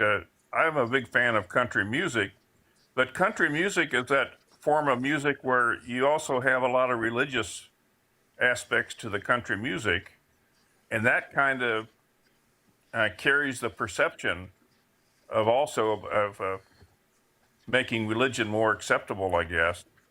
And so I think of the song that Jesus Take the Wheel, right? A country song, and it's kind of unfortunate that that's kind of dug into the country music scene. But anyway, I really appreciate the way you guys doing it, and the two of you together is a good combination, because I know Sean's an ex-Christian, so I really appreciate what you're doing. Thank you, Gary. We appreciate that. Thanks for coming up and saying hi. We appreciate that too. Take it easy. No problem. Thank you. All right, man. Thanks. Okay. No one in the queue right now, but this seems like an appropriate moment to deal with a question that came in from Tracy on the members' question form. So if you become a second or third tier member, you get access to a link. You can just send us stuff that you'd like us to talk about, and we will do that. So, Screaming, I see you there, buddy. We'll get you in just a moment if you hang tight. I'm just going to deal with this from Tracy, because it was a really interesting thing. So Tracy said, got it right here. I'm listening to Mezzo, and he has a guy on talking about how God can impede with our free will. My question is, why was my free will not respected when he decided to send his son to die for our sins and essentially make a contract with us that we love him or burn forever? Why was my free will not taken into consideration here? I don't remember agreeing to this contract. Well, I think that's an absolutely brilliant point. It's one that I've said this before, and it's not a contract I would ever agree to. Like, I would not give permission for an innocent person to be made to suffer in my stead. I just wouldn't agree to that. I couldn't live with myself. It's not something that I would agree to. I think it's morally disgusting. But then it got me thinking about this whole free will thing. Like, time and time again, free will is brought up. It's like the Swiss Army knife of apologetics. Whenever things get difficult, talk about context or free will. And it's like, that's going to get you out of any tricky situation if you're a believer. Just say free will a lot and it's going to be fine. It's going to explain anything. But it doesn't. It doesn't explain anything.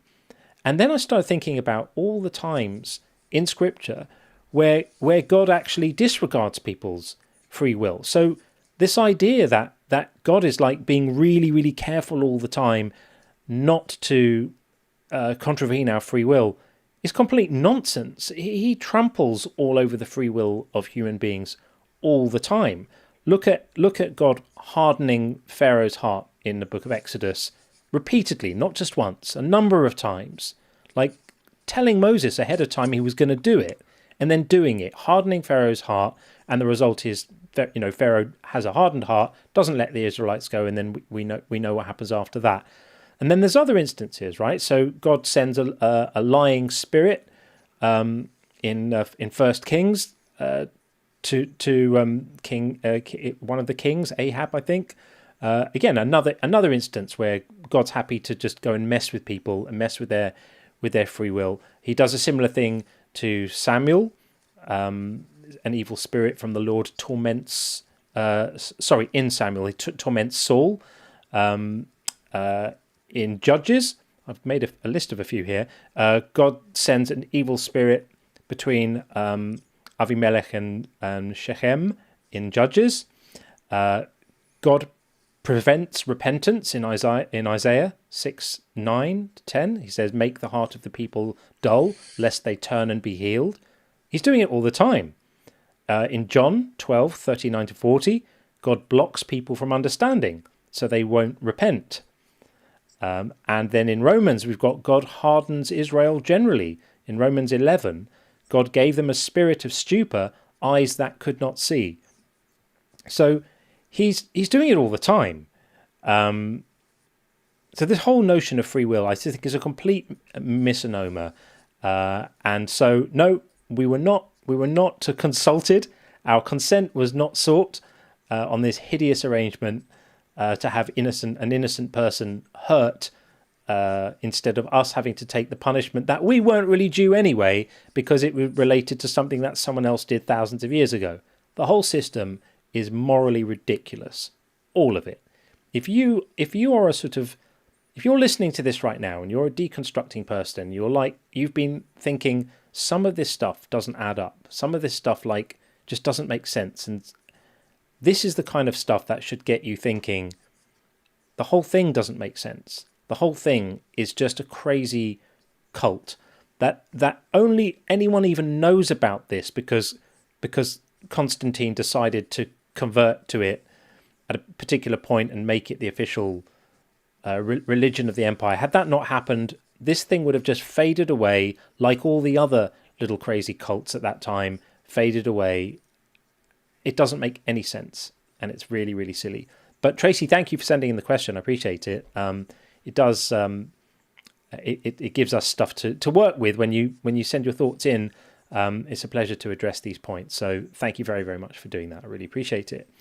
Okay, we're going to get in good friend Screaming, and then Steph, we see you there in the queue too. So hang tight, and we'll get you in right after that. The YouTube queue is currently empty, so if you're on YouTube, you know what to do. tinyurl.com/JCGuest. Come and say hi on that side. Although it'll probably crackle loads because that's what it's doing today. Very, very annoying.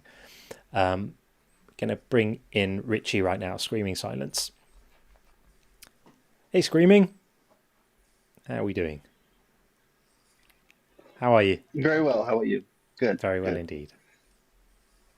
So I wanted to tell you a very, very quick joke after hearing the last caller tell you one. Very, very quick. So a priest, a con man, and a pedophile walk into a bar. A priest, a con man, and a pedophile walk into a bar. Is that it? That's the end of the joke. Oh, Yeah. they're all one person. I'm slow today. We got there. We got there. That is. Maybe it was... The last guy, I like the joke. The last guy, I had a delayed reaction too because he cut out when he said, "I'm like, did he say arm?" And then I thought he said rib, and then now I get it, and then I was like, "I'm slow tonight." Yeah. That's it. Good one. Are you doing well, man? Are you okay? Yeah. It's been a little bit of a rough week, but always happy when you're live. It gives me joy, so I appreciate it. You were just talking about the free will argument, and it's interesting because Christians will, every argument is, well, we have free will, well, that happens because of free will, God loves us, that's why he gave us free will. But they also claim that God answers prayer, but how can he do anything if he just gave us free will and he doesn't want to intervene?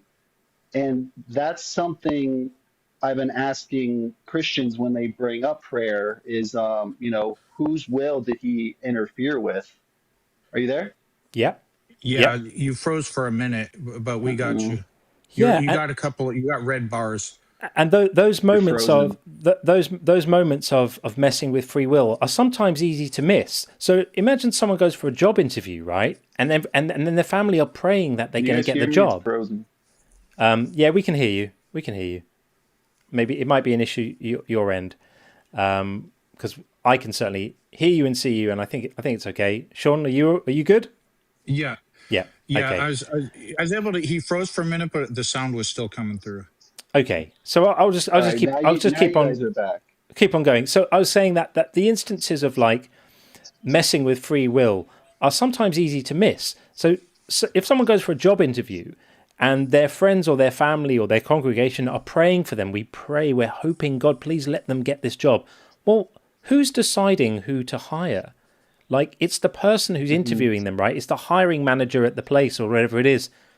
The only way that outcome could be modulated by prayer would be if that person's free will was being compromised and somehow they were, not making a free decision. And you could say, well, they're still choosing, but the prayer is going to influence what they desire. Well, all the arguments that people make about free will could fall to that criticism too. When you say, well, God could stop a criminal doing some crime. People say, oh no, but God respects their free will. Free will. You could say, well, God could influence what they choose to do with their free will in exactly the same way as we're proposing in our job interview situation. So yeah, the whole free will thing is a complete nonsense. Complete nonsense. But then it even if that's their argument, then it's not free will. Like, it's not free. Free is like uninfluenced. Yeah. So the idea of them just even using this wording when it doesn't even appear in the Bible, like, in fact, like you've stated, pretty much the Bible says like we don't have free will, especially if you read Romans 9. It says, what right does the clay have to say to the potter, like, why'd you do this? Like, it's literally saying you don't have free will, and so shut up about it. And that's my interpretation. But it's just interesting because when I have now started to, say that to Christians, like when they say like, oh, God answered this prayer, like you said, like, oh, I got this job, or, you know, this person had this happen or whatever, I just asked them, like, well, whose free will did God take away in order for him to answer your prayer? Right. And also, you know, it depends on the person, but, you know, if we have a good relationship, I might ask them, you know, how come God will intervene and provide a job for you, but he won't intervene and stop somebody from being raped or a child from being abused? Why? What makes you so special that the Yeah. God of the universe is helping you, but he's not helping others? And, you know, you see them like stop and really like think about it, because they don't think this way. They're not conditioned to think in these terms. And sometimes when you say these things, it's like, I was saying to someone today, it's like pulling at threads. You know, you have these conversations and you're just pulling at threads, and eventually you might find one that just causes everything to come apart. And that's kind of my goal sometimes with some of this, is not trying to, you know, prove them wrong or, you know, show them that they're being dumb by thinking this, but just pulling at threads, because it's kind of the same tactics that Christians use when they say like planting seeds. But I just want to keep pulling at threads, you know. That's the way. Just keep pulling at threads. That's what it's all about. And eventually you've pulled all the threads and there isn't anything there, and get on with your life. It's great. That's true. All right. Well, I was going to be quick, so thank you. Appreciate it. All right, man. Good to see you. Take it easy. Thanks, Screaming. Good to see you. Thanks. You too. Okay. We're going to bring in Steph right now. Hey, Steph. Steph, your audio is wait, it sounded better. Say something. Yeah, I just took my earbud out. Okay. It seemed to lose its poop. Just at the most inopportune moment. Hi everybody. I'm Steph. I'm 57 years old, and yeah, my pronouns are she, her. Welcome. Okay. Oh shoot! You actually, it sounded like you took a picture. That was completely accidental. I just was That's changing. fine. My good side. All good. All good. Well, you're very welcome. What would you like to say? Yeah, I'd just like to start off by saying what a pleasure it has been to discover your live. How absolutely I enjoy your approach, and yeah, I would suggest, yeah, a somewhat gentle way in which you try to move people toward better understanding, I would say. And I think that's a really commendable goal. And same for you, Sean, just really a big fan of you both. Yeah. Thank you so much. I've enjoyed you in other places as well. What I wanted to come up about was a joke that was just told a little while ago, the second to last joke, which I just wanted to call out as being, I commented on this in the chat, but being problematic in as much as I thought, and I don't think this is too controversial a take, but I thought that was a bit misogynistic. The suggestion seems to be that Adam could have had a really wonderful woman, and because he wasn't prepared to pay a big enough price, he got a second best. And so yeah, it just seems to me that it could be. And I sense that you kind of weren't that charmed by the joke, and maybe you thought it was a bit off color. And yes, I agree.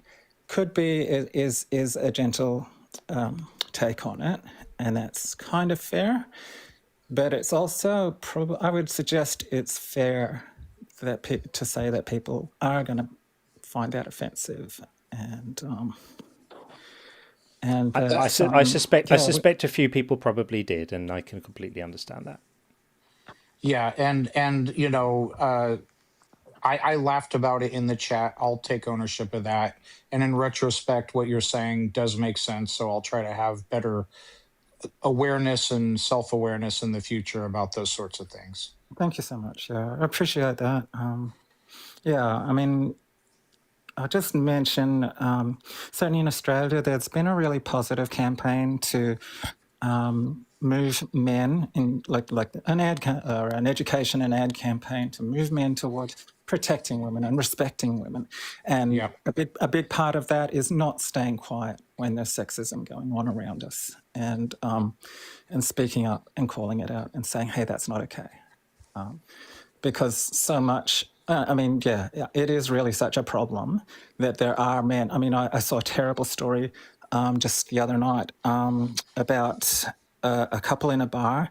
The lady got up to go to the bathroom, and while she was out there, her male partner put a substance in her drink.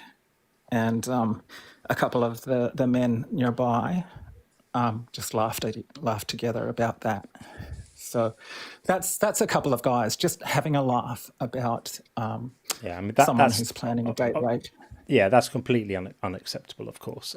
Completely unacceptable. Yeah, and I know that's really on the other end of the scale, but I think it's important for us to be having these kinds of discussions and changing our views and our attitudes and our behaviours about that. Fair enough.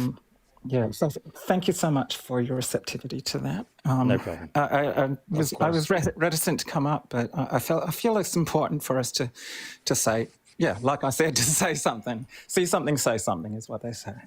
Fair enough, Steph. Well, thanks for coming in to speak to us. I appreciate it very much. And if I could please just impose upon your time a little longer. I noticed that there earlier in the show you were talking a bit about the problematic parts of the Bible about homosexuality.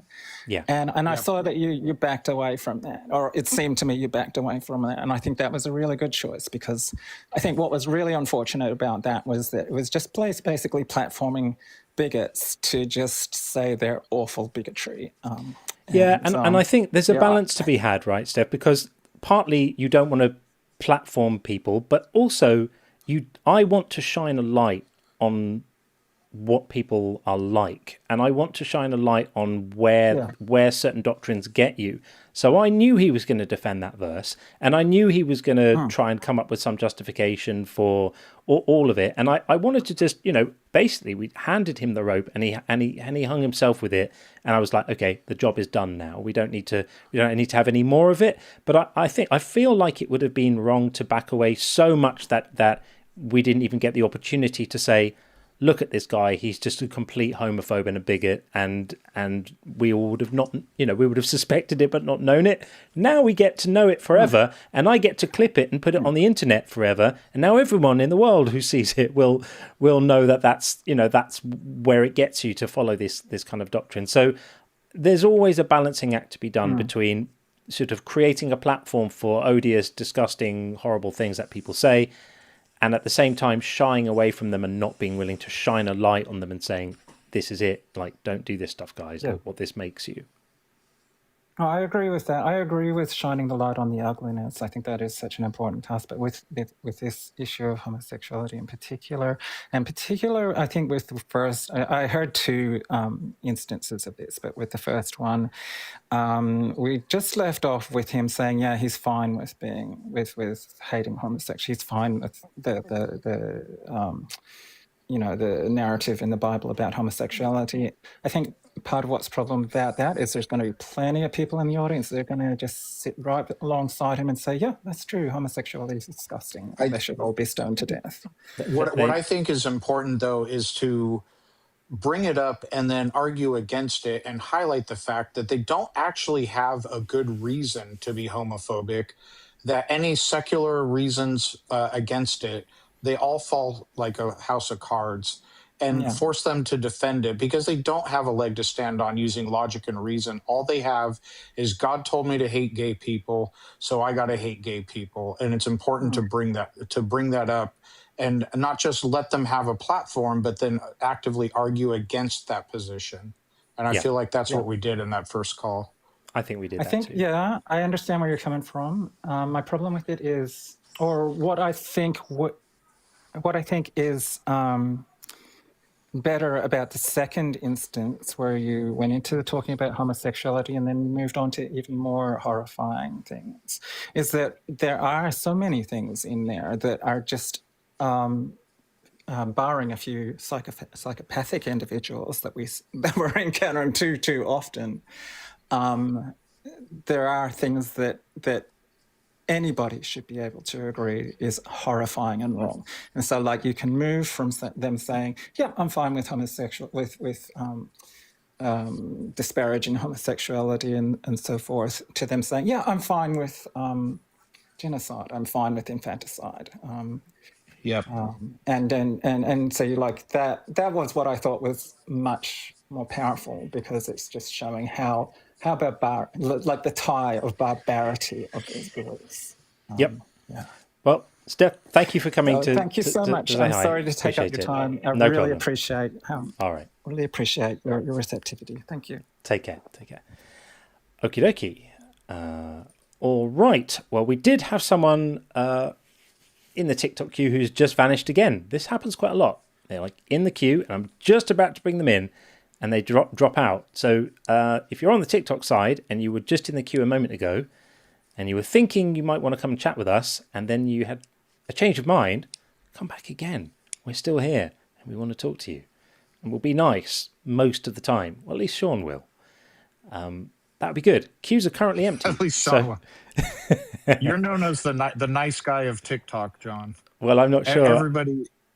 Everybody always remarks, like, you know, all the big creators, I wish I could be so calm like John. Like that's sort of your reputation now. Well, thank you for saying that. I wonder. I think sometimes you and I take turns to be good cop and bad cop, because sometimes I'm going off on one, and then you come in with a very reasoned position or a very diplomatically posed question. So I think it's okay. We can switch it up sometimes. Yeah. So there we are. Queues are currently empty. So if you want to come and get involved, you know what to do. Just knock on the door and come on in. We are here and we're ready to talk about whatever you want. It doesn't have to be God is evil. We're happy to depart from the topic and talk about related things, but totally up to you. Completely up to you. Yep. And if any Christians in here have anything to say, even just want to make an argument for your God and bounce it off us and have a discussion about that, we can do that too. If any atheists have a particular argument for God you'd like to see us talk about or address, or any topic, while the queues are empty, type it in either chat. We'll pick it up and discuss it. Yeah, absolutely. Message in from our good friend Gordon Loves Science. So nice to see you always, Gordon. I never recognized the severe trauma that many callers have expressed. My heart goes out to them all. I hope that by supporting the channel's mission, I'm helping someone listening who is suffering. Keep up the great work. Well, thank you so much, Gordon. I want to say that you definitely are, because I get so many messages from people who say that this stuff helps them.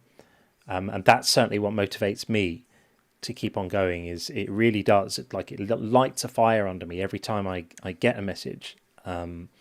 Just saying it's validating to hear these conversations. It's validating to hear some clear thinking about this stuff, and to hear the core message on everything we do is that not believing isn't a moral failure. There's nothing wrong with you because you don't believe this stuff. That's it. That's the center of everything, and everything else we do kind of stems off that. That's like the trunk of the tree, right? And so supporting the channel does really help. It helps me to keep on going and do this more and apply more time to it, less time to other things.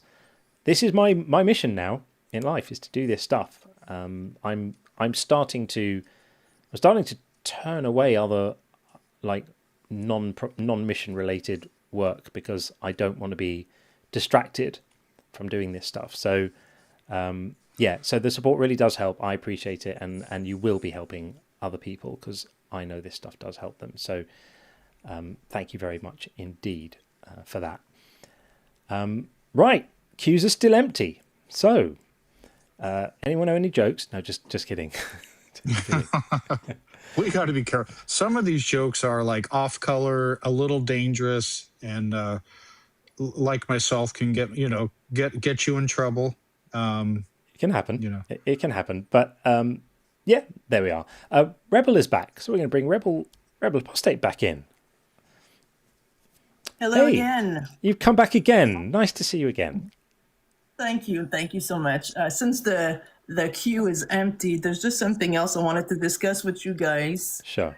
And the subject is about actually how Christianity evolved through ages, because Christians didn't always believe that the fall of man that came from Adam and Eve, and they didn't always believe that the creation stories were as they're thinking today. And so the first Christians in the first century did not believe that. It came afterwards, and it got really modernized through the 20th century when geology and evolution became popular. And so that's when they started with the 6,000-year-old young Earth and the story of evolution. That's when really there's a gap, a gape, like Joel would say, but a gap that developed between Christians or believers and science. I don't know if Sean, you've actually seen this or heard about this in the past, or maybe read that. So I don't have a strong knowledge base when it comes to Christian history and Christian theology. I have a rudimentary understanding of the Bible. I do know I've asked a few different people and looked up the scholarship on Genesis, for example. Mainstream Christians, and I say that with a caveat that not all Christians take creation the same way, but it seems to be the mainstream that the Genesis account of creation is literal. However, there are others who don't, and my understanding is the original text as it was intended was supposed to be parable. They're not like a literal Adam and Eve or a historical story that actually happened. That's pertaining to the intention of the original authorship, and so that would kind of line up with what you're saying. Well, that's exactly it, because at first, obviously, we're looking at the church fathers. What they were teaching was to read the Bible and believe that it's metaphorical or allegories. Basically, there's some literal parts, but most of it was more metaphorical and allegories. And so it's with the time, and especially the 20th century, with fundamentalism that came into effect, if I may say, that all the stories from the Bible became issues and became literal. Interesting. So you're saying in the early days of Christianity, they did not take the Genesis account of creation seriously as literal historical events. Exactly. And that was pushed back when biological evolution was considered and then discovered and started becoming more mainstream. And geology. Interesting. That's correct. I can't confirm or deny that because, like I said, that's out of my knowledge base. I don't know about you, John. What are your thoughts on that?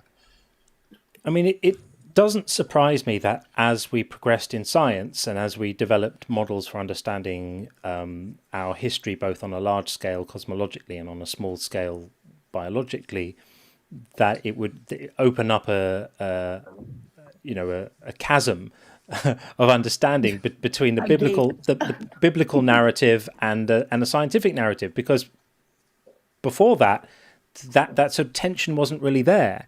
And so when you consider, you throw in Darwin and throw in Hubble and throw in, these understandings about science, they can't easily be reconciled with the biblical account. So it doesn't surprise me at all that that would be a source of tension. It'd be interesting to see what happens, let's say, over the next, imagine 200 years. Because I think that we are going to have a solid theory of abiogenesis, for example. I think that is a thing that's going to happen, and I don't think it's going to take that long. My feeling is that we're probably a few decades away from having a solid understanding Correct. I think it's going to happen soon.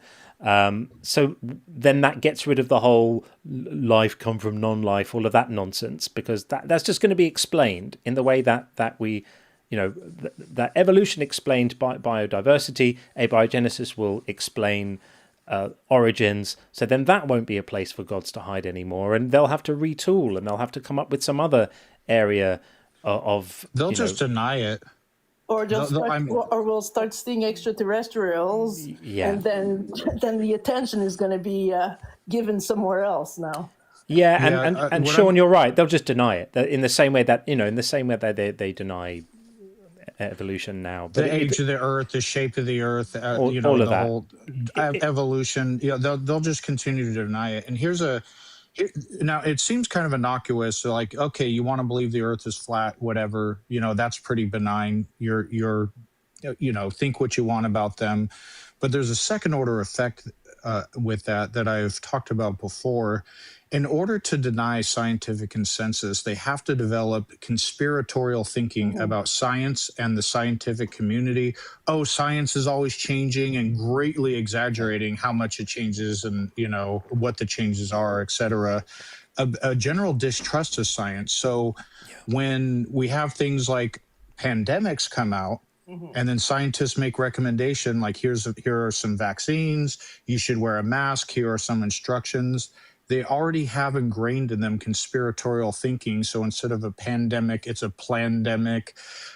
All the scientists are trying to trick you into wearing a mask on your face, like they spent years of study and made it their whole lives to trick people into wearing a piece of cloth on their face. And then, conspiratorial thinking toward vaccines. So you're going to grow, 3 eyes. I'm exaggerating a little bit, but but it actually does real harm. We had places like Alaska in the U.S., their hospitals had to turn to crisis standards of care because they were being overwhelmed by the pandemic, because people in red states tend to be more distrusting of science, and it has real effects that are harmful.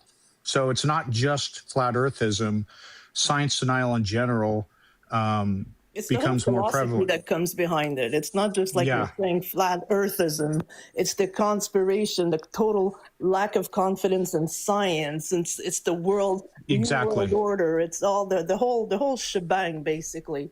And it becomes the conversations become void. They become null with these people because they're always going towards that tangent. And when you don't believe in their stuff, well, there's nothing left to talk about. So it makes problems within families, with we didn't want to talk about politics, but also with the political views. And so it becomes very complicated. And that's all caused, basically, from my understanding, with that 3,000-year-old book that people take literally. It starts with that. That's the root of the problem. That's the way I see it. Yeah. It starts with that. I mean, every time we say it, it's just remarkable to me that anyone still can. It's a silly thing to say because there are just so many, but people who do. But it doesn't make any sense that adult people can read this stuff and go, oh yeah, and then the donkey said this, and then the talking snake. And it makes sense of it. It's crazy. It's just crazy. I mean, if this thing had a fewer followers, it would just be labeled a mental illness in a group or a cult or something. It would be a cult. I mean, it is a cult. I mean, if a cult achieves a certain number of members and a certain amount of political power and financial power, does it stop being a cult? Do things stop being a cult just by virtue of size and influence? I'm not sure. It becomes a religion, I guess. That's when it becomes a religion. Could it be that it evolves from a cult, a simple cult, to becoming a religion? There's got to be some kind of pattern to follow. But anyhow, it was the educational moment of the evening. So if you have other people's in the queue, go for them. All right. Thanks for coming in. Appreciate it. Thank you again. All right. Have a nice evening again. And you. Bye-bye. Take care. Thanks. Bye. Okay. We are going to go with King Frazier.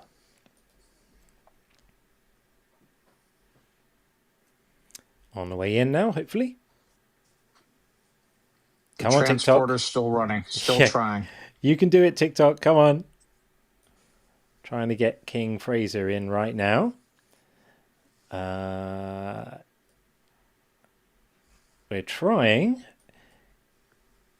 If this doesn't work, I don't know might if need you to... see it on your.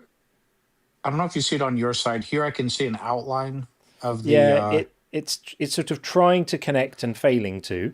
I'm going to drop it down. Try again, King Fraser, and hopefully we'll be second time lucky. Sometimes that happens. It just the platform isn't able to bring you in. So request up immediately again, and we'll bring you in. And then we've got good friend Nidhi on the YouTube side who may offer a slightly different perspective on the conversation we just had. Come on, King, you can do it. Or maybe not. Okay, well, in that case, we'll move straight to Nidhi right now. And if King wants to come back later, then he or she can. Here we go. Nidhi. Hello. Hey, how are you? How you doing? Good. I quit my failing raid group for a little bit to come on. Which group? Which group? I was raiding in Warcraft and I was listening to the call. I'm like, oh, well, that's nice of you to have stepped away from the alternate universe into this one. Your for a bit. background there is a nerd's dream. I just want to tell you that. I make Dan McClellan's shirts look like nothing, right? Just, I work hard at this thing. Anyway, so in terms of like biblical literalism and allegorical interpretation, right? That was the gist of what you were talking about, right? Rebel was right from my understanding. Like I'm also not a scholar, like everyone knows that.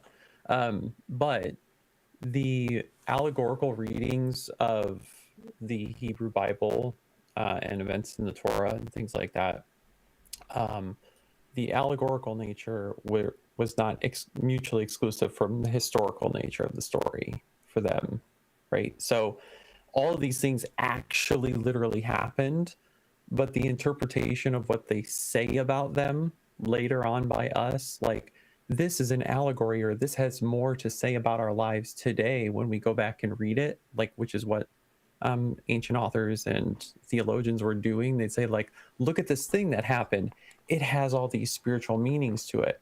Well, when we go back and look at it, we might be thinking, oh, they're drawing out more metaphor from it. Maybe they're reading it as like this spiritualized text, not a literal text. No, like I'm sorry, I just don't think it works that way. And I don't think it works that way for some other reasons too, because not just when I was a strong believer, but it seems that the plain sense reading of like a Romans 5 with Paul, like the whole way that like in Ghostbusters at the end of the movie where they have to shoot their streams through the gate. Cross streams. Cross right? the streams. They have to cross the streams through the gate to send the energy back to the spiritual dimension, right? There's like a gate, there's like a flow of the energies that like has to work, right? It goes one direction, it goes the other, the yin and yang kind of thing, right? Something has to be reversed. The polarity has to be reversed, right? And that's how God fixes things with Christ. He's reversing the equation, right? Through one man, sin came into the world. Through one man, grace abounds to the many. So Paul looks at the events in the garden as just as literal as Christ dying and rising, because it wouldn't make sense if it kind of figuratively happened, that the garden happened or the garden, but Christ was literal. Like, why would God be doing something literal for something that happened figuratively? Like, Right. that doesn't. And so, like, no offense, Rebel, I get it. Like,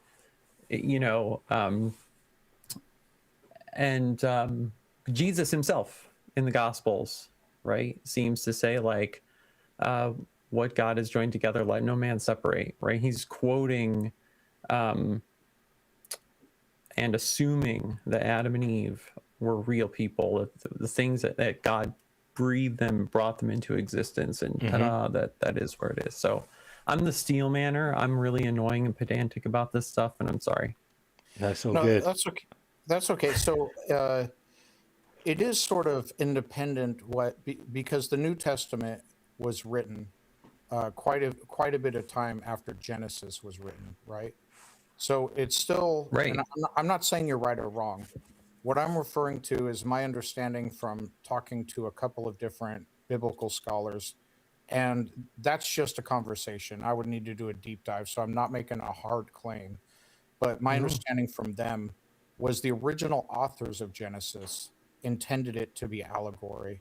Now, it could be that hundreds of years later, early church interpretation, or the New Testament biblical writers took it as literal. What I was referring to is the original, and someone who is a scholar, I would love to be corrected on that if that's wrong, because I don't like to be wrong on things, but my understanding. Yikes. Crazy audio stuff going on with this platform. I might need to use a different platform for the calls because it's going crazy. Sorry, Sean, we lost you. The last thing you said.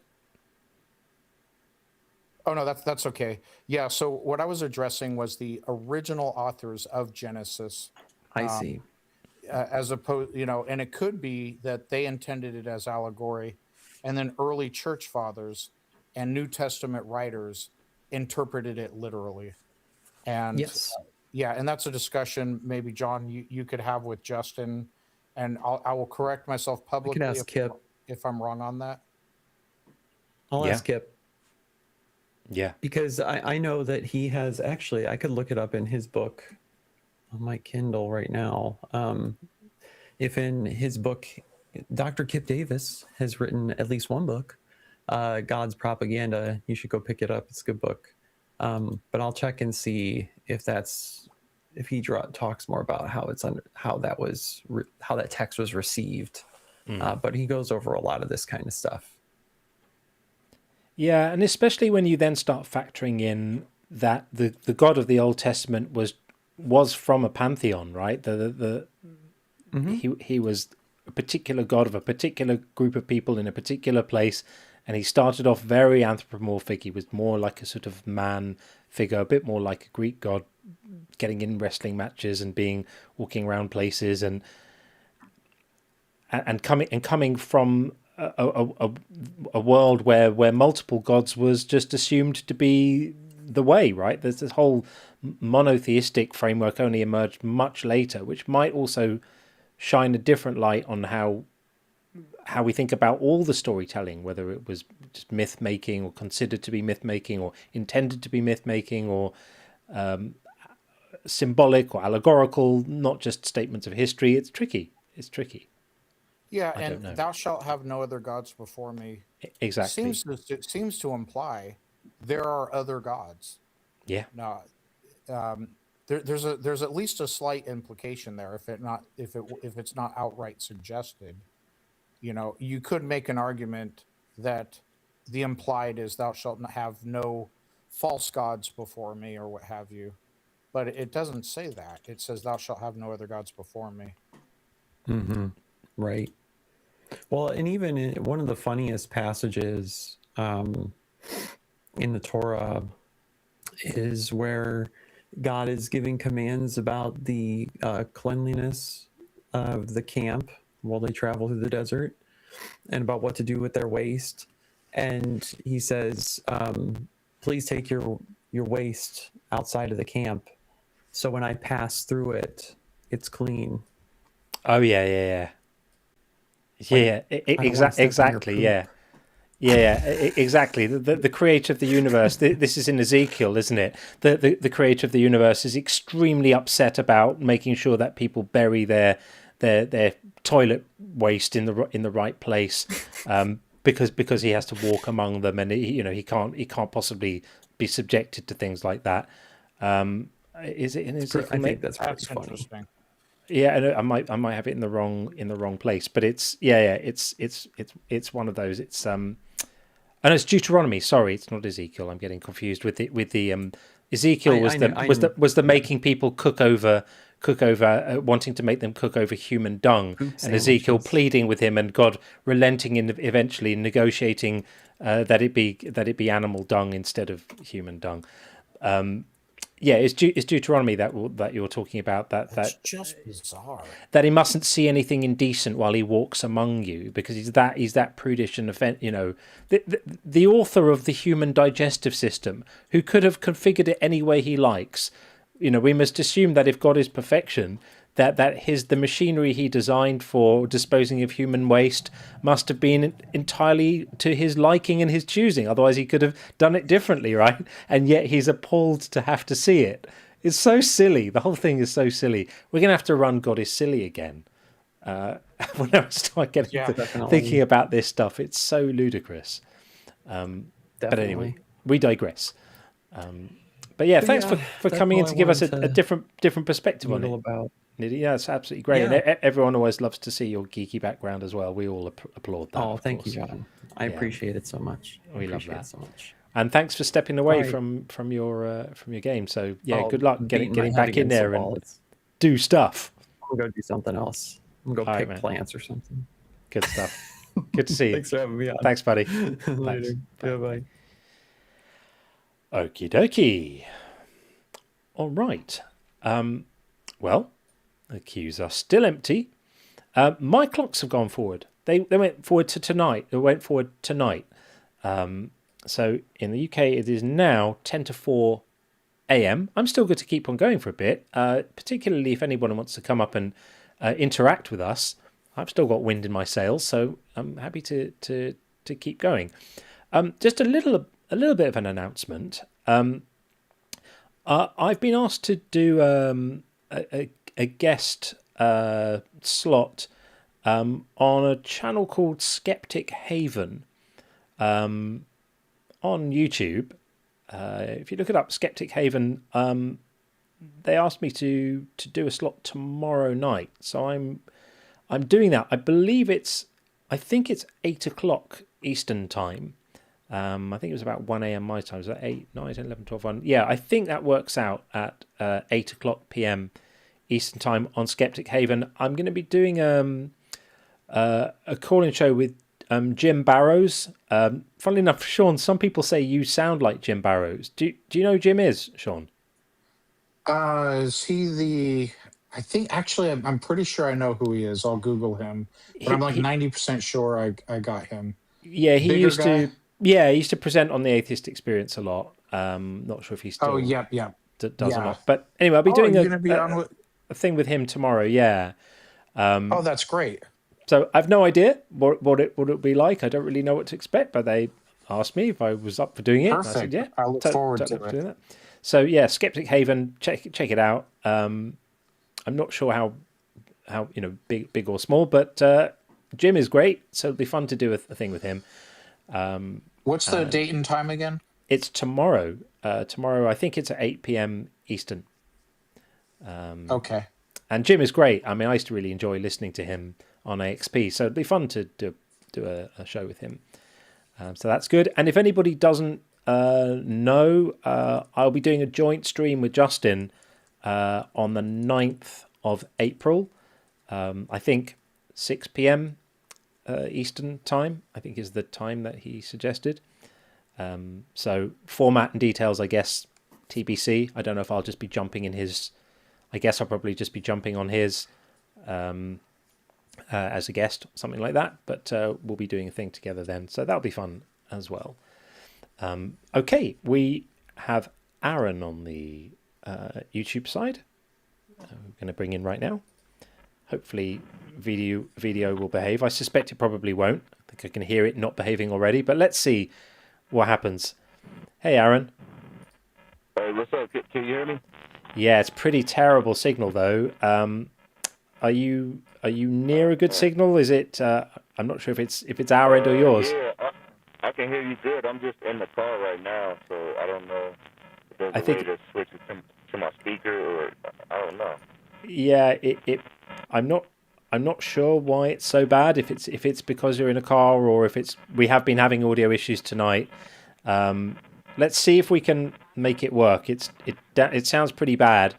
I don't know if you can get to a better signal or something, but let's see. And you're not driving, are you? No, I'm just in my car. Like, I'm not speaking through the car audio. I'm speaking through my phone. It's just, I don't know why, honestly. Okay. Yeah, it's crackling for me too for the first time. Yeah, it does sound pretty terrible. But let's see if we can make it work. What would you like to say? Yeah. Well, so I'm 36, and I'm gonna just tell you my journey through this whole thing. So I was adopted at like 3 months by Christian parents, like strong Christian parents, right? I'm just going to have to interrupt you briefly because the sound is so bad. I'm going to ask you to be super concise and brief and say what you need to say as quickly as you can because it's almost unlistenable. Let me try to call back in. I'm gonna call right back in and see. Or Yeah. Do you have Try that. TikTok? You can hit us up on TikTok as well. Oh, yeah, That would let be- me get on there and try it. If you can get on TikTok, it might be better, but let's try that because this is not really workable. We'll try it. Thanks, Aaron. Okay, give me a few minutes. All right, man. Thanks. Yeah, I think I don't think I can impose that level of audio terribleness on you. Yeah, it's one thing. A few crackles is one thing, but that was pretty unlistenable. So hopefully, Aaron can get to a better signal, and coming in on TikTok is going to be probably better as well if he can do that. And I would say for this live, if it's if your only option is through the YouTube link, then go to that. But if you have TikTok as well, and you want to call in, probably come to the TikTok side for at least this live. And it's John Cohn, JONCOHEN, all one word on TikTok. Yeah, that might be. It seems to be handling it a little bit better. Again, I need to iron this out because it was doing these weird crackly audio things before. So, yeah, need to sort out. Maybe I need to hit up David. Do you remember David from the last call? The last show. Oh yes, that's right. He was really nice. He actually did email me his details and said if I need any help troubleshooting stuff to give him a shout. So maybe I will. It's just such a weird thing because it's so specific. I think I have a feeling it might be a bandwidth issue, but we will see. We will see. So yeah, the 9th of April, 6 p.m. with Justin and Skeptic Haven tomorrow. We'll see what happens. I don't know what's going to happen with that one tomorrow, but we'll see what it is. Just checking in the chat to see if there's anything we need to deal with. Yes, exactly. The nice Christian. That's exactly who it was. He was a really nice guy, actually. And what's happening over on the YouTube side? Natalia debated Justin once. Right. Yeah. Just reading messages here. Annabella suggested David messed up your internet. She thinks he secretly sabotaged you. Yeah, I don't think that happened, but it could be. Maybe he's the real smart one here. For now, we do have another guest in the TikTok queue, so we're going to bring in Playbook Master right now and see how that works out. Hopefully that's going to work. Let's see. How you doing, Playbook? Are we there? Still trying. There we go. Hey, Playbook, how are you? Are you there? Come Playbook, on. you have one. Can you hear me? Yes, we can hear Yeah, you. we can. Yeah, you have one bar, but we got you. All right, this is actually Aaron on TikTok. Ah, Do excellent. I sound better? It is. Hey, yeah, you do. It is better. Yeah, it's much better. I mean, it's still a little bit. If you can get as close as you can to the phone mic, that would be great. But at least it's not. You don't sound like a robot that it sounded like before. So this is good. So thank you for finding your way here. On another platform. Right. We appreciate that. So the floor is yours, my friend. Oh yeah, definitely. You guys are a little bit delayed though. So like when I say something, like, but just bear with me. So what I Sure. was gonna say was yeah, believe the Christian way, and then when I turned about 23, I started doing the Black Hebrew Israelite thing, you know, and I've just so. So it turns out the issue is your reception. I don't know if you're able to be anywhere with a better signal, because we're losing you quite a lot, I'm afraid, Aaron.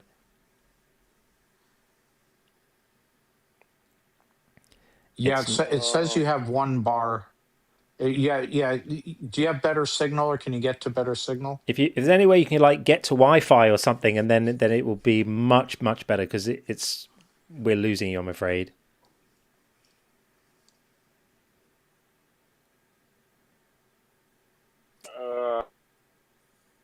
Man. I'm just gonna go in the house. Yeah, try something like that, because this isn't really working out, sadly. I really appreciate you trying, but this is just unworkable, I'm afraid. Yeah. Yeah, it sounded like he might be right in front of his house. If he can go inside the Wi-Fi, hopefully it'll be fine. Hopefully so. Yeah, it's tricky. There's no point trying to have a conversation when it's all crackling and breaking up. Yeah, it seemed all right for a moment, and then it wasn't. So,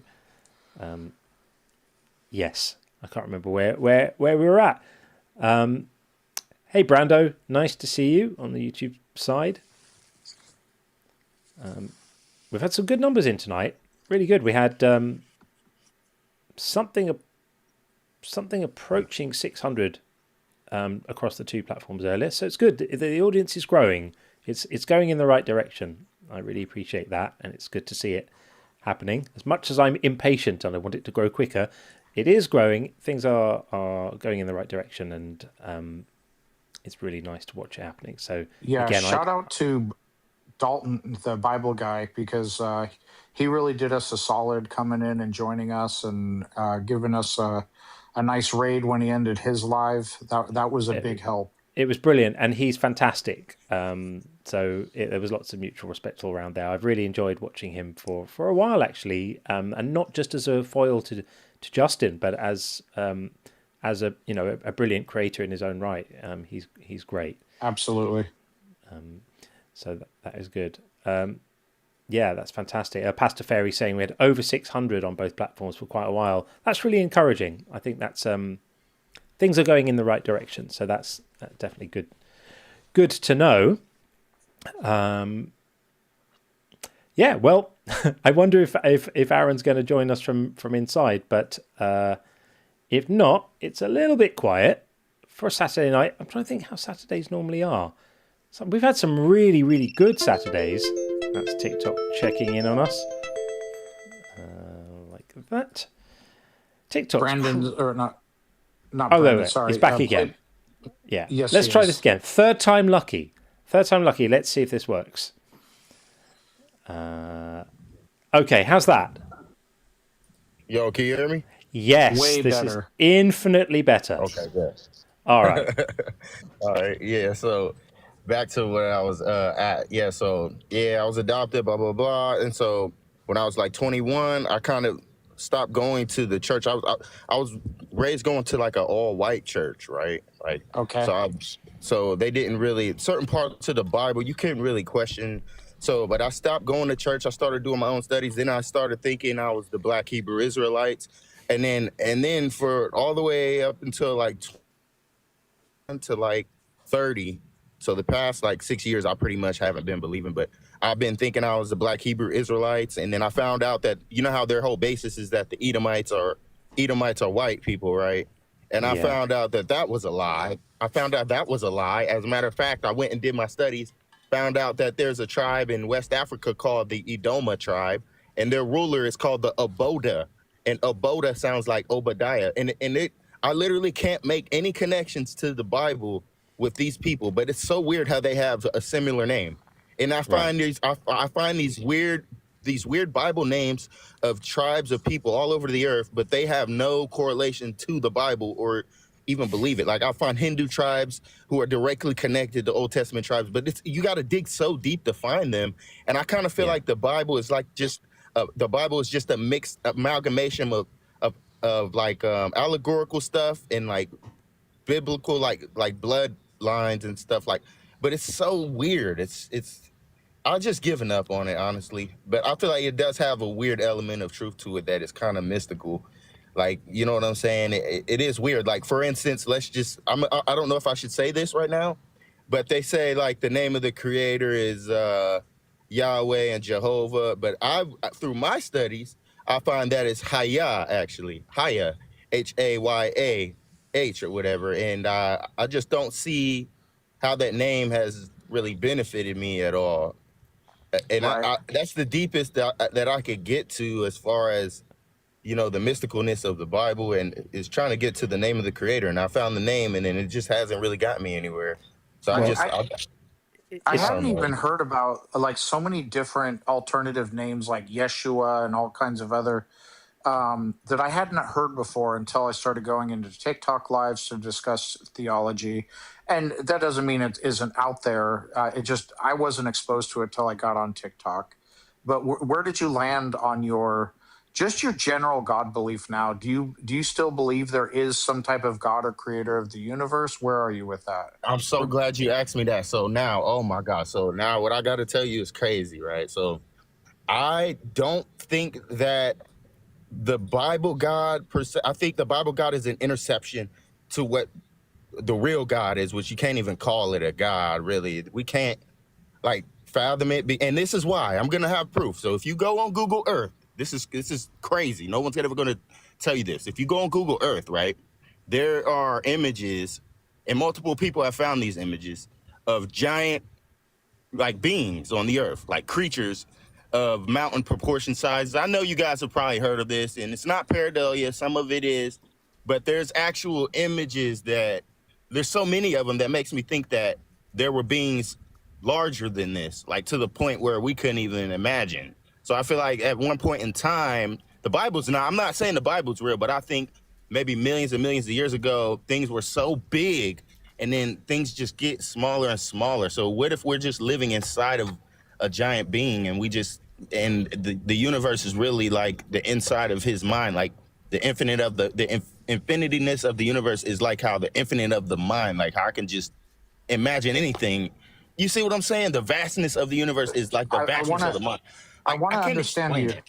I want to understand you. So you're saying if you go to Google Earth, so you have a topographical view of the Earth in various places, that you can find what in the terrain you can make out images of certain beings. Is that what you're saying? Yes, and yes, and hear me out. I know people will think I'm doing drugs. I'm crazy. Trust me, I've heard it all. I understand pareidolia. I understand it, but there's some things with the eye that you can't even really tell someone. Oh, it's 100%, but you know it is. Like there's so example, Iran, right? Iran's their emblem or whatever is the what is that? The lion mixed with the bird. Oh, you mean their flag? Or what are you Not their referring flag, to? but like kind of like their mascot is the griffin. The griffin, right? Okay. If you look at the shape, if you look at the shape of Iran, there's a girl named Mud Fossil Gaia. Go on her channel and she exposes it. Their whole entire shape of their country is shaped like a griffin, and you can see literally the head of the whole griffin, the eye hole, the beak, the nose hole, and you can see that it's dead. And you can zoom all the way into the pupil, and there's a church right there. And it's like, I don't know if Freemasonry or somebody knows this stuff. And then even in Antarctica, there's a video on my YouTube channel that I actually found this one myself. And it's a giant Titan. You can see his head. His head is literally ripped off, and you can see his body right next to it. And you can see the it's a whole mountain range. When you say it's not pareidolia, but hang on, when you say it's not pareidolia, how have you arrived at that conclusion? Because I even took multiple ways, but one way I took AI, and I think it was Gemini, and I asked it to mark out the body and the head, and it marked it out perfectly for me. And it did say it was pareidolia, But at the same time, I've got multiple other images that is not even a question. Like, it's not a question at all. And then you can look into the landscapes mythologies, and it'll even say directly about what happened to that being and like how it felt. Like, I feel like the myths were kind of real millions, like so long ago, like long ago. I'm gonna give you some advice, and But not the Bible, not the Bible. Yeah. So congratulations on escaping the gravity of that bullshit book, right? Because that could have made you waste your whole life on nonsense. Yeah. And Barbara, I see what you've just posted. Thank you so much. I don't know what happened before. I'll get to that. Thank you very, very much. So congratulations on avoiding wasting your life on that bullshit. You now have the rest of your life ahead of you. Don't waste it on other bullshit. Like you there's no requirement to jump from one load of unsupported nonsense claims to another. There are better ways of doing this. I'm going to recommend a book for you, and it's completely up to you whether you read this or not. But it's a really, really good book, and it's really quite an easy read. It's not an unpleasant, difficult, or one of those some books you read and they're just like hard to get through. This isn't like that. So the book is called The Demon Haunted World, and it's by Carl Sagan. Do you know who Carl Sagan was? Yeah, I've heard of that. I definitely have heard of Carl Sagan. Yeah. Okay, so I really, really think that you would benefit greatly from reading this book, and it's a beautifully written book. It's really enjoyable to read. It's really entertaining. He talks about all sorts of things. He was running the search for extraterrestrial life. He writes about all sorts of interesting things. And I think that if you read that book, it will equip you to engage with these kind of ideas in a way that perhaps you haven't before. He's got a thing in the book called the Baloney Detection Kit.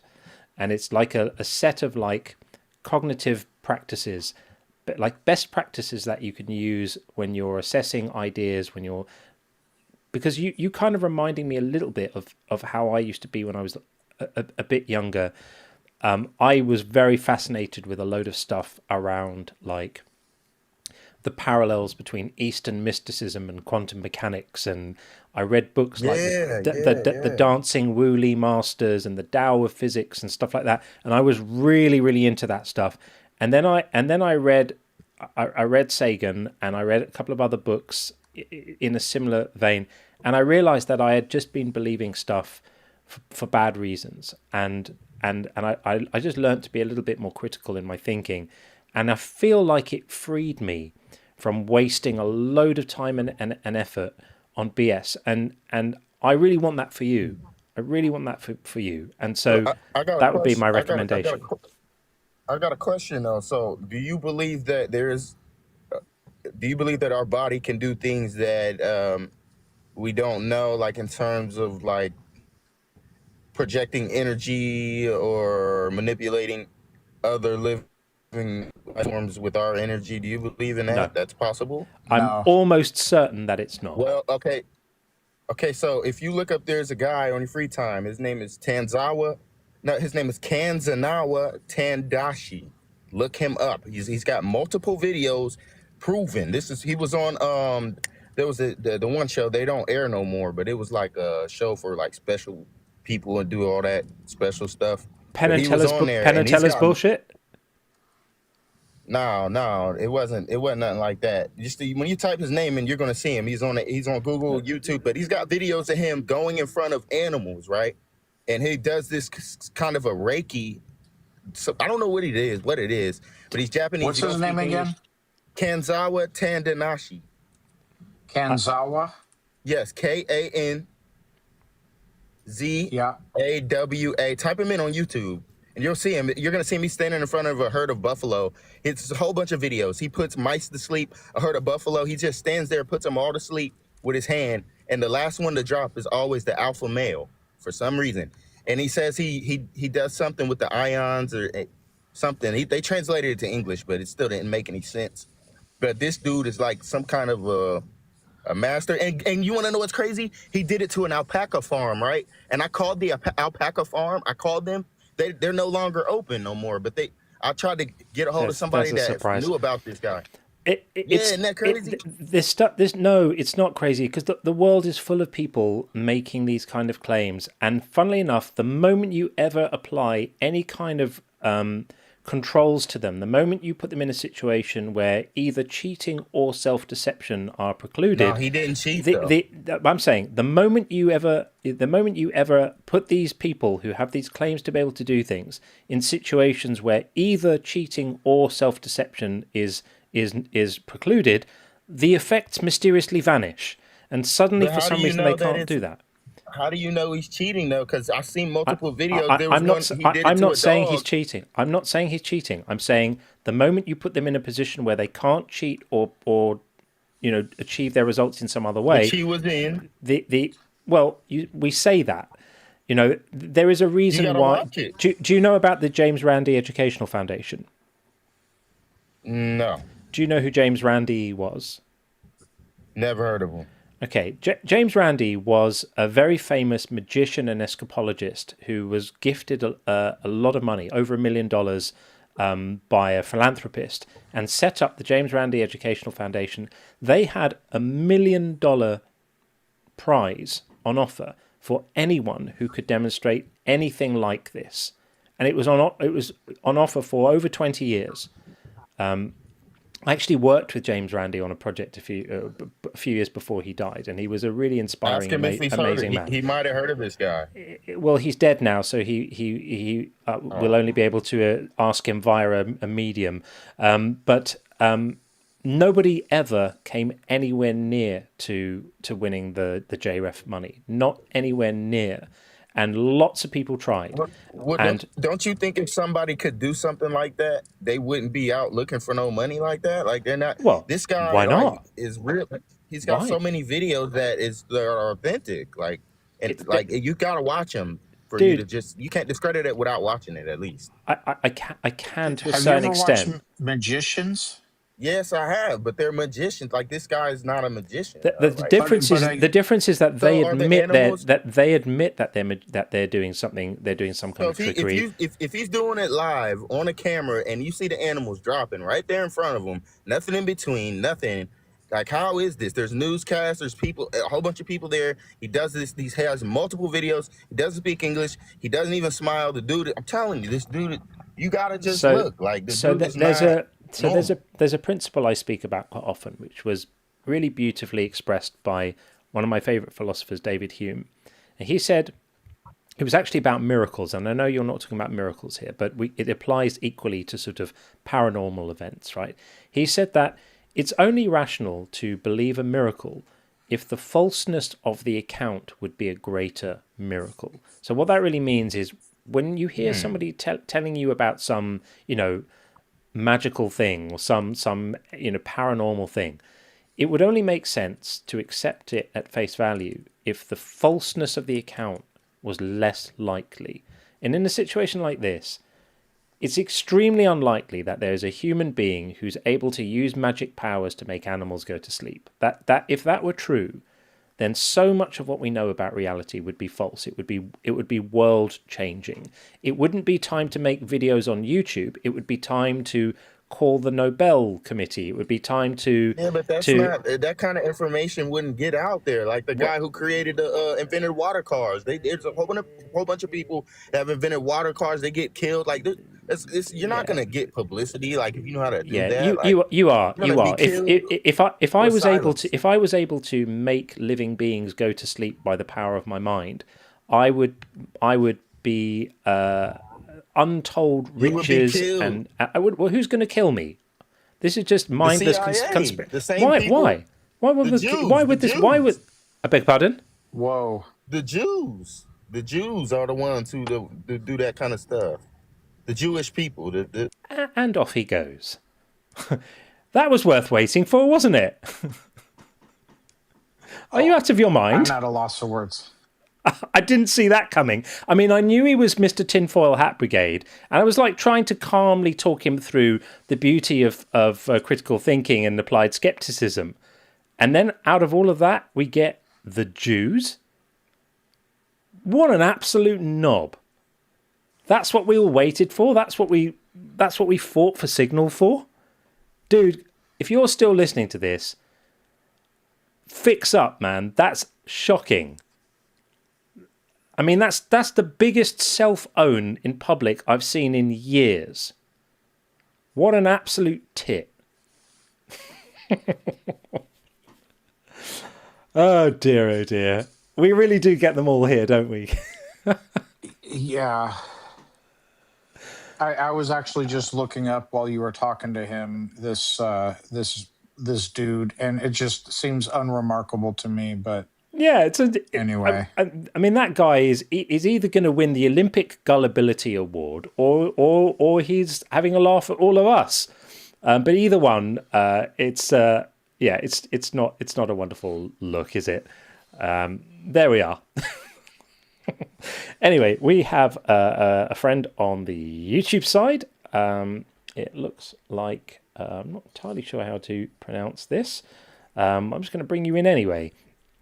And let's see. Hello. I'm not entirely sure how we pronounce your name because it's quite hard to read on here. How do you pronounce your name? Hello.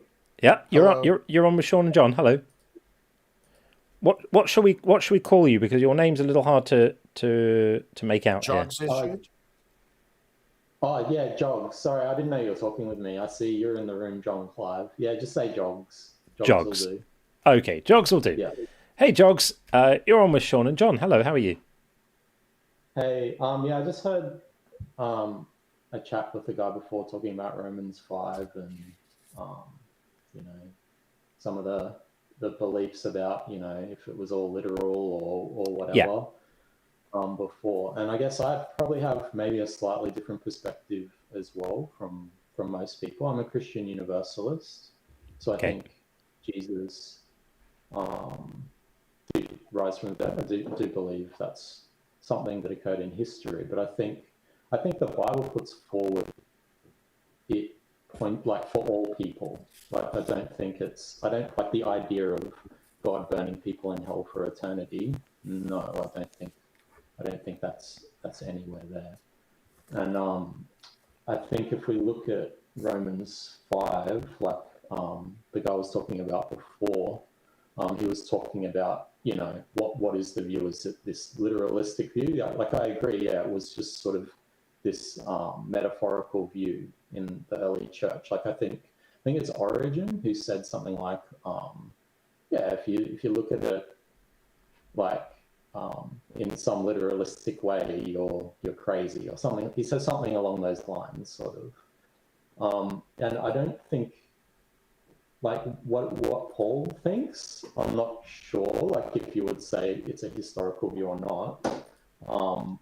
But he like that's not the point of what he's putting forward. He's putting forward something that's theological and cosmic. So like in his argument there that he's presenting in Romans 5.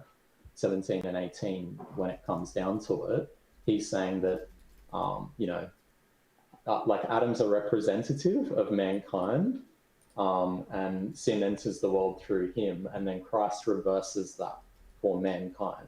Right. So, yeah, I think what I would put forward, I do think God, I think he's very different to the idea that's presented where, you know, people burn in hell for eternity. I think Paul like explicitly states in many, many places something very, very different to that. Like, for example, what I pointed out there in Romans 5, or, you know, many places you probably know about, like, for example, that every knee will bow and every tongue will gladly confess that Jesus is Lord. So yeah, I think and we know that's not true, right? Sorry? We know that's not true. What do you mean by that? Well, I mean, certainly hasn't happened yet. So you're saying it's going to happen, that every knee will bow and every tongue will gladly confess that Jesus is Lord? I mean, do you think that's going to happen? True. Yeah, so I think the general idea, if Christianity is true in any way, is not that, you know, we die and then you're cast into hell or heaven or whatever for eternity. No, I think the idea is that where like there is judgment of kind in that you do horrible things to to other people, you're going to be judged for that. But the idea is that God is love. He loves all of us. We will rise from the dead. There is future hope for life after death. And like, if there is judgment for you. You're not going to get away with it, sort of. You're going to be judged. But guess what? God loves you, and ultimately, you all will turn to love. Do you think that people deserve to be punished for not believing the right things? No. So your claim is then that John 3:18 and Mark 16:16 are just not true, and that. Can you open up? Yeah. So John 3:18 is anyone who says that Jesus isn't Lord is condemned already, isn't God, because they not believed in the name of the Son of God.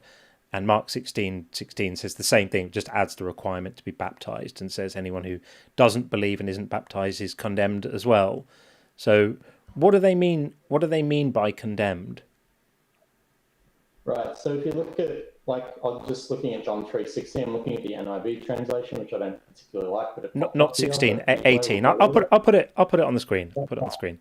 So yeah, I'm moving through it. We'll read before that, up until there, and I'll explain what I think is going on there. So, for God so loved the world, he gave his one and only Son, that whoever believes in him shall not perish, but have eternal life. And it's Ionian life. So he's speaking in the present tense here. He's not talking about the future. It's present tense. Saying 18. If 18. You're believing.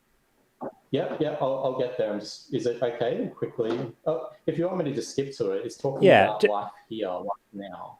If you're following, you're living in condemnation. If you're not following love, essentially, and if you're not believing, first of all, that there's life after death, there's a sense of condemnation there. I believe that there is life after death, which lets me live my life to the full, with less condemnation then. So I think it's talking about the present, it is in present tense. So yeah. So what do they mean by those who do not believe are condemned? Condemned to what exactly? That's exactly what I was saying. It's present tense here. So if you're living in condemnation, so for example, if you're not following the example that Christ put forward and you're not loving your neighbor, you're living a life in condemnation. It's kind of like, forgive me for interrupting, but you're conflating behavior and loving people with belief. This is a very specific requirement to believe something. It doesn't say those who don't love their neighbors are condemned already. It says those who don't believe are condemned already. And then it specifically says because they have not believed in the name of the only Son of God. So it's not talking about behavior. It's talking about believing in a name. Well, believing in a name is a very, very specific requirement. It's nothing to do with how you treat your neighbors.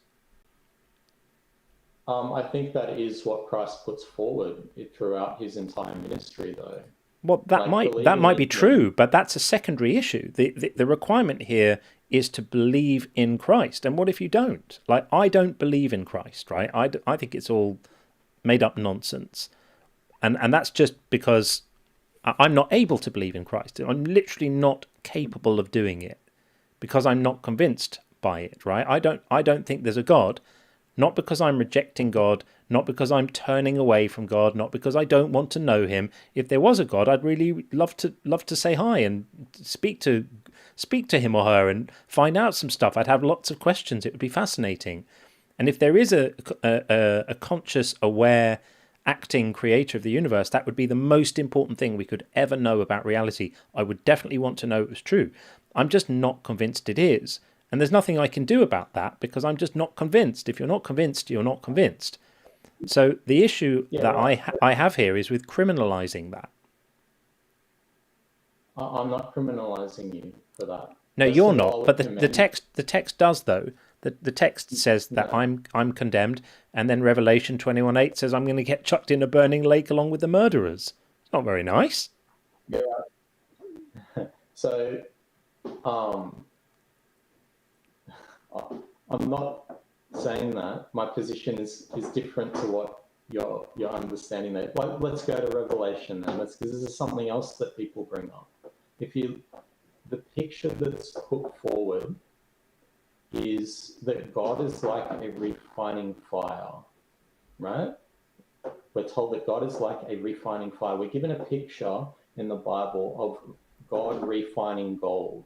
So it's gold being refined in fire. The impurities are burnt away and the gold is left, okay? Jesus says that we will all be salted with fire. That's everyone, right? When we come to Revelation, I think the church has put forward this idea of people burning, in fire and all of this nonsense. But the idea is that we're being refined by fire. So being refined, is that like a sort of therapy at the spa or something? Because in Matthew 10, it describes this as having your soul and body destroyed in hell. That doesn't sound very nice.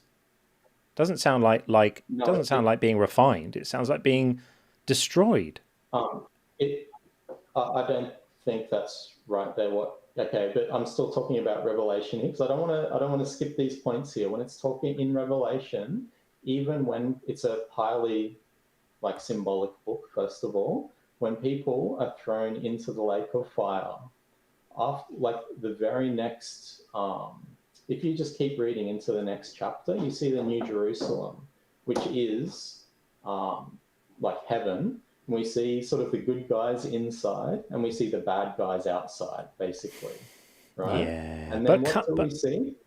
No, listen just for a second. We see the gates of heaven are open, okay? So are you saying that this is an experience we should all look forward to then? This cleansing in the fire is actually a bit like having some sort of body scrub if you go to the Dead Sea or something. It's actually going to be nice, because that's not the language that it's spoken about. It's spoken about in Matthew as something to fear, not as something to look forward to. Right. I'm with you. I agree that it's not something nice, in that if you're not treating your neighbor right, I think you're going to, in my view, I think we will all rise from the dead. And I think we're going to see the love that God has for us. And perhaps if we haven't been treating others with love, we're going to see that contrasted, and it can be bad for us. But ultimately, God is the healer and the restorer. And no, he's not. So he's a bully and a psychopathic jerk. This is not loving to throw people in lakes of fire and tell them it's for their own good. It's not loving to tell people to kill people for picking up sticks on the wrong day of the week. It's not loving to insist on stoning young girls to death for not bleeding in the right way on their wedding nights. It's not loving to condone slavery and give people detailed instructions on how to participate in it. It's not loving. It's not loving to command genocide. It's not loving to threaten people with bad consequences for non-belief. None of this stuff is loving, and just calling it loving doesn't make it loving. We have faculties where well, that's fine. If you don't hold that position, then that's fine. Then you should be disavowing. You should be disavowing this book rather than trying to. Hang on. You should be disavowing this book. I'm just going to mute you for a second because the sound is really bad.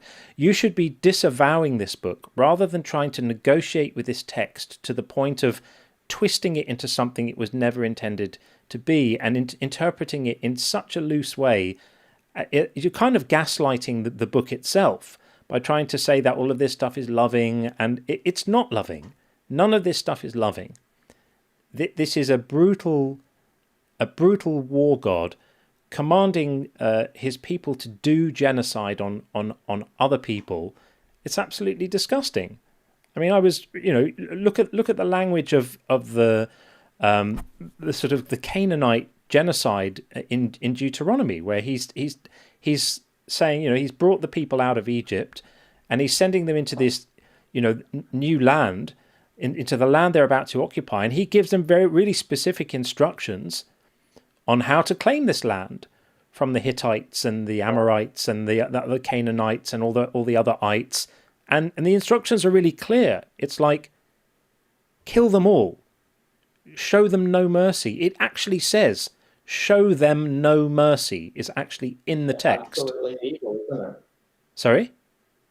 That's absolutely evil, isn't it? It is absolutely evil. And that's why I say God is evil. My position. That is evil. Yeah.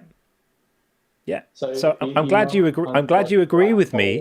I'm glad you agree with me that God is evil, and all of this, wish-wash about. God is good. But you're not even listening. You don't want to hear my position, or you're strawmanning me.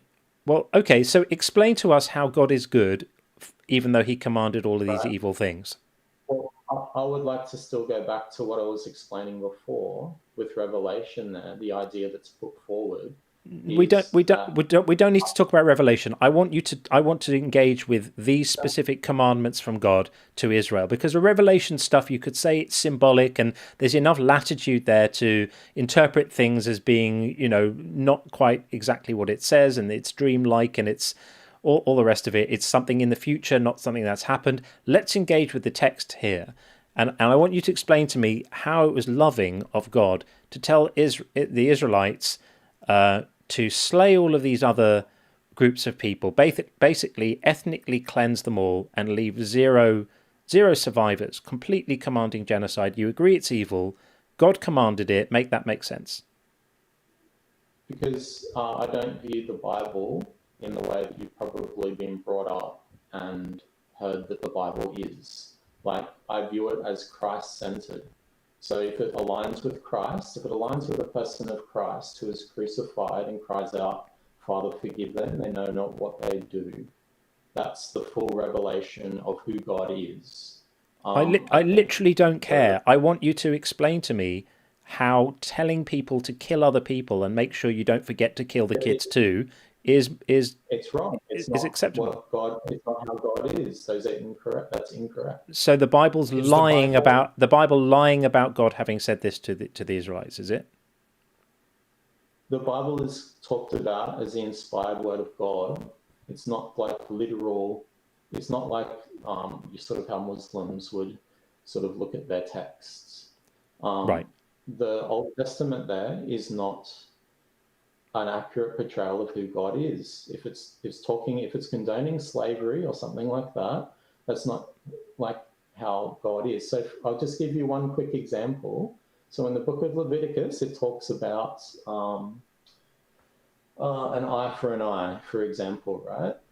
And Jesus says, you've heard it say an eye for an eye, but I say this to you. And he talks about, turning the other cheek. I literally don't care what Jesus says. I'm wanting you to account for the moral behavior of the God in the Old Testament, or I want you to say to me, the Old Testament isn't true. The Israelites were not liberated. That's not true. But So those aren't even okay. historical. So then why do we care about Jesus? Because the only reason Jesus has any relevance at all is because some people think he fulfilled some Old Testament prophecies. I personally don't think he did. I haven't seen any that he fulfilled. But if we say the Old Testament is not true, then who cares about Jesus? He's just some dude. Well, you look at Christ, and his followers believe that he rises from the dead, that he rose from the dead. He teaches this message of love, healing, and restoration, reconciliation that transforms the world. Why care about him? I choose to follow that. That's who I want to follow. Him who loves, heals, restores, and seeks reconciliation for all. And supports slavery. No, I've already. Is Jesus God? My position. Did you listen to what I was saying, or? Yeah. Jogs, is Jesus God? Yes, I think so, but I'm not sure.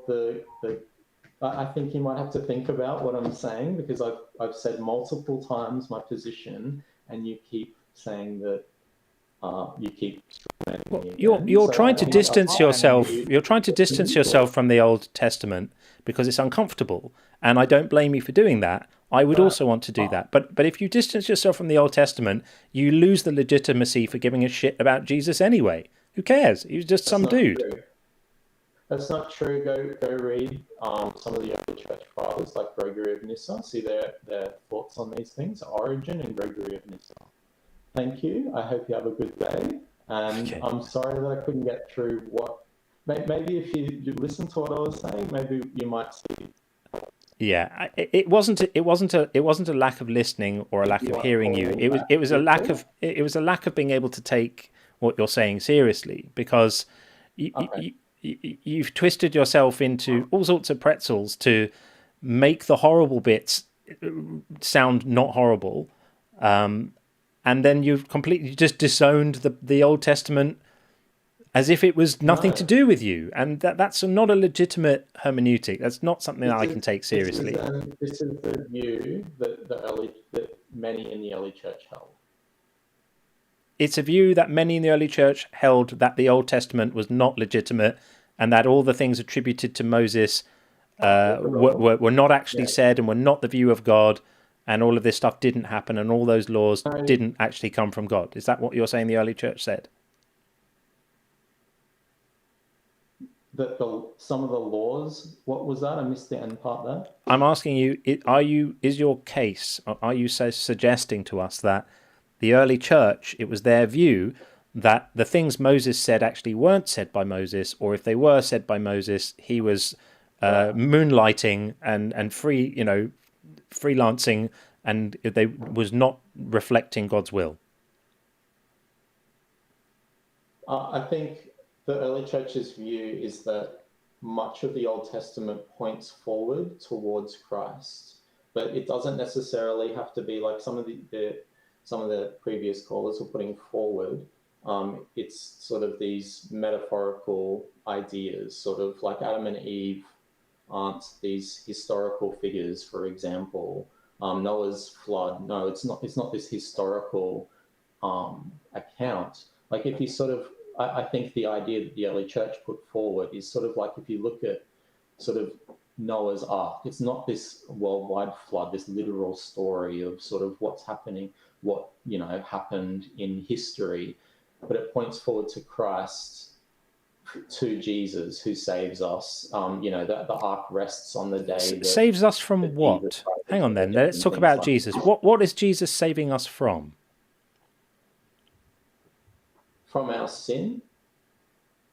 Why is that a problem? Because you said that the consequences of not being saved are some kind of back rub or spa day somewhere or something.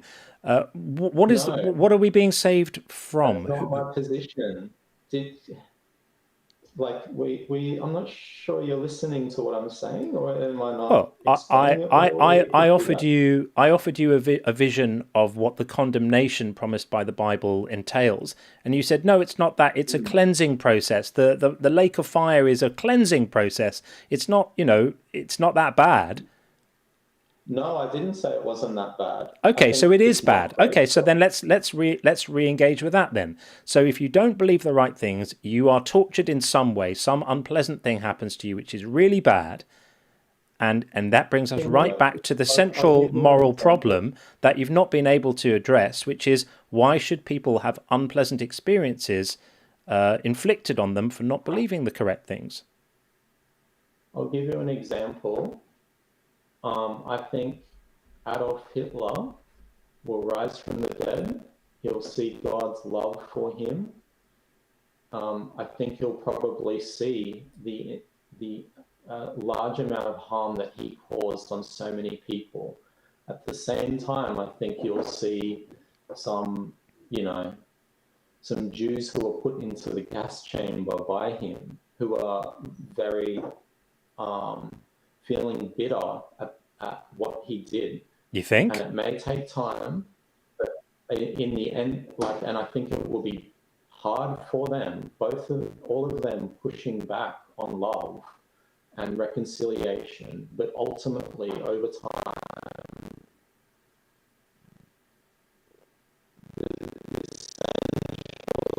Holy Spirit doesn't want this message coming through, apparently. Ooh, they okay. turn to each other and embrace, and That's the picture that the Bible gives. Yeah, that's disgusting. I think God is good, and that ultimately love will win, and that's what I choose to believe. And if you're not sort of yeah, along I with think that, I or think that thinking God that's watched good, 6 million. God watched 6 million Jews go into the gas chamber with his arms folded. So don't be making an argument here about how good God is because it's going to be wonderful when the dead Jews and the resurrected Hitler all make friends and have a lovely hug and maybe have a little chuckle about it all afterwards. That's not okay. That's not going to get very much traction here, I'm afraid. No, I can't accept any of this. I stand by my contention that God is evil. God watched the Nazis decimate the Jewish population of Europe almost to the point of zero, could have intervened in some way. These were his people, apparently. Look at all the lengths he went to get them out of Egypt, all for them to be completely screwed over by Germany in the middle of the 20th century while God was apparently on a golfing day or something. Sorry, people, couldn't do anything that day. Free will and all that. I'm sure you understand. Don't worry, it'll be okay later. You can all have a hug. Come on, pull the other one. Thank you. And there's a lot that could be said about that, but I think perhaps I would encourage you to read some of what I've put forward there to see what the reject position was there. And I think maybe I'm not sure you've grasped exactly what I'm putting forward there. You're absolutely right. Nobody here is grasping what you're putting forward because it's bonkers. Okay. Cool. Okay. Well, you have a good day. But I do appreciate you coming up to talk to us. Don't think that I'm ungrateful for it. I'm just not buying what you're selling. I don't think you've made a convincing argument for anything. I don't think that you've presented an exculpatory position about the moral horror of all of this at all. I think it just sounds like a lot of redefining and coping really. But I do appreciate you coming up to try. Thank you. Okay. All right. Have a good day. And you. All the best. Yeah. Take care. Okay. Yeah. I forgive me for not finding it enormously persuasive argument that Jesus is going to arrange for the Jews that went into the gas chamber to have a sit down with Hitler and they're going to work it all out afterwards. No, I'm sorry. I'm not having that at all. So sorry. I'm going to read a few messages and then see where we're at. Steph, I see you in the queue, so bear with us for a moment. I don't want to fail to attend to the people who have taken the trouble to send super chats, so thank you very much, all who have. Fern Love Bond, found you today. Thanks, science. Well, I'm really glad you did, Fern. Thank you very much. I really appreciate your support and having you here. That means a lot. Thank you. Sloshy, good to see you, friend. As always, I found out how to watch this with the horizontal controls. If anyone needs help, like the video, close the video, and launch it from your liked videos. That is a super hack. I didn't know about that. As I said, as soon as I've got this upgraded internet line, I'm pushing for it really hard. As soon as I have it, I will run a horizontal stream at the same time. I just don't have the bandwidth to do it now. If I tried to do it, I'd have to downgrade the quality so much it would just be awful, and I'm not convinced it would even work. So thank you for bearing with me. But that's a brilliant hack, Sloshy. Thank you for sharing that. Really appreciate that. I'm sure people will. Barbara, this is, I think, the message you sent earlier. Thank you for resending it. Free will and an omniscient God are mutually exclusive. I think that's absolutely true. Because if God knows what you're going to do in the future, and God is all-powerful, and God could, as Sean was saying earlier, instantiate the universe with any possible configuration he wants. He could have the universe where everything is exactly the same, but I have blonde hair. Or he could have a universe where everything is exactly the same, but one tiny other little thing is different. He could make it any way he wants, and he chooses a particular universe, particular reality with a particular configuration, and he knows what's going to happen in the future. Then here's where it gets really tricky, because not only are you not free to act differently, because otherwise that would have made God wrong, but he himself is not free to act differently. So his omniscience deprives him of his own free will, because if he knows on Monday what his plans are for Friday, then when Friday comes around, he's not free to change them, because if he changes them, then he would have been wrong on Monday and therefore not omniscient. So you are right, Barbara. Omniscience and free will do not mix. The first person I heard making that argument was actually Dan Barker. He probably made it better than I did, but it stuck with me.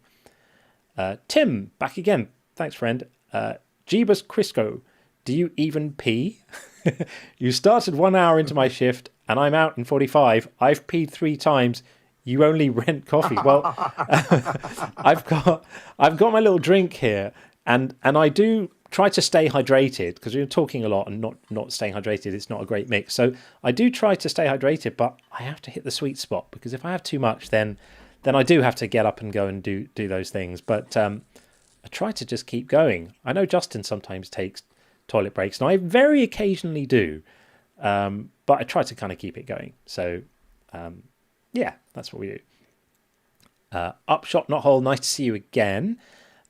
Just pre-ordered the book, friend. No pressure. Oh, thank you. Well, I appreciate you pre-ordering the book.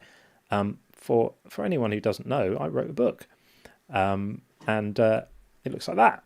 It's called Unconvinced: How Belief is Not a Choice and Why That Changes Everything.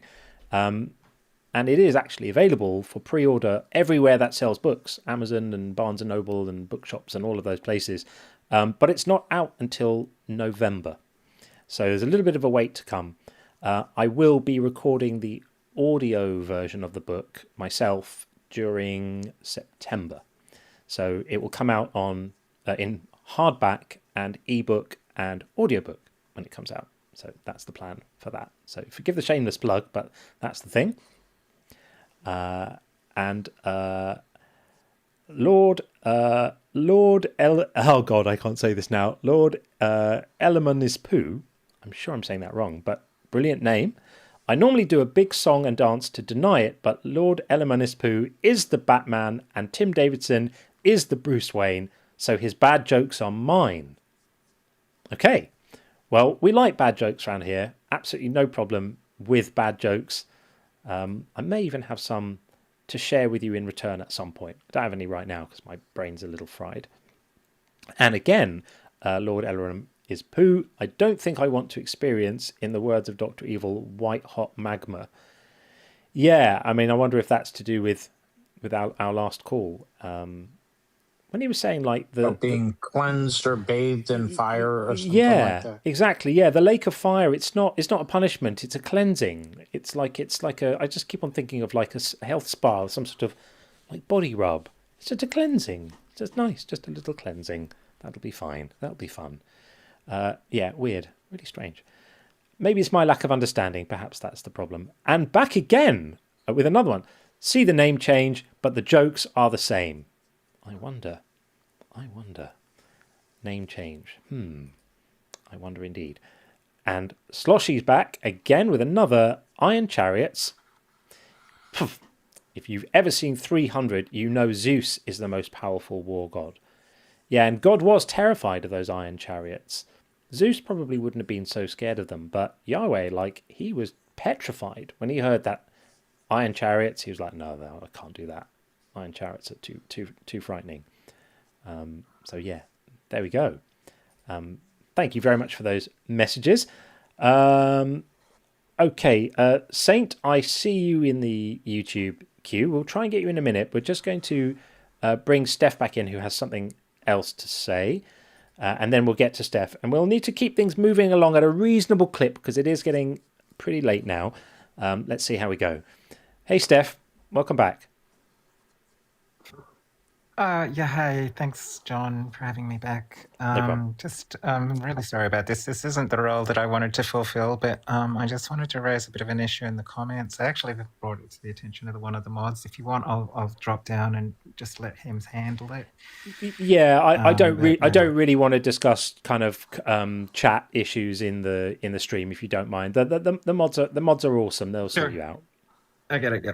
Cool. All right. Take it easy. Thanks. Hey, Steph, if you have an unresolved issue, feel free to send me a DM and I'll deal with it. But our mods are great people, well intended. But if you can't resolve something, send me a DM, and I'll help deal with issues.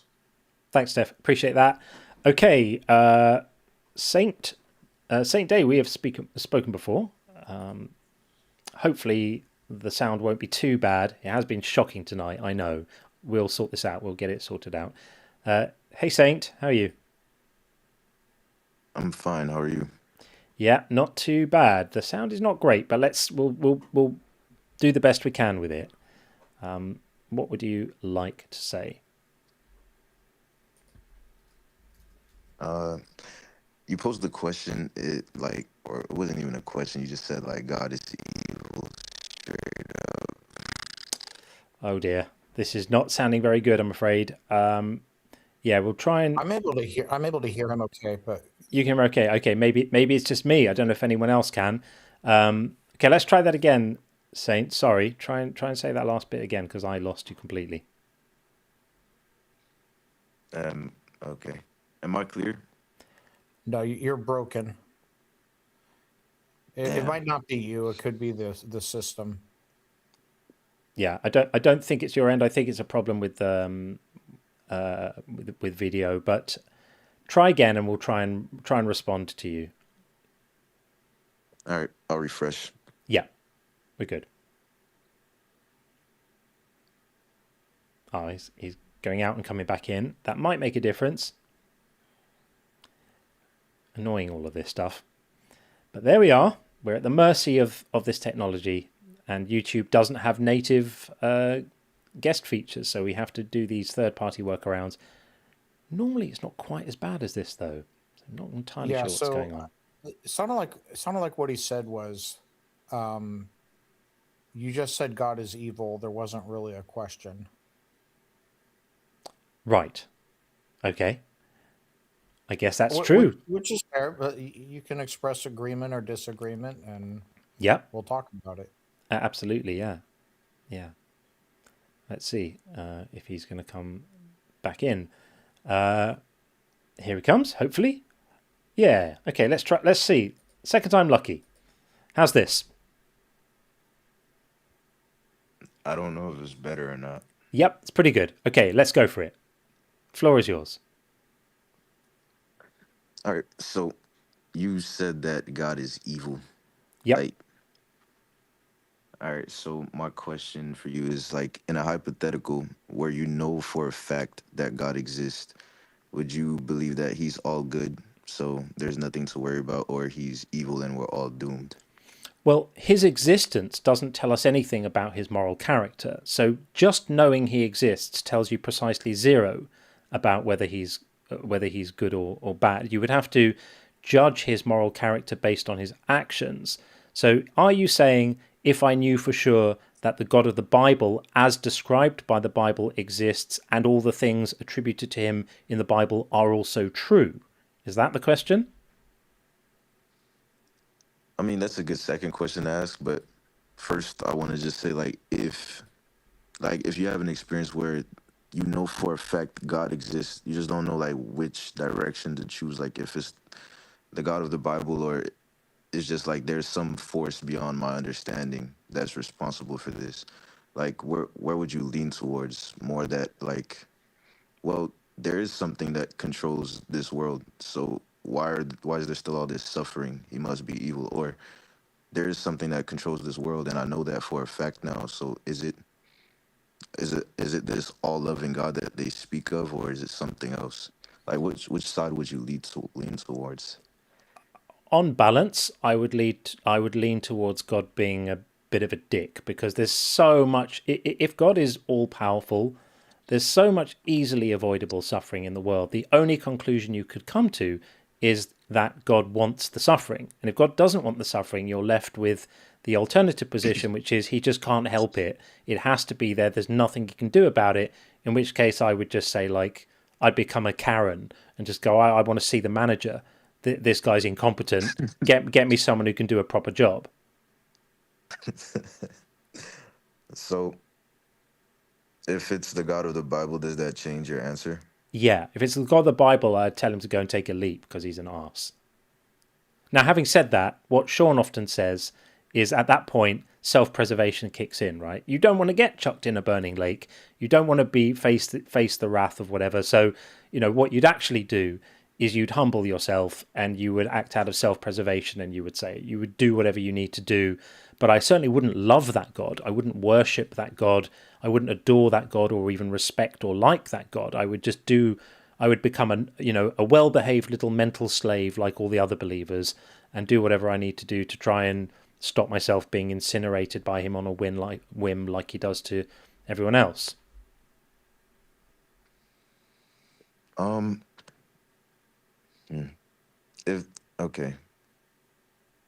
If he's correct about everything that he's doing, but it's just something you can't understand yet, and he's not willing to give you an answer for it, then what is your response to him? Then that makes him even worse. Because if you're going to make sentient creatures suffer, and a significant part of the suffering is not knowing why they're suffering, then you're just a brutal monster. So, for example, if I have a child and I take my child for an unpleasant or painful medical procedure that they need, so I understand the reasons why they have to suffer, I consider it my primary duty to A, contextualize it for them so they can understand it.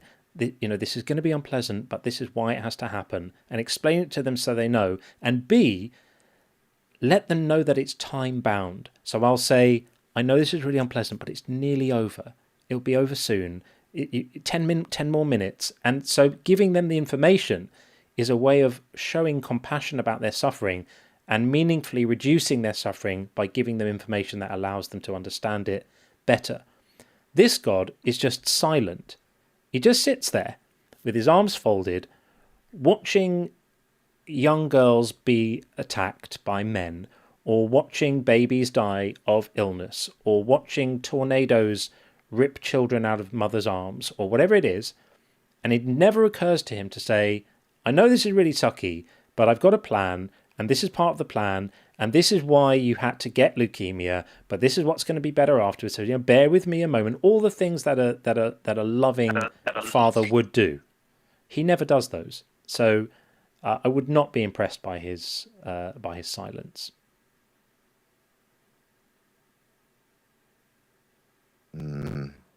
I would say that in the Bible he does give, he gives some closure. He says that the suffering of this world is not to be compared to the glory that is to come in heaven. If you look at this life that we have as a temporary thing compared to eternity, then I think that kind of makes a lot of our suffering more emphasized only on our side. But God knows that when we're in heaven, that's just going to be like the blink of an eye to us, like a memory. I do understand your argument, but let me ask you a question. Ponder this for a moment. Do you think that God thinks that things written down in the Bible are going to be a sufficient explanation for me? Probably not. No, because he knows that I think the Bible's bullshit. So he would need to communicate this information, this important contextualizing of the suffering in the world to me in a more ambitious way than it was written down in a book by some people 2,000 years ago. You'd need to do a better job than that. And it just doesn't. For you specifically. Yeah. Yeah. Yeah. So that's why I give the answer. So other people may feel that everything's been adequately explained to them because the Bible says so, and that's good enough for them. I don't find that convincing at all, because to me the Bible is just one of lots of religious books that are all making big claims and claiming to explain reality and claiming to contextualize suffering and everything's a plan. And the Bible's not unique. It's one of many religious traditions. Just happens to be the one that lucked out in a particular corner of the world at a particular point in history. But I don't find it impressive or compelling. It's full of mistakes. It's full of contradictions. Can't keep its story straight, and it teaches disgusting ethics. So to me, it's both unconvincing and morally horrible. That's not going to be the place where I look for the explanations to help me to better understand, the tragedy of human experience and pain. Where do you look to for that answer? I've made peace with the fact that I'm not entitled to an answer. The universe doesn't promise me or owe me explanations, and the world we live in is precisely the type of world we would expect to live in if there is not an all-powerful agent organizing, planning, and invigilating the execution of reality. That's what we would expect to find, is terrible things happening to good people, really shitty people having really good lives and trampling on others and never facing the consequences for it. We would expect to find random tragedies just happening to people and no rhyme or reason to it. We would expect to find natural disasters, making orphans out of children and costing parents their babies. All of these things are completely what you would expect in a world without someone at the wheel steering it down a course that they had pre-planned. So I don't require an explanation for it. I'm at peace with it just being how it is. That makes sense to me. Doesn't mean I like it. I look to science and sociology, things like that, things that are in reality, with the realization that there's no magic man in the sky. Not to sound dismissive, but there's nobody like that that's going to solve everything for us or find balance. And I realize that it's make the world a better place because nobody else is doing it for us. And I have no reason to believe that there's some paradise that awaits us in the future. It's up to us to make this world a better place for each other. Yeah. I think that those two things, I think that being content without an answer and accepting the world for what it is and taking up the responsibility of making the world a better place can still coexist with being a Christian. I don't think you have to accept atheism to go full force on those values. Well, atheism isn't about having utility. It's about trying to deal with reality on reality's terms. Maybe there is a God. I don't have sufficient evidence to believe that there is. So for pragmatic reasons, I just have to accept the world as it is and depend on each other. And with Christianity comes certain teachings that I disagree with as a humanist who cares about the well-being of others. For example, the treatment of the gay community. That's just one example. I don't think it specifically tells people to hate gay people or even just to kill them. Don't have to hate them. You just have to stone them to death. That was in Old Testament. People were getting stoned to death for other things too. It was not just being gay. Yeah, I agree. Those are awful teachings. So when I read the Bible, I see things like, yeah, I agree with that. I disagree with that. Holy crap, that's freaking awful. So if I'm picking and choosing which values I agree with or disagree with, then I don't need the Bible. Not for my morality, for sure. Yeah, I don't think I mean, the Bible is a good source of morality, but it's not the only way for a person to be moral. I don't think it's the only way. I mean, the question is the Bible true? It is true. Okay, and how do you know that? It's very difficult. Well, it's simple at the same time. It's difficult, but it's simple. You only have to sacrifice your own understanding. And I know that always sounds counterintuitive to do that. But, I mean, as a child, you do that anyway. You accept that the people who are here before you know more than you do. And despite what you know in your small time of experiencing life, you just, you submit to their own intelligence. I don't understand how, I don't have the choice to do that.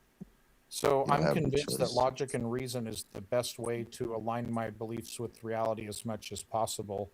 I can't just decide to sacrifice my logic and reason and set it aside because my brain doesn't work that way. So wait, you don't you never reached a point in your logic where you understand that this particular aspect of life does not like operate under the rules which I know. Like space, for example, doesn't operate under the same logic that this world or this atmosphere operates under.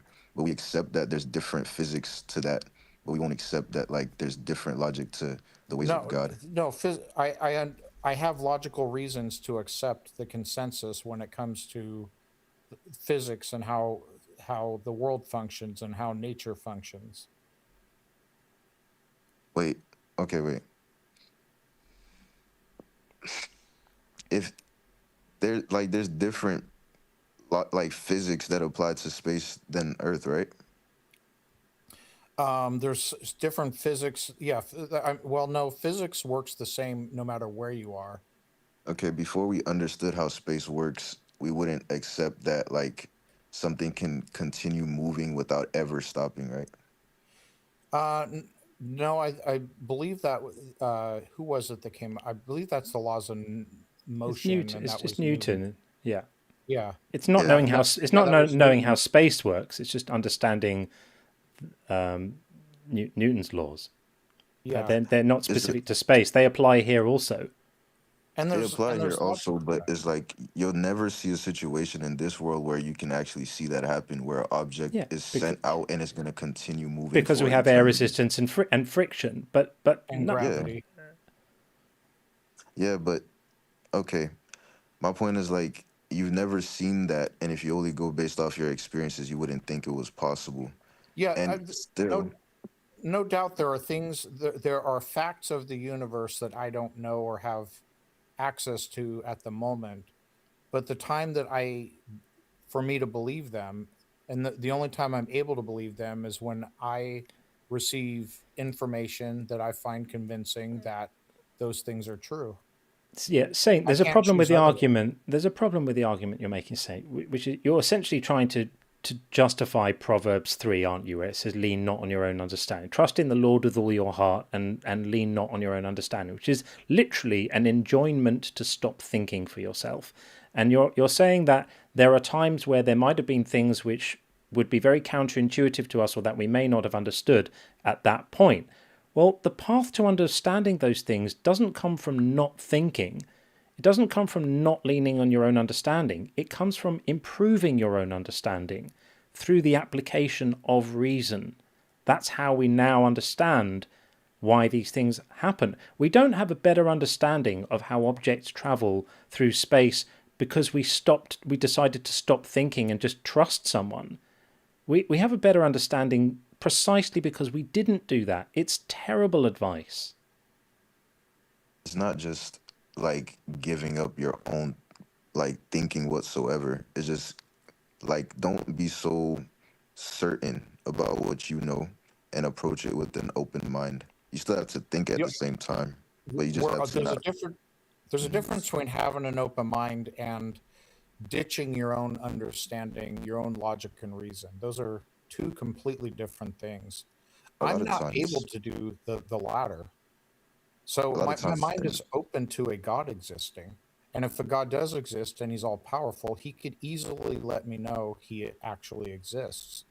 As of right now, I'm not capable of believing in the God, any God, including the God you believe in. It's not something I can just decide to do. Okay. One of the things I try to do sometimes when I'm listening to another person's perspective is like completely forget like my own side of the argument and look at it from their perspective as if I'm believing what they're believing. That's a great way of going about things. Go ahead. Yeah, that's the type of open-mindedness that I want people to approach situations with that they don't know for sure the answer. Yeah, absolutely. If you could do that, then I think that if you at least try to look at things from their own perspective completely and you still think that it makes no sense or like it makes sense but it's not reasonable enough for you to continue doing that, then I think you've done your part. I think that is fair, whatever conclusion you come to. But it's still difficult to even do that because at the end of the day, you're still putting it through your own system of reasoning. And if your system of reasoning is logic 100%, and if it's not like logically like tangible, then I just can't believe it. Then there's nothing you can really do because their whole system is faith and your whole system is logic. So it's never going to be translatable Yeah, completely, and at least. now you should ask yourself: is faith a reliable pathway to truth? There That's the are only thing. there Like, are countless different contradictory religions, meaning they can't all be true, all around the world, all believed based on faith. So with that information alone, that should tell you faith is not a reliable pathway to truth. So let me well, ask you, if it turned out there was no God, would you want to know it? yes. Okay, that's a great answer. Even even if you continue believing, the fact that you're able to quickly give that answer, that's great because that does mean you have an open mind. But the thing is, the things that are convincing to you aren't necessarily convincing to me or John. If God exists, he could easily sort this out, knowing that in all these different countries, all these different cultures, people are believing in all these different religions, believing in the wrong God or no God. Why doesn't he just sort that out? And he's all powerful, make it so everyone knows he exists. This is the right religion. Here are my rules. And then everyone has the free will to decide if they want to follow him. Why doesn't he do that? You know, it's a good thing that you guys do that I appreciate. You guys put yourselves in the perspective of God. So, like, if you were God, you would do that, right? You would Yeah. just make it clear for Yeah. people to see. If I wanted a relationship with everyone, the first step is let them know I exist. So, like, if I had a son somewhere out there that I just found out about, and his mom told him, like, hey, your father passed away. Let's say she's a bad person. I want a relationship with him. The first thing I'm going to do is let him know, hey, Johnny, I exist. It's up to you if you have a relationship with me. I would love for you to, but the choice is yours. God could do the same thing, couldn't he? Yeah, but I think when it comes to God exposing himself very clearly to everybody, at that point, he would just have to cast judgment immediately after because you either just accept him or you don't because now you know for a fact that he exists and there's no more faith in between that for you to have. There's no more time for you But to. why? Forgive me for interrupting, but why is this focus on faith? Faith is just like believing things when you don't really have a reason to believe them. It's weird that this is venerated and is seen as some kind of requirement. Like, why is that the case? And when the problem with this thing of faith is at some point you have to actually make a decision about what to have faith in. And that decision itself can't be made based on faith because otherwise you have to sort of have faith in everything by faith. You have to have faith about what you're going to have faith in. And you're then unable to discern what's worth having faith in from what's not worth having faith in. Because when you start doing that, you're using evidence, right? So you've made a decision at some point to accept the Judeo-Christian God as an act of faith. But you've made a decision not to do that with lots of other gods and lots of other religions and lots of other beliefs and lots of other things which have just as much, if faith is the vector to get you to the belief, you could believe all of those things by faith too, but you're not.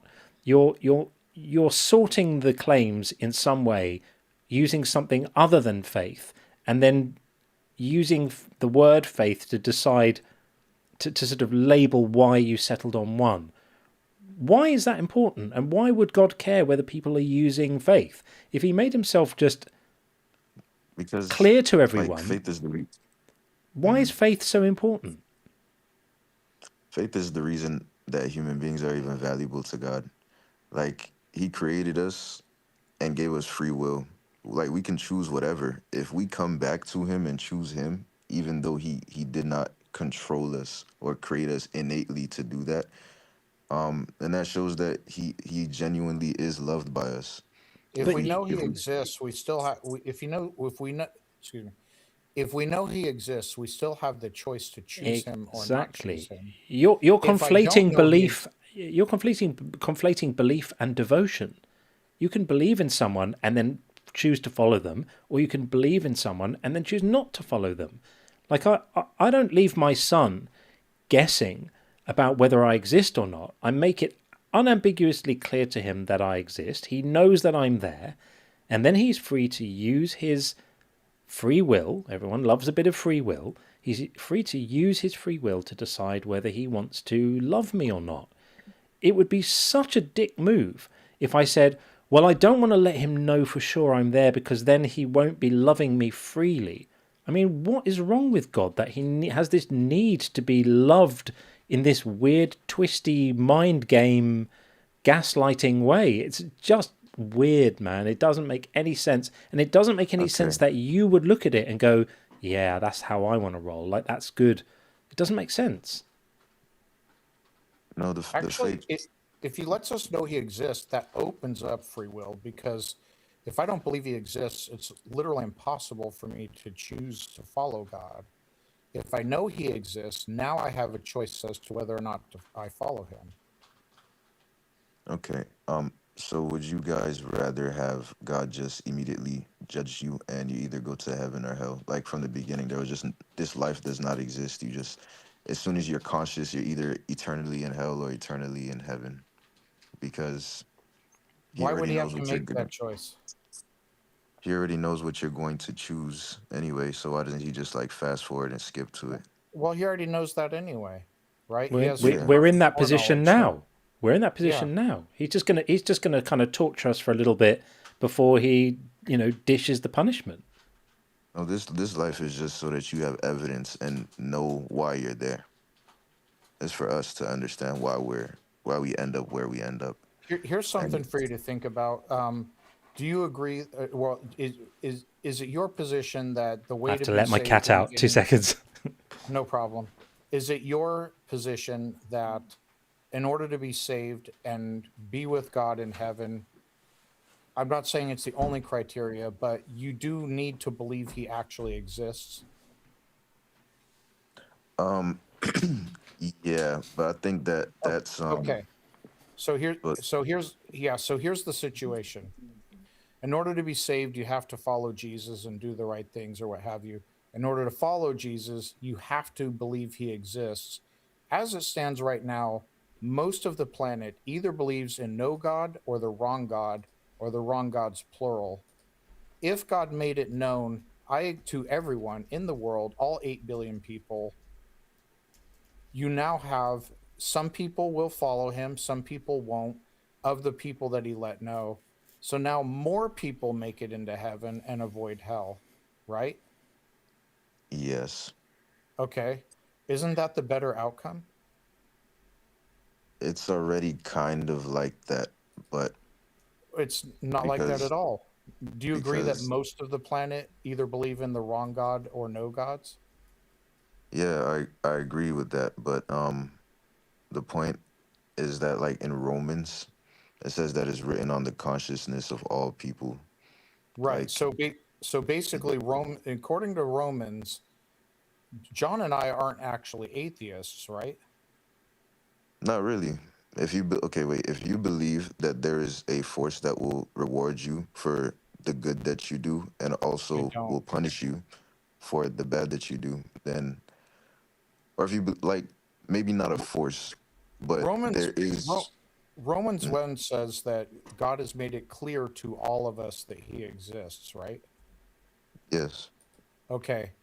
It's not clear to me that he exists, which means Romans 1 is false, right? It's Romans 1. Yeah, so Romans 1 says it's what can be known about God. I'm going by memory, so the verbatim might be a little off. For what can be known about God is clear to them, has been made clear to them, so they are without excuse. So it's basically saying God's existence is clear to me, which basically one of two things has to be true.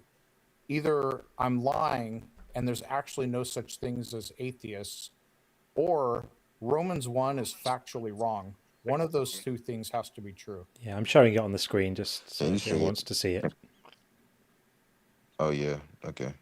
You said you're showing it on the screen. Yeah, because Sean's right. This is Romans 1 is thrown around like it's a really powerful piece of scripture, but it's actually one of the most vulnerable pieces of scripture because it's so obviously untrue. Because it says, for what can be known about God is plain to them. Well, it isn't, because God has made it plain to them. He hasn't. Ever since the creation of the world, God's eternal power and divine nature, invisible though they are, have been seen and understood through the things God has made.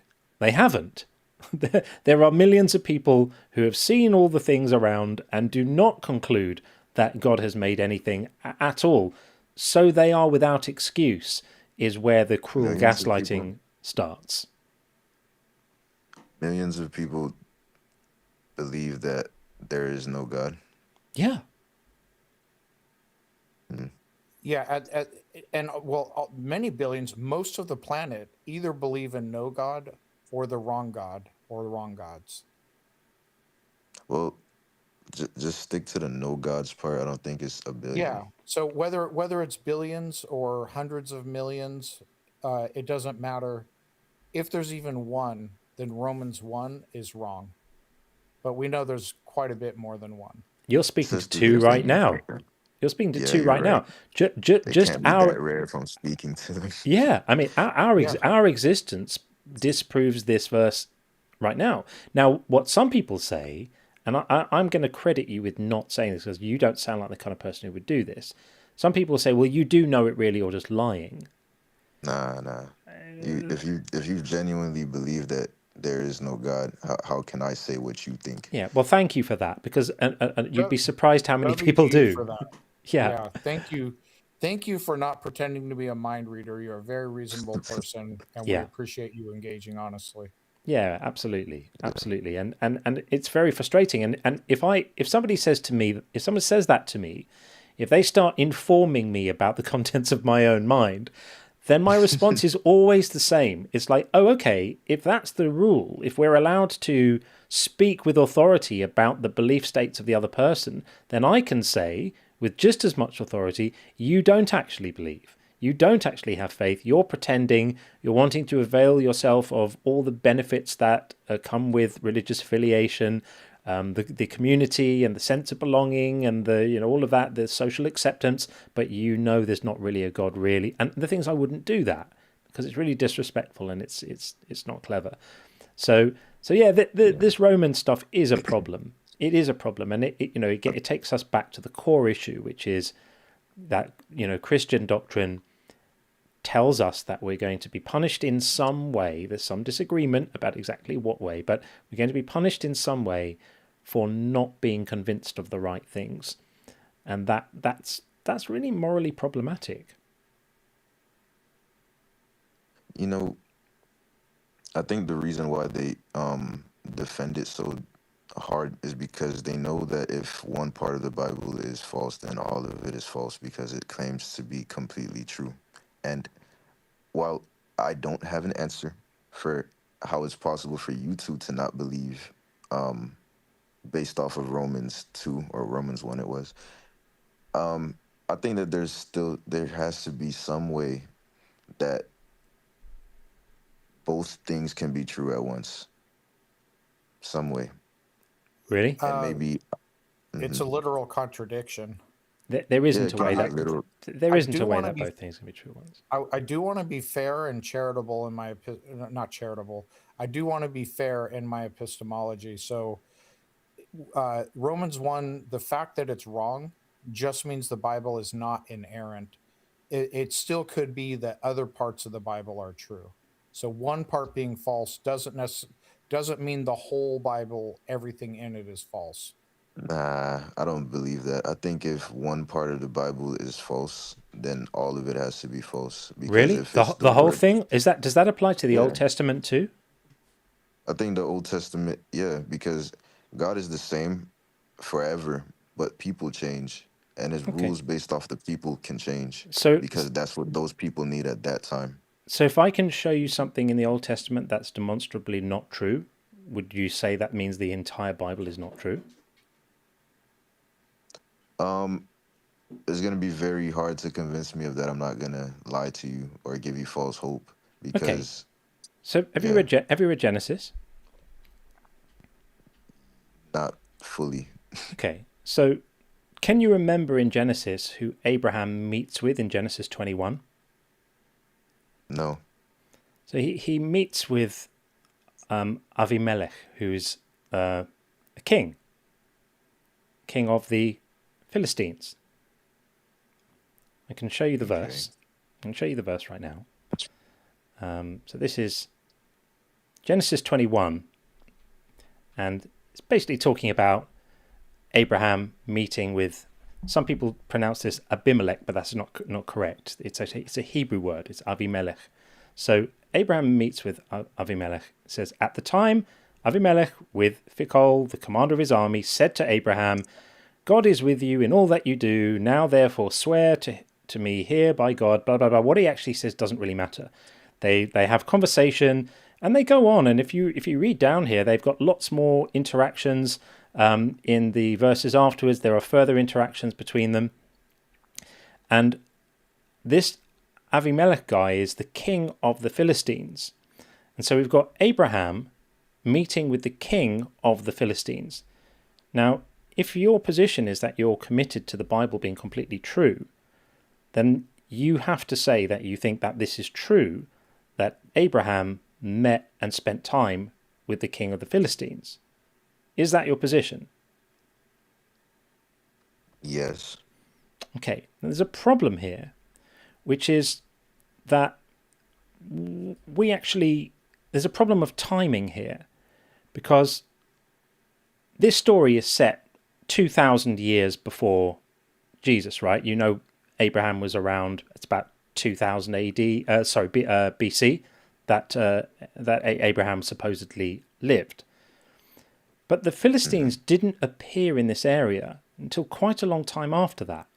So we know a fair amount about this. Historians and archaeologists know quite a lot about this region and about the people who settled in the region, where they came from, and about when. And the Philistines they arrived from the Aegean just before the end of the Bronze Age, just around 1200 BC. There's about 600 to 800 years after the time of Abraham. There were no Philistines around at the time of Abraham. Now, the people who wrote this didn't know that, because when they wrote this, there were Philistines around, so they just assumed they'd always been there. But we now know that there were no Philistines, that the Philistines arrived from the Aegean about 600 to 800 years later. But during the time of Abraham, there weren't any there. So this cannot possibly be true. This is impossible to be true. I'm not too familiar with like the historian side of things. So I'll have to look into that for sure, because any contradiction that the Bible has within itself, I can try to find out. But if it's like history in the Bible or science in the Bible or like any other category of human knowledge that has been gathered that makes the Bible like impossible, then I have to go into that. Like I have to look at the history of the Bible within and of itself. I mean, I can show you a little bit of it right now. I mean, so here's the Bible Archaeology Society that talks about when this happened. It says the Philistines are a leading tribe in the Confederation the Egyptians termed people of the sea.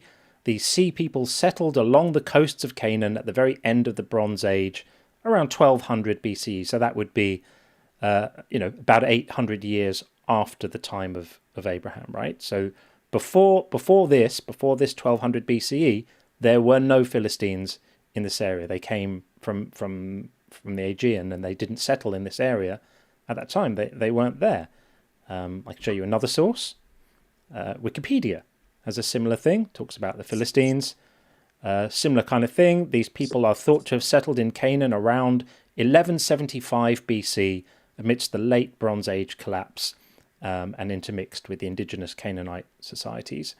I can show you another one if you want. This is, let's wait for this to verify us.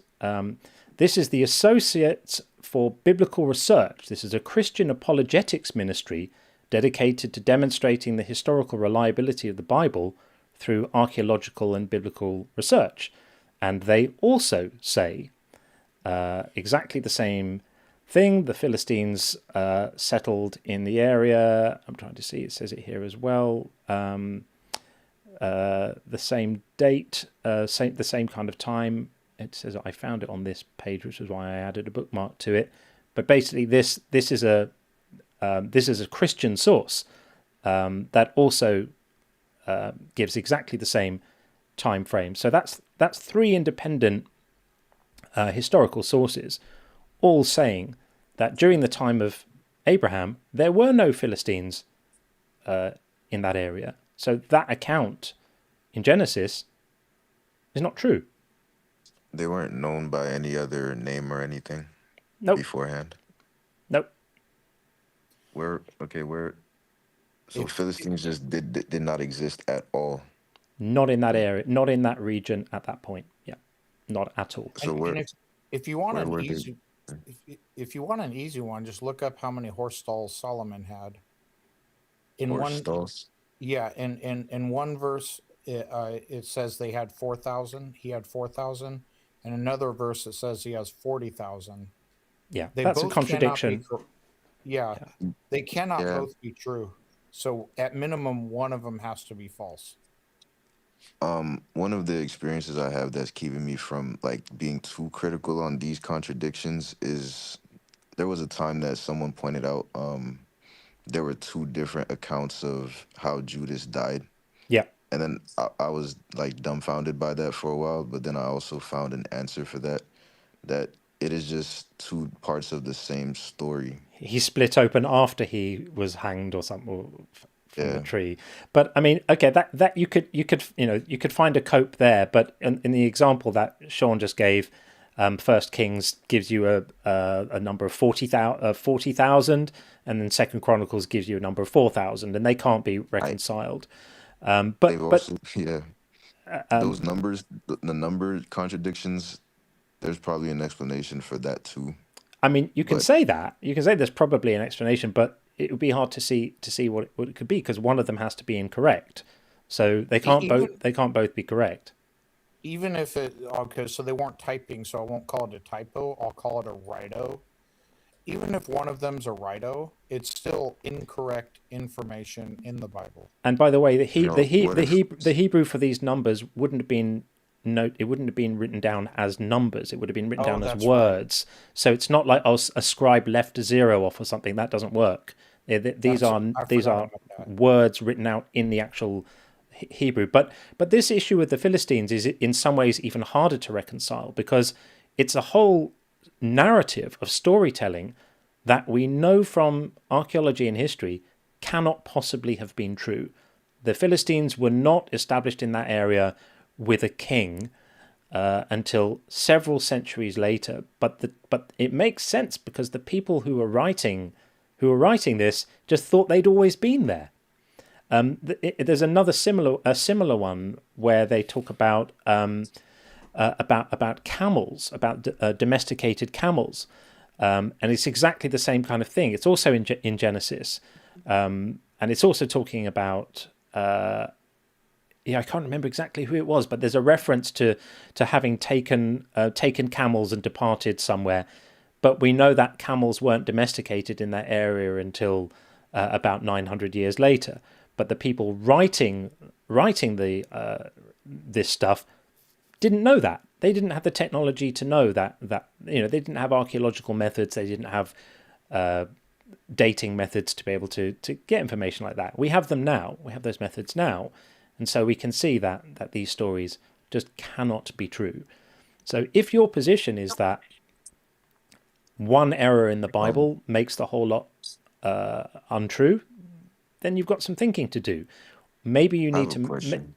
Okay, I was going to say, I'll answer it in just a second. Maybe you just need to to change that position and be willing to say, well, maybe the Bible isn't completely inerrant, and maybe there might be some truths in there. As Sean said, a mistake here or there doesn't mean that everything is false. It just means you need to have a little less confidence that everything is true. That doesn't even make sense with the character of God for there to be errors in a book that he inspired, because then That's a fair point. that just diminishes the integrity of his word, and he values his word so much that doesn't make any sense for that to be a possibility. That's a fair point. And I'm not trying to talk you into your religion. I always just try to be fair. There are Christians who accept that there are errors in the Bible and that it's not univocal, and they still accept some of the claims in the Bible and not others. But I do think you bring up a fair point. Like, that's something I always bring up with them. If the Bible is divinely inspired by an all-powerful God, why would he allow mistakes to happen in it? But if you're just talking generally sound epistemology, for example, you can find some true things in a Spider-Man comic book. It doesn't mean, because some things are false, that everything is necessarily false. But that is a good point that you raise. Yeah. Yeah. The question I wanted to ask was the timing of that writing with Abraham. Was there any part of the Bible that was written 900 years earlier than that? Or, like, because I don't know how long. I know the Bible was written over a long period of time, but I don't know how long. Yeah. You're asking when that verse was written? It certainly wasn't. Yeah, it certainly wasn't written contemporaneously in the time of Abraham. Okay, wait. So, like, at what point in history was that part of the Bible written, and what's the earliest part of the Bible that was written? Yeah, I actually don't know. I don't know the answer to that, but it would have been centuries after the period that it was like myth, right? So writing about myth. Yeah, I'm sure we can find out. I'm sure it would be easy to find out. Estimates. This is Genesis, right? Yeah. So it's probably not. That's probably like the earliest book in the Bible. Like the time that they wrote it, the time that they're speaking about Abraham. How far is that from the time that they're speaking about Adam and Eve? Hundreds and hundreds of years.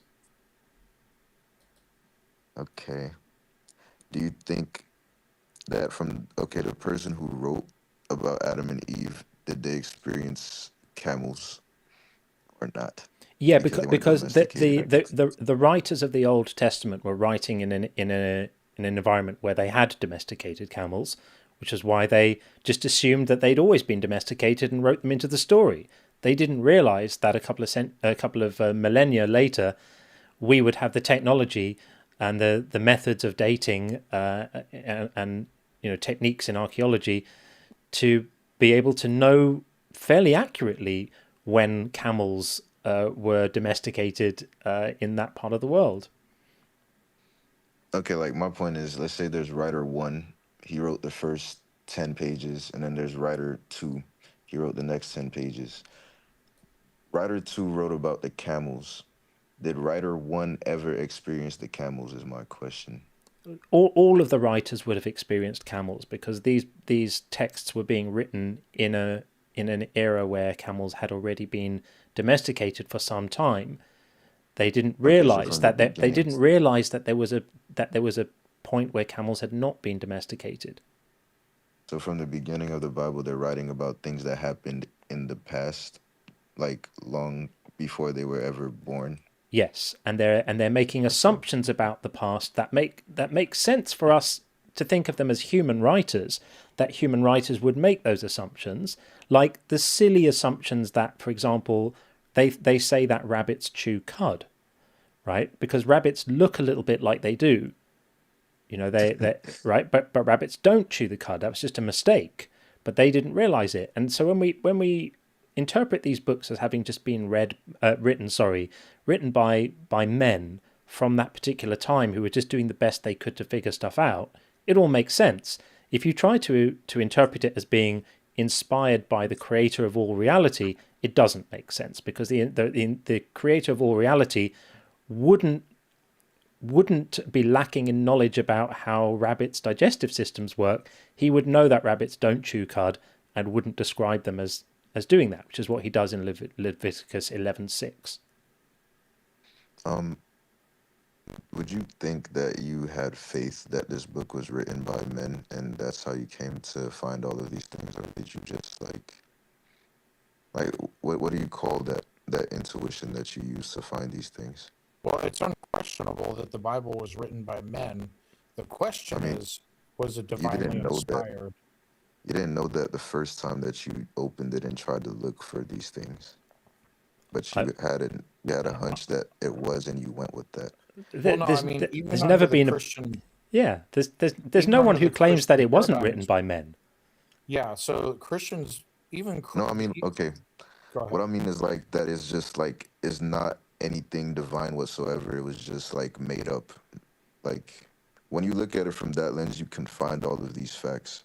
But if you'd never even considered that, you wouldn't even know this stuff. That's actually, and I'm amazed by it. That's not I'm true. amazed by the things. Sorry. Well, no, a lot of people became atheists because they read their Bible and found problems with it. Many of them went to seminary school, and that's where they lost their faith because they learned more about it. So it doesn't like hinge on not believing it, therefore looking for errors. Many people lost their faith trying to learn more about what they believe, and that just the knowledge itself shook their faith. Well, there's nobody that's going to read this Bible without getting to a point where they don't understand something. The only difference is like some people are very they're very strict about things needing to make sense to them. And so they're not going to continue if they can't make sense out of it. Whereas other people are just like, well, there's a lot about this world I don't understand. Do I really need to stick on this one thing? I hear you saying, but what I would offer is that there's a difference between something not making sense, which means you don't necessarily understand it, and I'm okay. I'm tolerant to be in a bit of I'm okay to be without certainty about stuff. I can tolerate a bit of ambiguity. I can tolerate not necessarily being sure I understand something. I'm okay with that. There's not making sense, and then there's being demonstrably wrong, saying things which we know for a fact are not true. So a really good one is the rabbits one. I know we've spoken about it before to other guests quite a lot, but there's an example of Leviticus saying something as a fact, apparently from God, which is just not true. 100% not true. It's not that it doesn't make sense. It does make sense. It's just false. It would be like saying elephants can fly. It would be like if the Bible declared that elephants can fly. They flap their ears and they fly. We would just say that's not true. We wouldn't say it doesn't make sense. We would just say we know elephants can't fly. It's exactly like that. Does the problem come first from finding out something that you know for a fact is not true, or does it come first from there being a significant moral dilemma with this thing being true? If it is true. It isn't the moral side at all. It's just the moral stuff comes afterwards for me. I mean, maybe other people have a different experience, but for me, it was really just about whether it stacks up, whether it's convincing, whether it's consistent, and whether the claims it makes can be reconciled with facts that we know with absolute certainty about reality. And reality's always going to win. If there's an arm wrestle between something that is said in a book and reality's never going to lose. So where there's a disconnect there, reality wins and the book loses. And unfortunately for the Bible, there are many such instances. An example being, again, the rabbits and rock badgers that we are confidently assured in Leviticus chew cud. And the book says that because they look a bit like they do. So it's the sort of mistake that men writing a book would make. But if you think that God designed rabbits and rock badgers, then he would know that they don't chew cud. And I don't know how much you know about this, but chewing cud, it doesn't mean just like a habit. This is not just like a little thing where you say, well, maybe they do, maybe they don't. Do you know what chewing cud means? No. it's a particular method of digestion involving a multi-chambered stomach. So it means that the animals that chew cud, they're called ruminants. They take some food in and they digest it in one part of their stomach. It's a multi-chambered, four-chambered stomach. And then they regurgitate the food out. Having partially digested it, they then eat it again. There's a very particular type of digestive strategy that cows do, for example. There are types of creatures that do this, but rabbits don't do that. They've never done it. They don't have the digestive system for it. They don't have the physiology for it. Rock badgers also don't.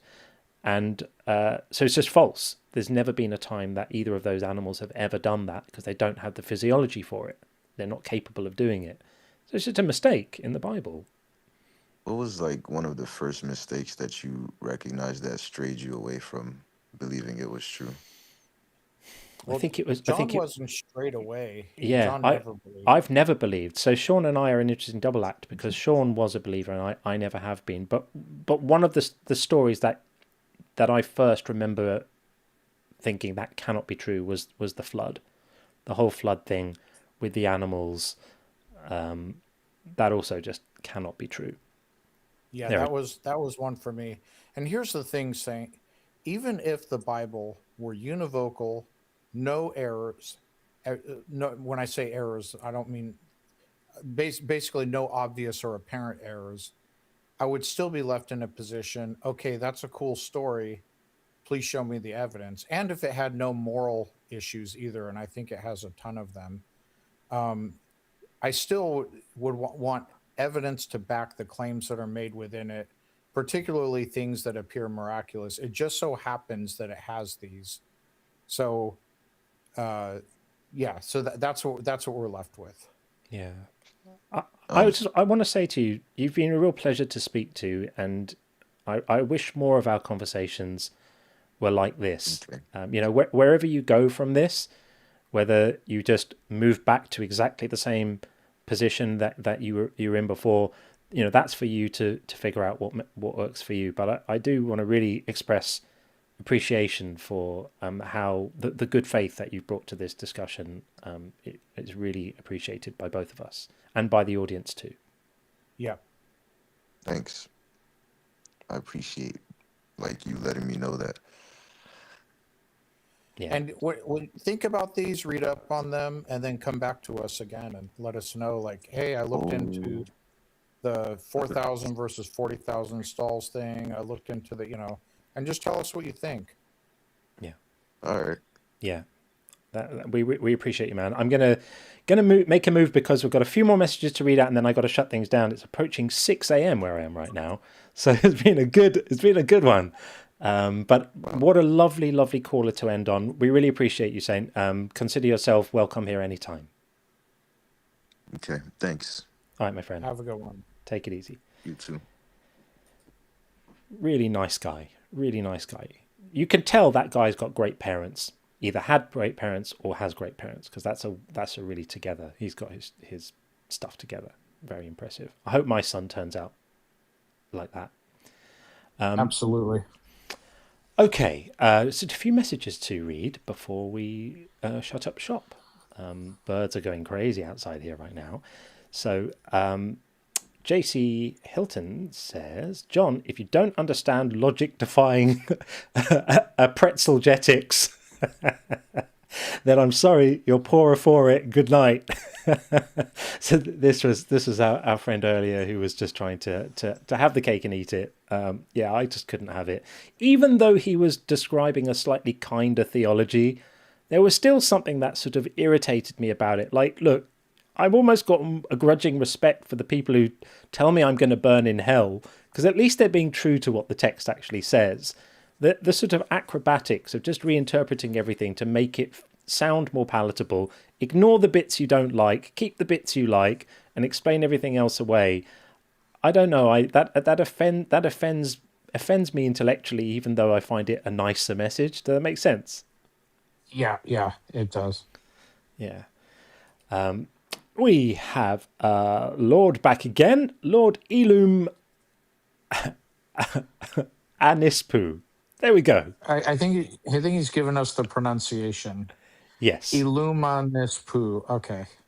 Yes, that's exactly what it is. I'm just slow. But thank you for that. Better that we know. And Lord Illuministpoo again says, no, for real, I'm Tim, the Tim, that Tim. Never thought I'd say that sentence, Tim. That is Tim. We got it. I did think it was you. This is Tim resurrected under the name Lord and Lord. I still can't say it. It's just too late for me. Forgive me, I have sinned. And Zeitgeist Amiga, thank you very much for this. For those who claim God is all good, tell them to read Isaiah 45:7. That's God creates. It's not misery. I always forget what the creates woe as well. I can't remember what it is. I can have a look it up now. Isaiah 45:7. Where's it gone? Yes, I do remember this. I just can't quite remember exactly what it is. It's basically God saying that he's in charge of all the horrible stuff as well. Here we go. I got it. Yeah. So I form light and create darkness. I make weal and create woe. That's it. I, the Lord, do all of these things. So, yep, the all good God creates woe, weal and woe. That's really, really bad. But thank you very much for that. And well pointed out, of course, because that has to be reconciled somehow, doesn't it? And again, Tim is back with his pseudonym. The Satan have free will. If yes, he knows God exists, so I can too. If no, then he only did what he was programmed to do and not a bad guy. Yeah, and exactly. And this ties into the whole thing of conflating knowing God exists with assuming that means, therefore, no choice but to follow him and be devoted to him. Never understood that conflation. It doesn't make any sense at all. Something that stands out to me that I don't think is talked about enough is Satan is portrayed almost universally as a powerful and very clever, intelligent, but evil being, right? If he knows God can do literally everything and anything and know literally everything, why would he oppose God? Like, go to war with that just doesn't make any sense. This isn't even like, a smaller force taking on a bigger force with a small chance of success. God is all powerful, can do literally anything, and knows literally. And you can't even get to the planning phase because God knows it. So it just makes no sense that he would rebel and go to war with God. Yeah, it's not a battle he's going to win ultimately, is it? It doesn't really make sense. And he would know that for a fact. He would know P equals 0. His chance of success would be 0. For sure. And he's going to be, suffer dire consequences. Like, it just makes no sense. Quick shout out to Upshot Not Whole, who's heading off. Great to see you, buddy. Really appreciate you coming in. I know that the last stream was, I think, your first one. So gratifying to see you come back. And you've just fitted into the community beautifully. So thank you very, very much indeed. Really appreciate you. Apparently the Japanese Grand Prix is about to start. So enjoy that if that's your thing. And thank you again. Hope to see you around again, of course. Okay, just a couple more and then we are going to be there, I think. Barbara back again. Thank you, Barbara, for this. If God cannot prevent evil, he's not omnipotent. If he can but won't, he is not benevolent. And if he is neither, he is not God. Well, that is absolutely beautifully said. That is an argument that we've made many times, of course, but never said it quite as eloquently as you did. So yeah, it's absolutely right. I don't think we need to say any more about that. We've that's territory we cover quite often, but very well said, Barbara. Thank you for that. And finally, Sloshy is finishing us off. Jokes aside, the Battle of Thermopylae resulted in at least 20,000 casualties, mostly from the Spartans, a ratio of 60-1, believing in Zeus, a false god. Yeah, right. There you go. False gods and belief in false gods throughout human history is always going to be a thing. And everyone thinks that the God they believe in is the real one. And all the other ones are not real. and they have the right one, everyone else doesn't have it right, only they do, I'd be embarrassed to hold a view like that.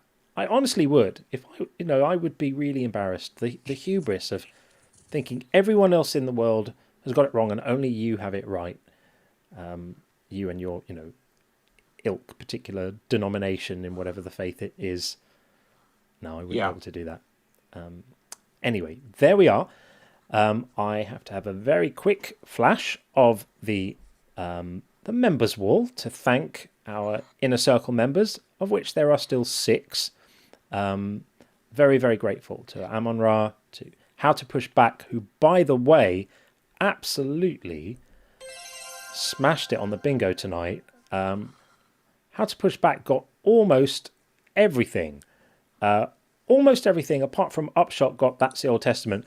I think that's the best we've done on the bingo so far. That's a really impressive 5 squares. We didn't get a crash out because I don't think we really had a major crash out tonight. Yeah, I mean, we should reserve that. That's a special one. We need to reserve that for when someone goes truly nuclear. So if you're a Christian and you have a short fuse, please call in on the next live or two. Yeah, we really need to tick that box on the bingo. But yeah, absolutely. How to Push Back is definitely the hero on the bingo tonight. Gordon Loves Science, of course, and Flippity Giblets, always wonderful to see as well. And the legendary Tim Cooney and Drew Smith. These are our wonderful Inner Circle members. If you join the Inner Circle, then you get your name on this glory list too. It's a wonderful thing.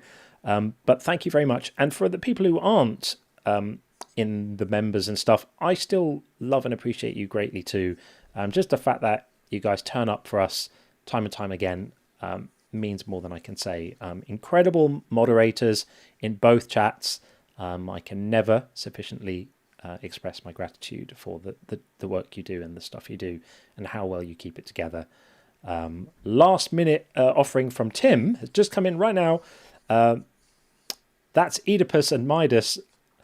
Motherfucking gold. Yeah, fair enough. Fair enough. Thank you, Tim. I know we can always rely on you to keep the jokes coming. You certainly smashed it tonight.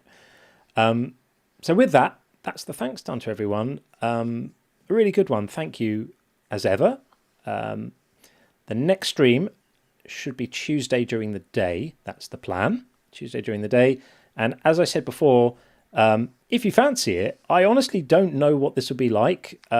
This thing tomorrow, as I mentioned, Skeptic Haven on YouTube. I think it's 8 p.m. I have no idea what it will be like, but if you fancy it, come and hang out with us and see what it's like. It'd be nice to hang out with Jim Barrows. 8 p.m. Eastern, right? I believe so. I believe it's 8 p.m. Eastern. Yeah. Please put out an announcement too, especially if there's a time correction. It might be 7. So yeah, what I'll do is I'll double check. I'll absolutely clarify the time, and then I will put announcements out on TikTok and YouTube, posts out to just clarify what it will be. So I can't say what it will be like, but if for nothing else, it would be nice to hang out with Jim Barrows. So with that, I bid you all farewell, and Sean, thank you as ever for everything. Yeah, thank you, John, and thank you all the mods and everybody.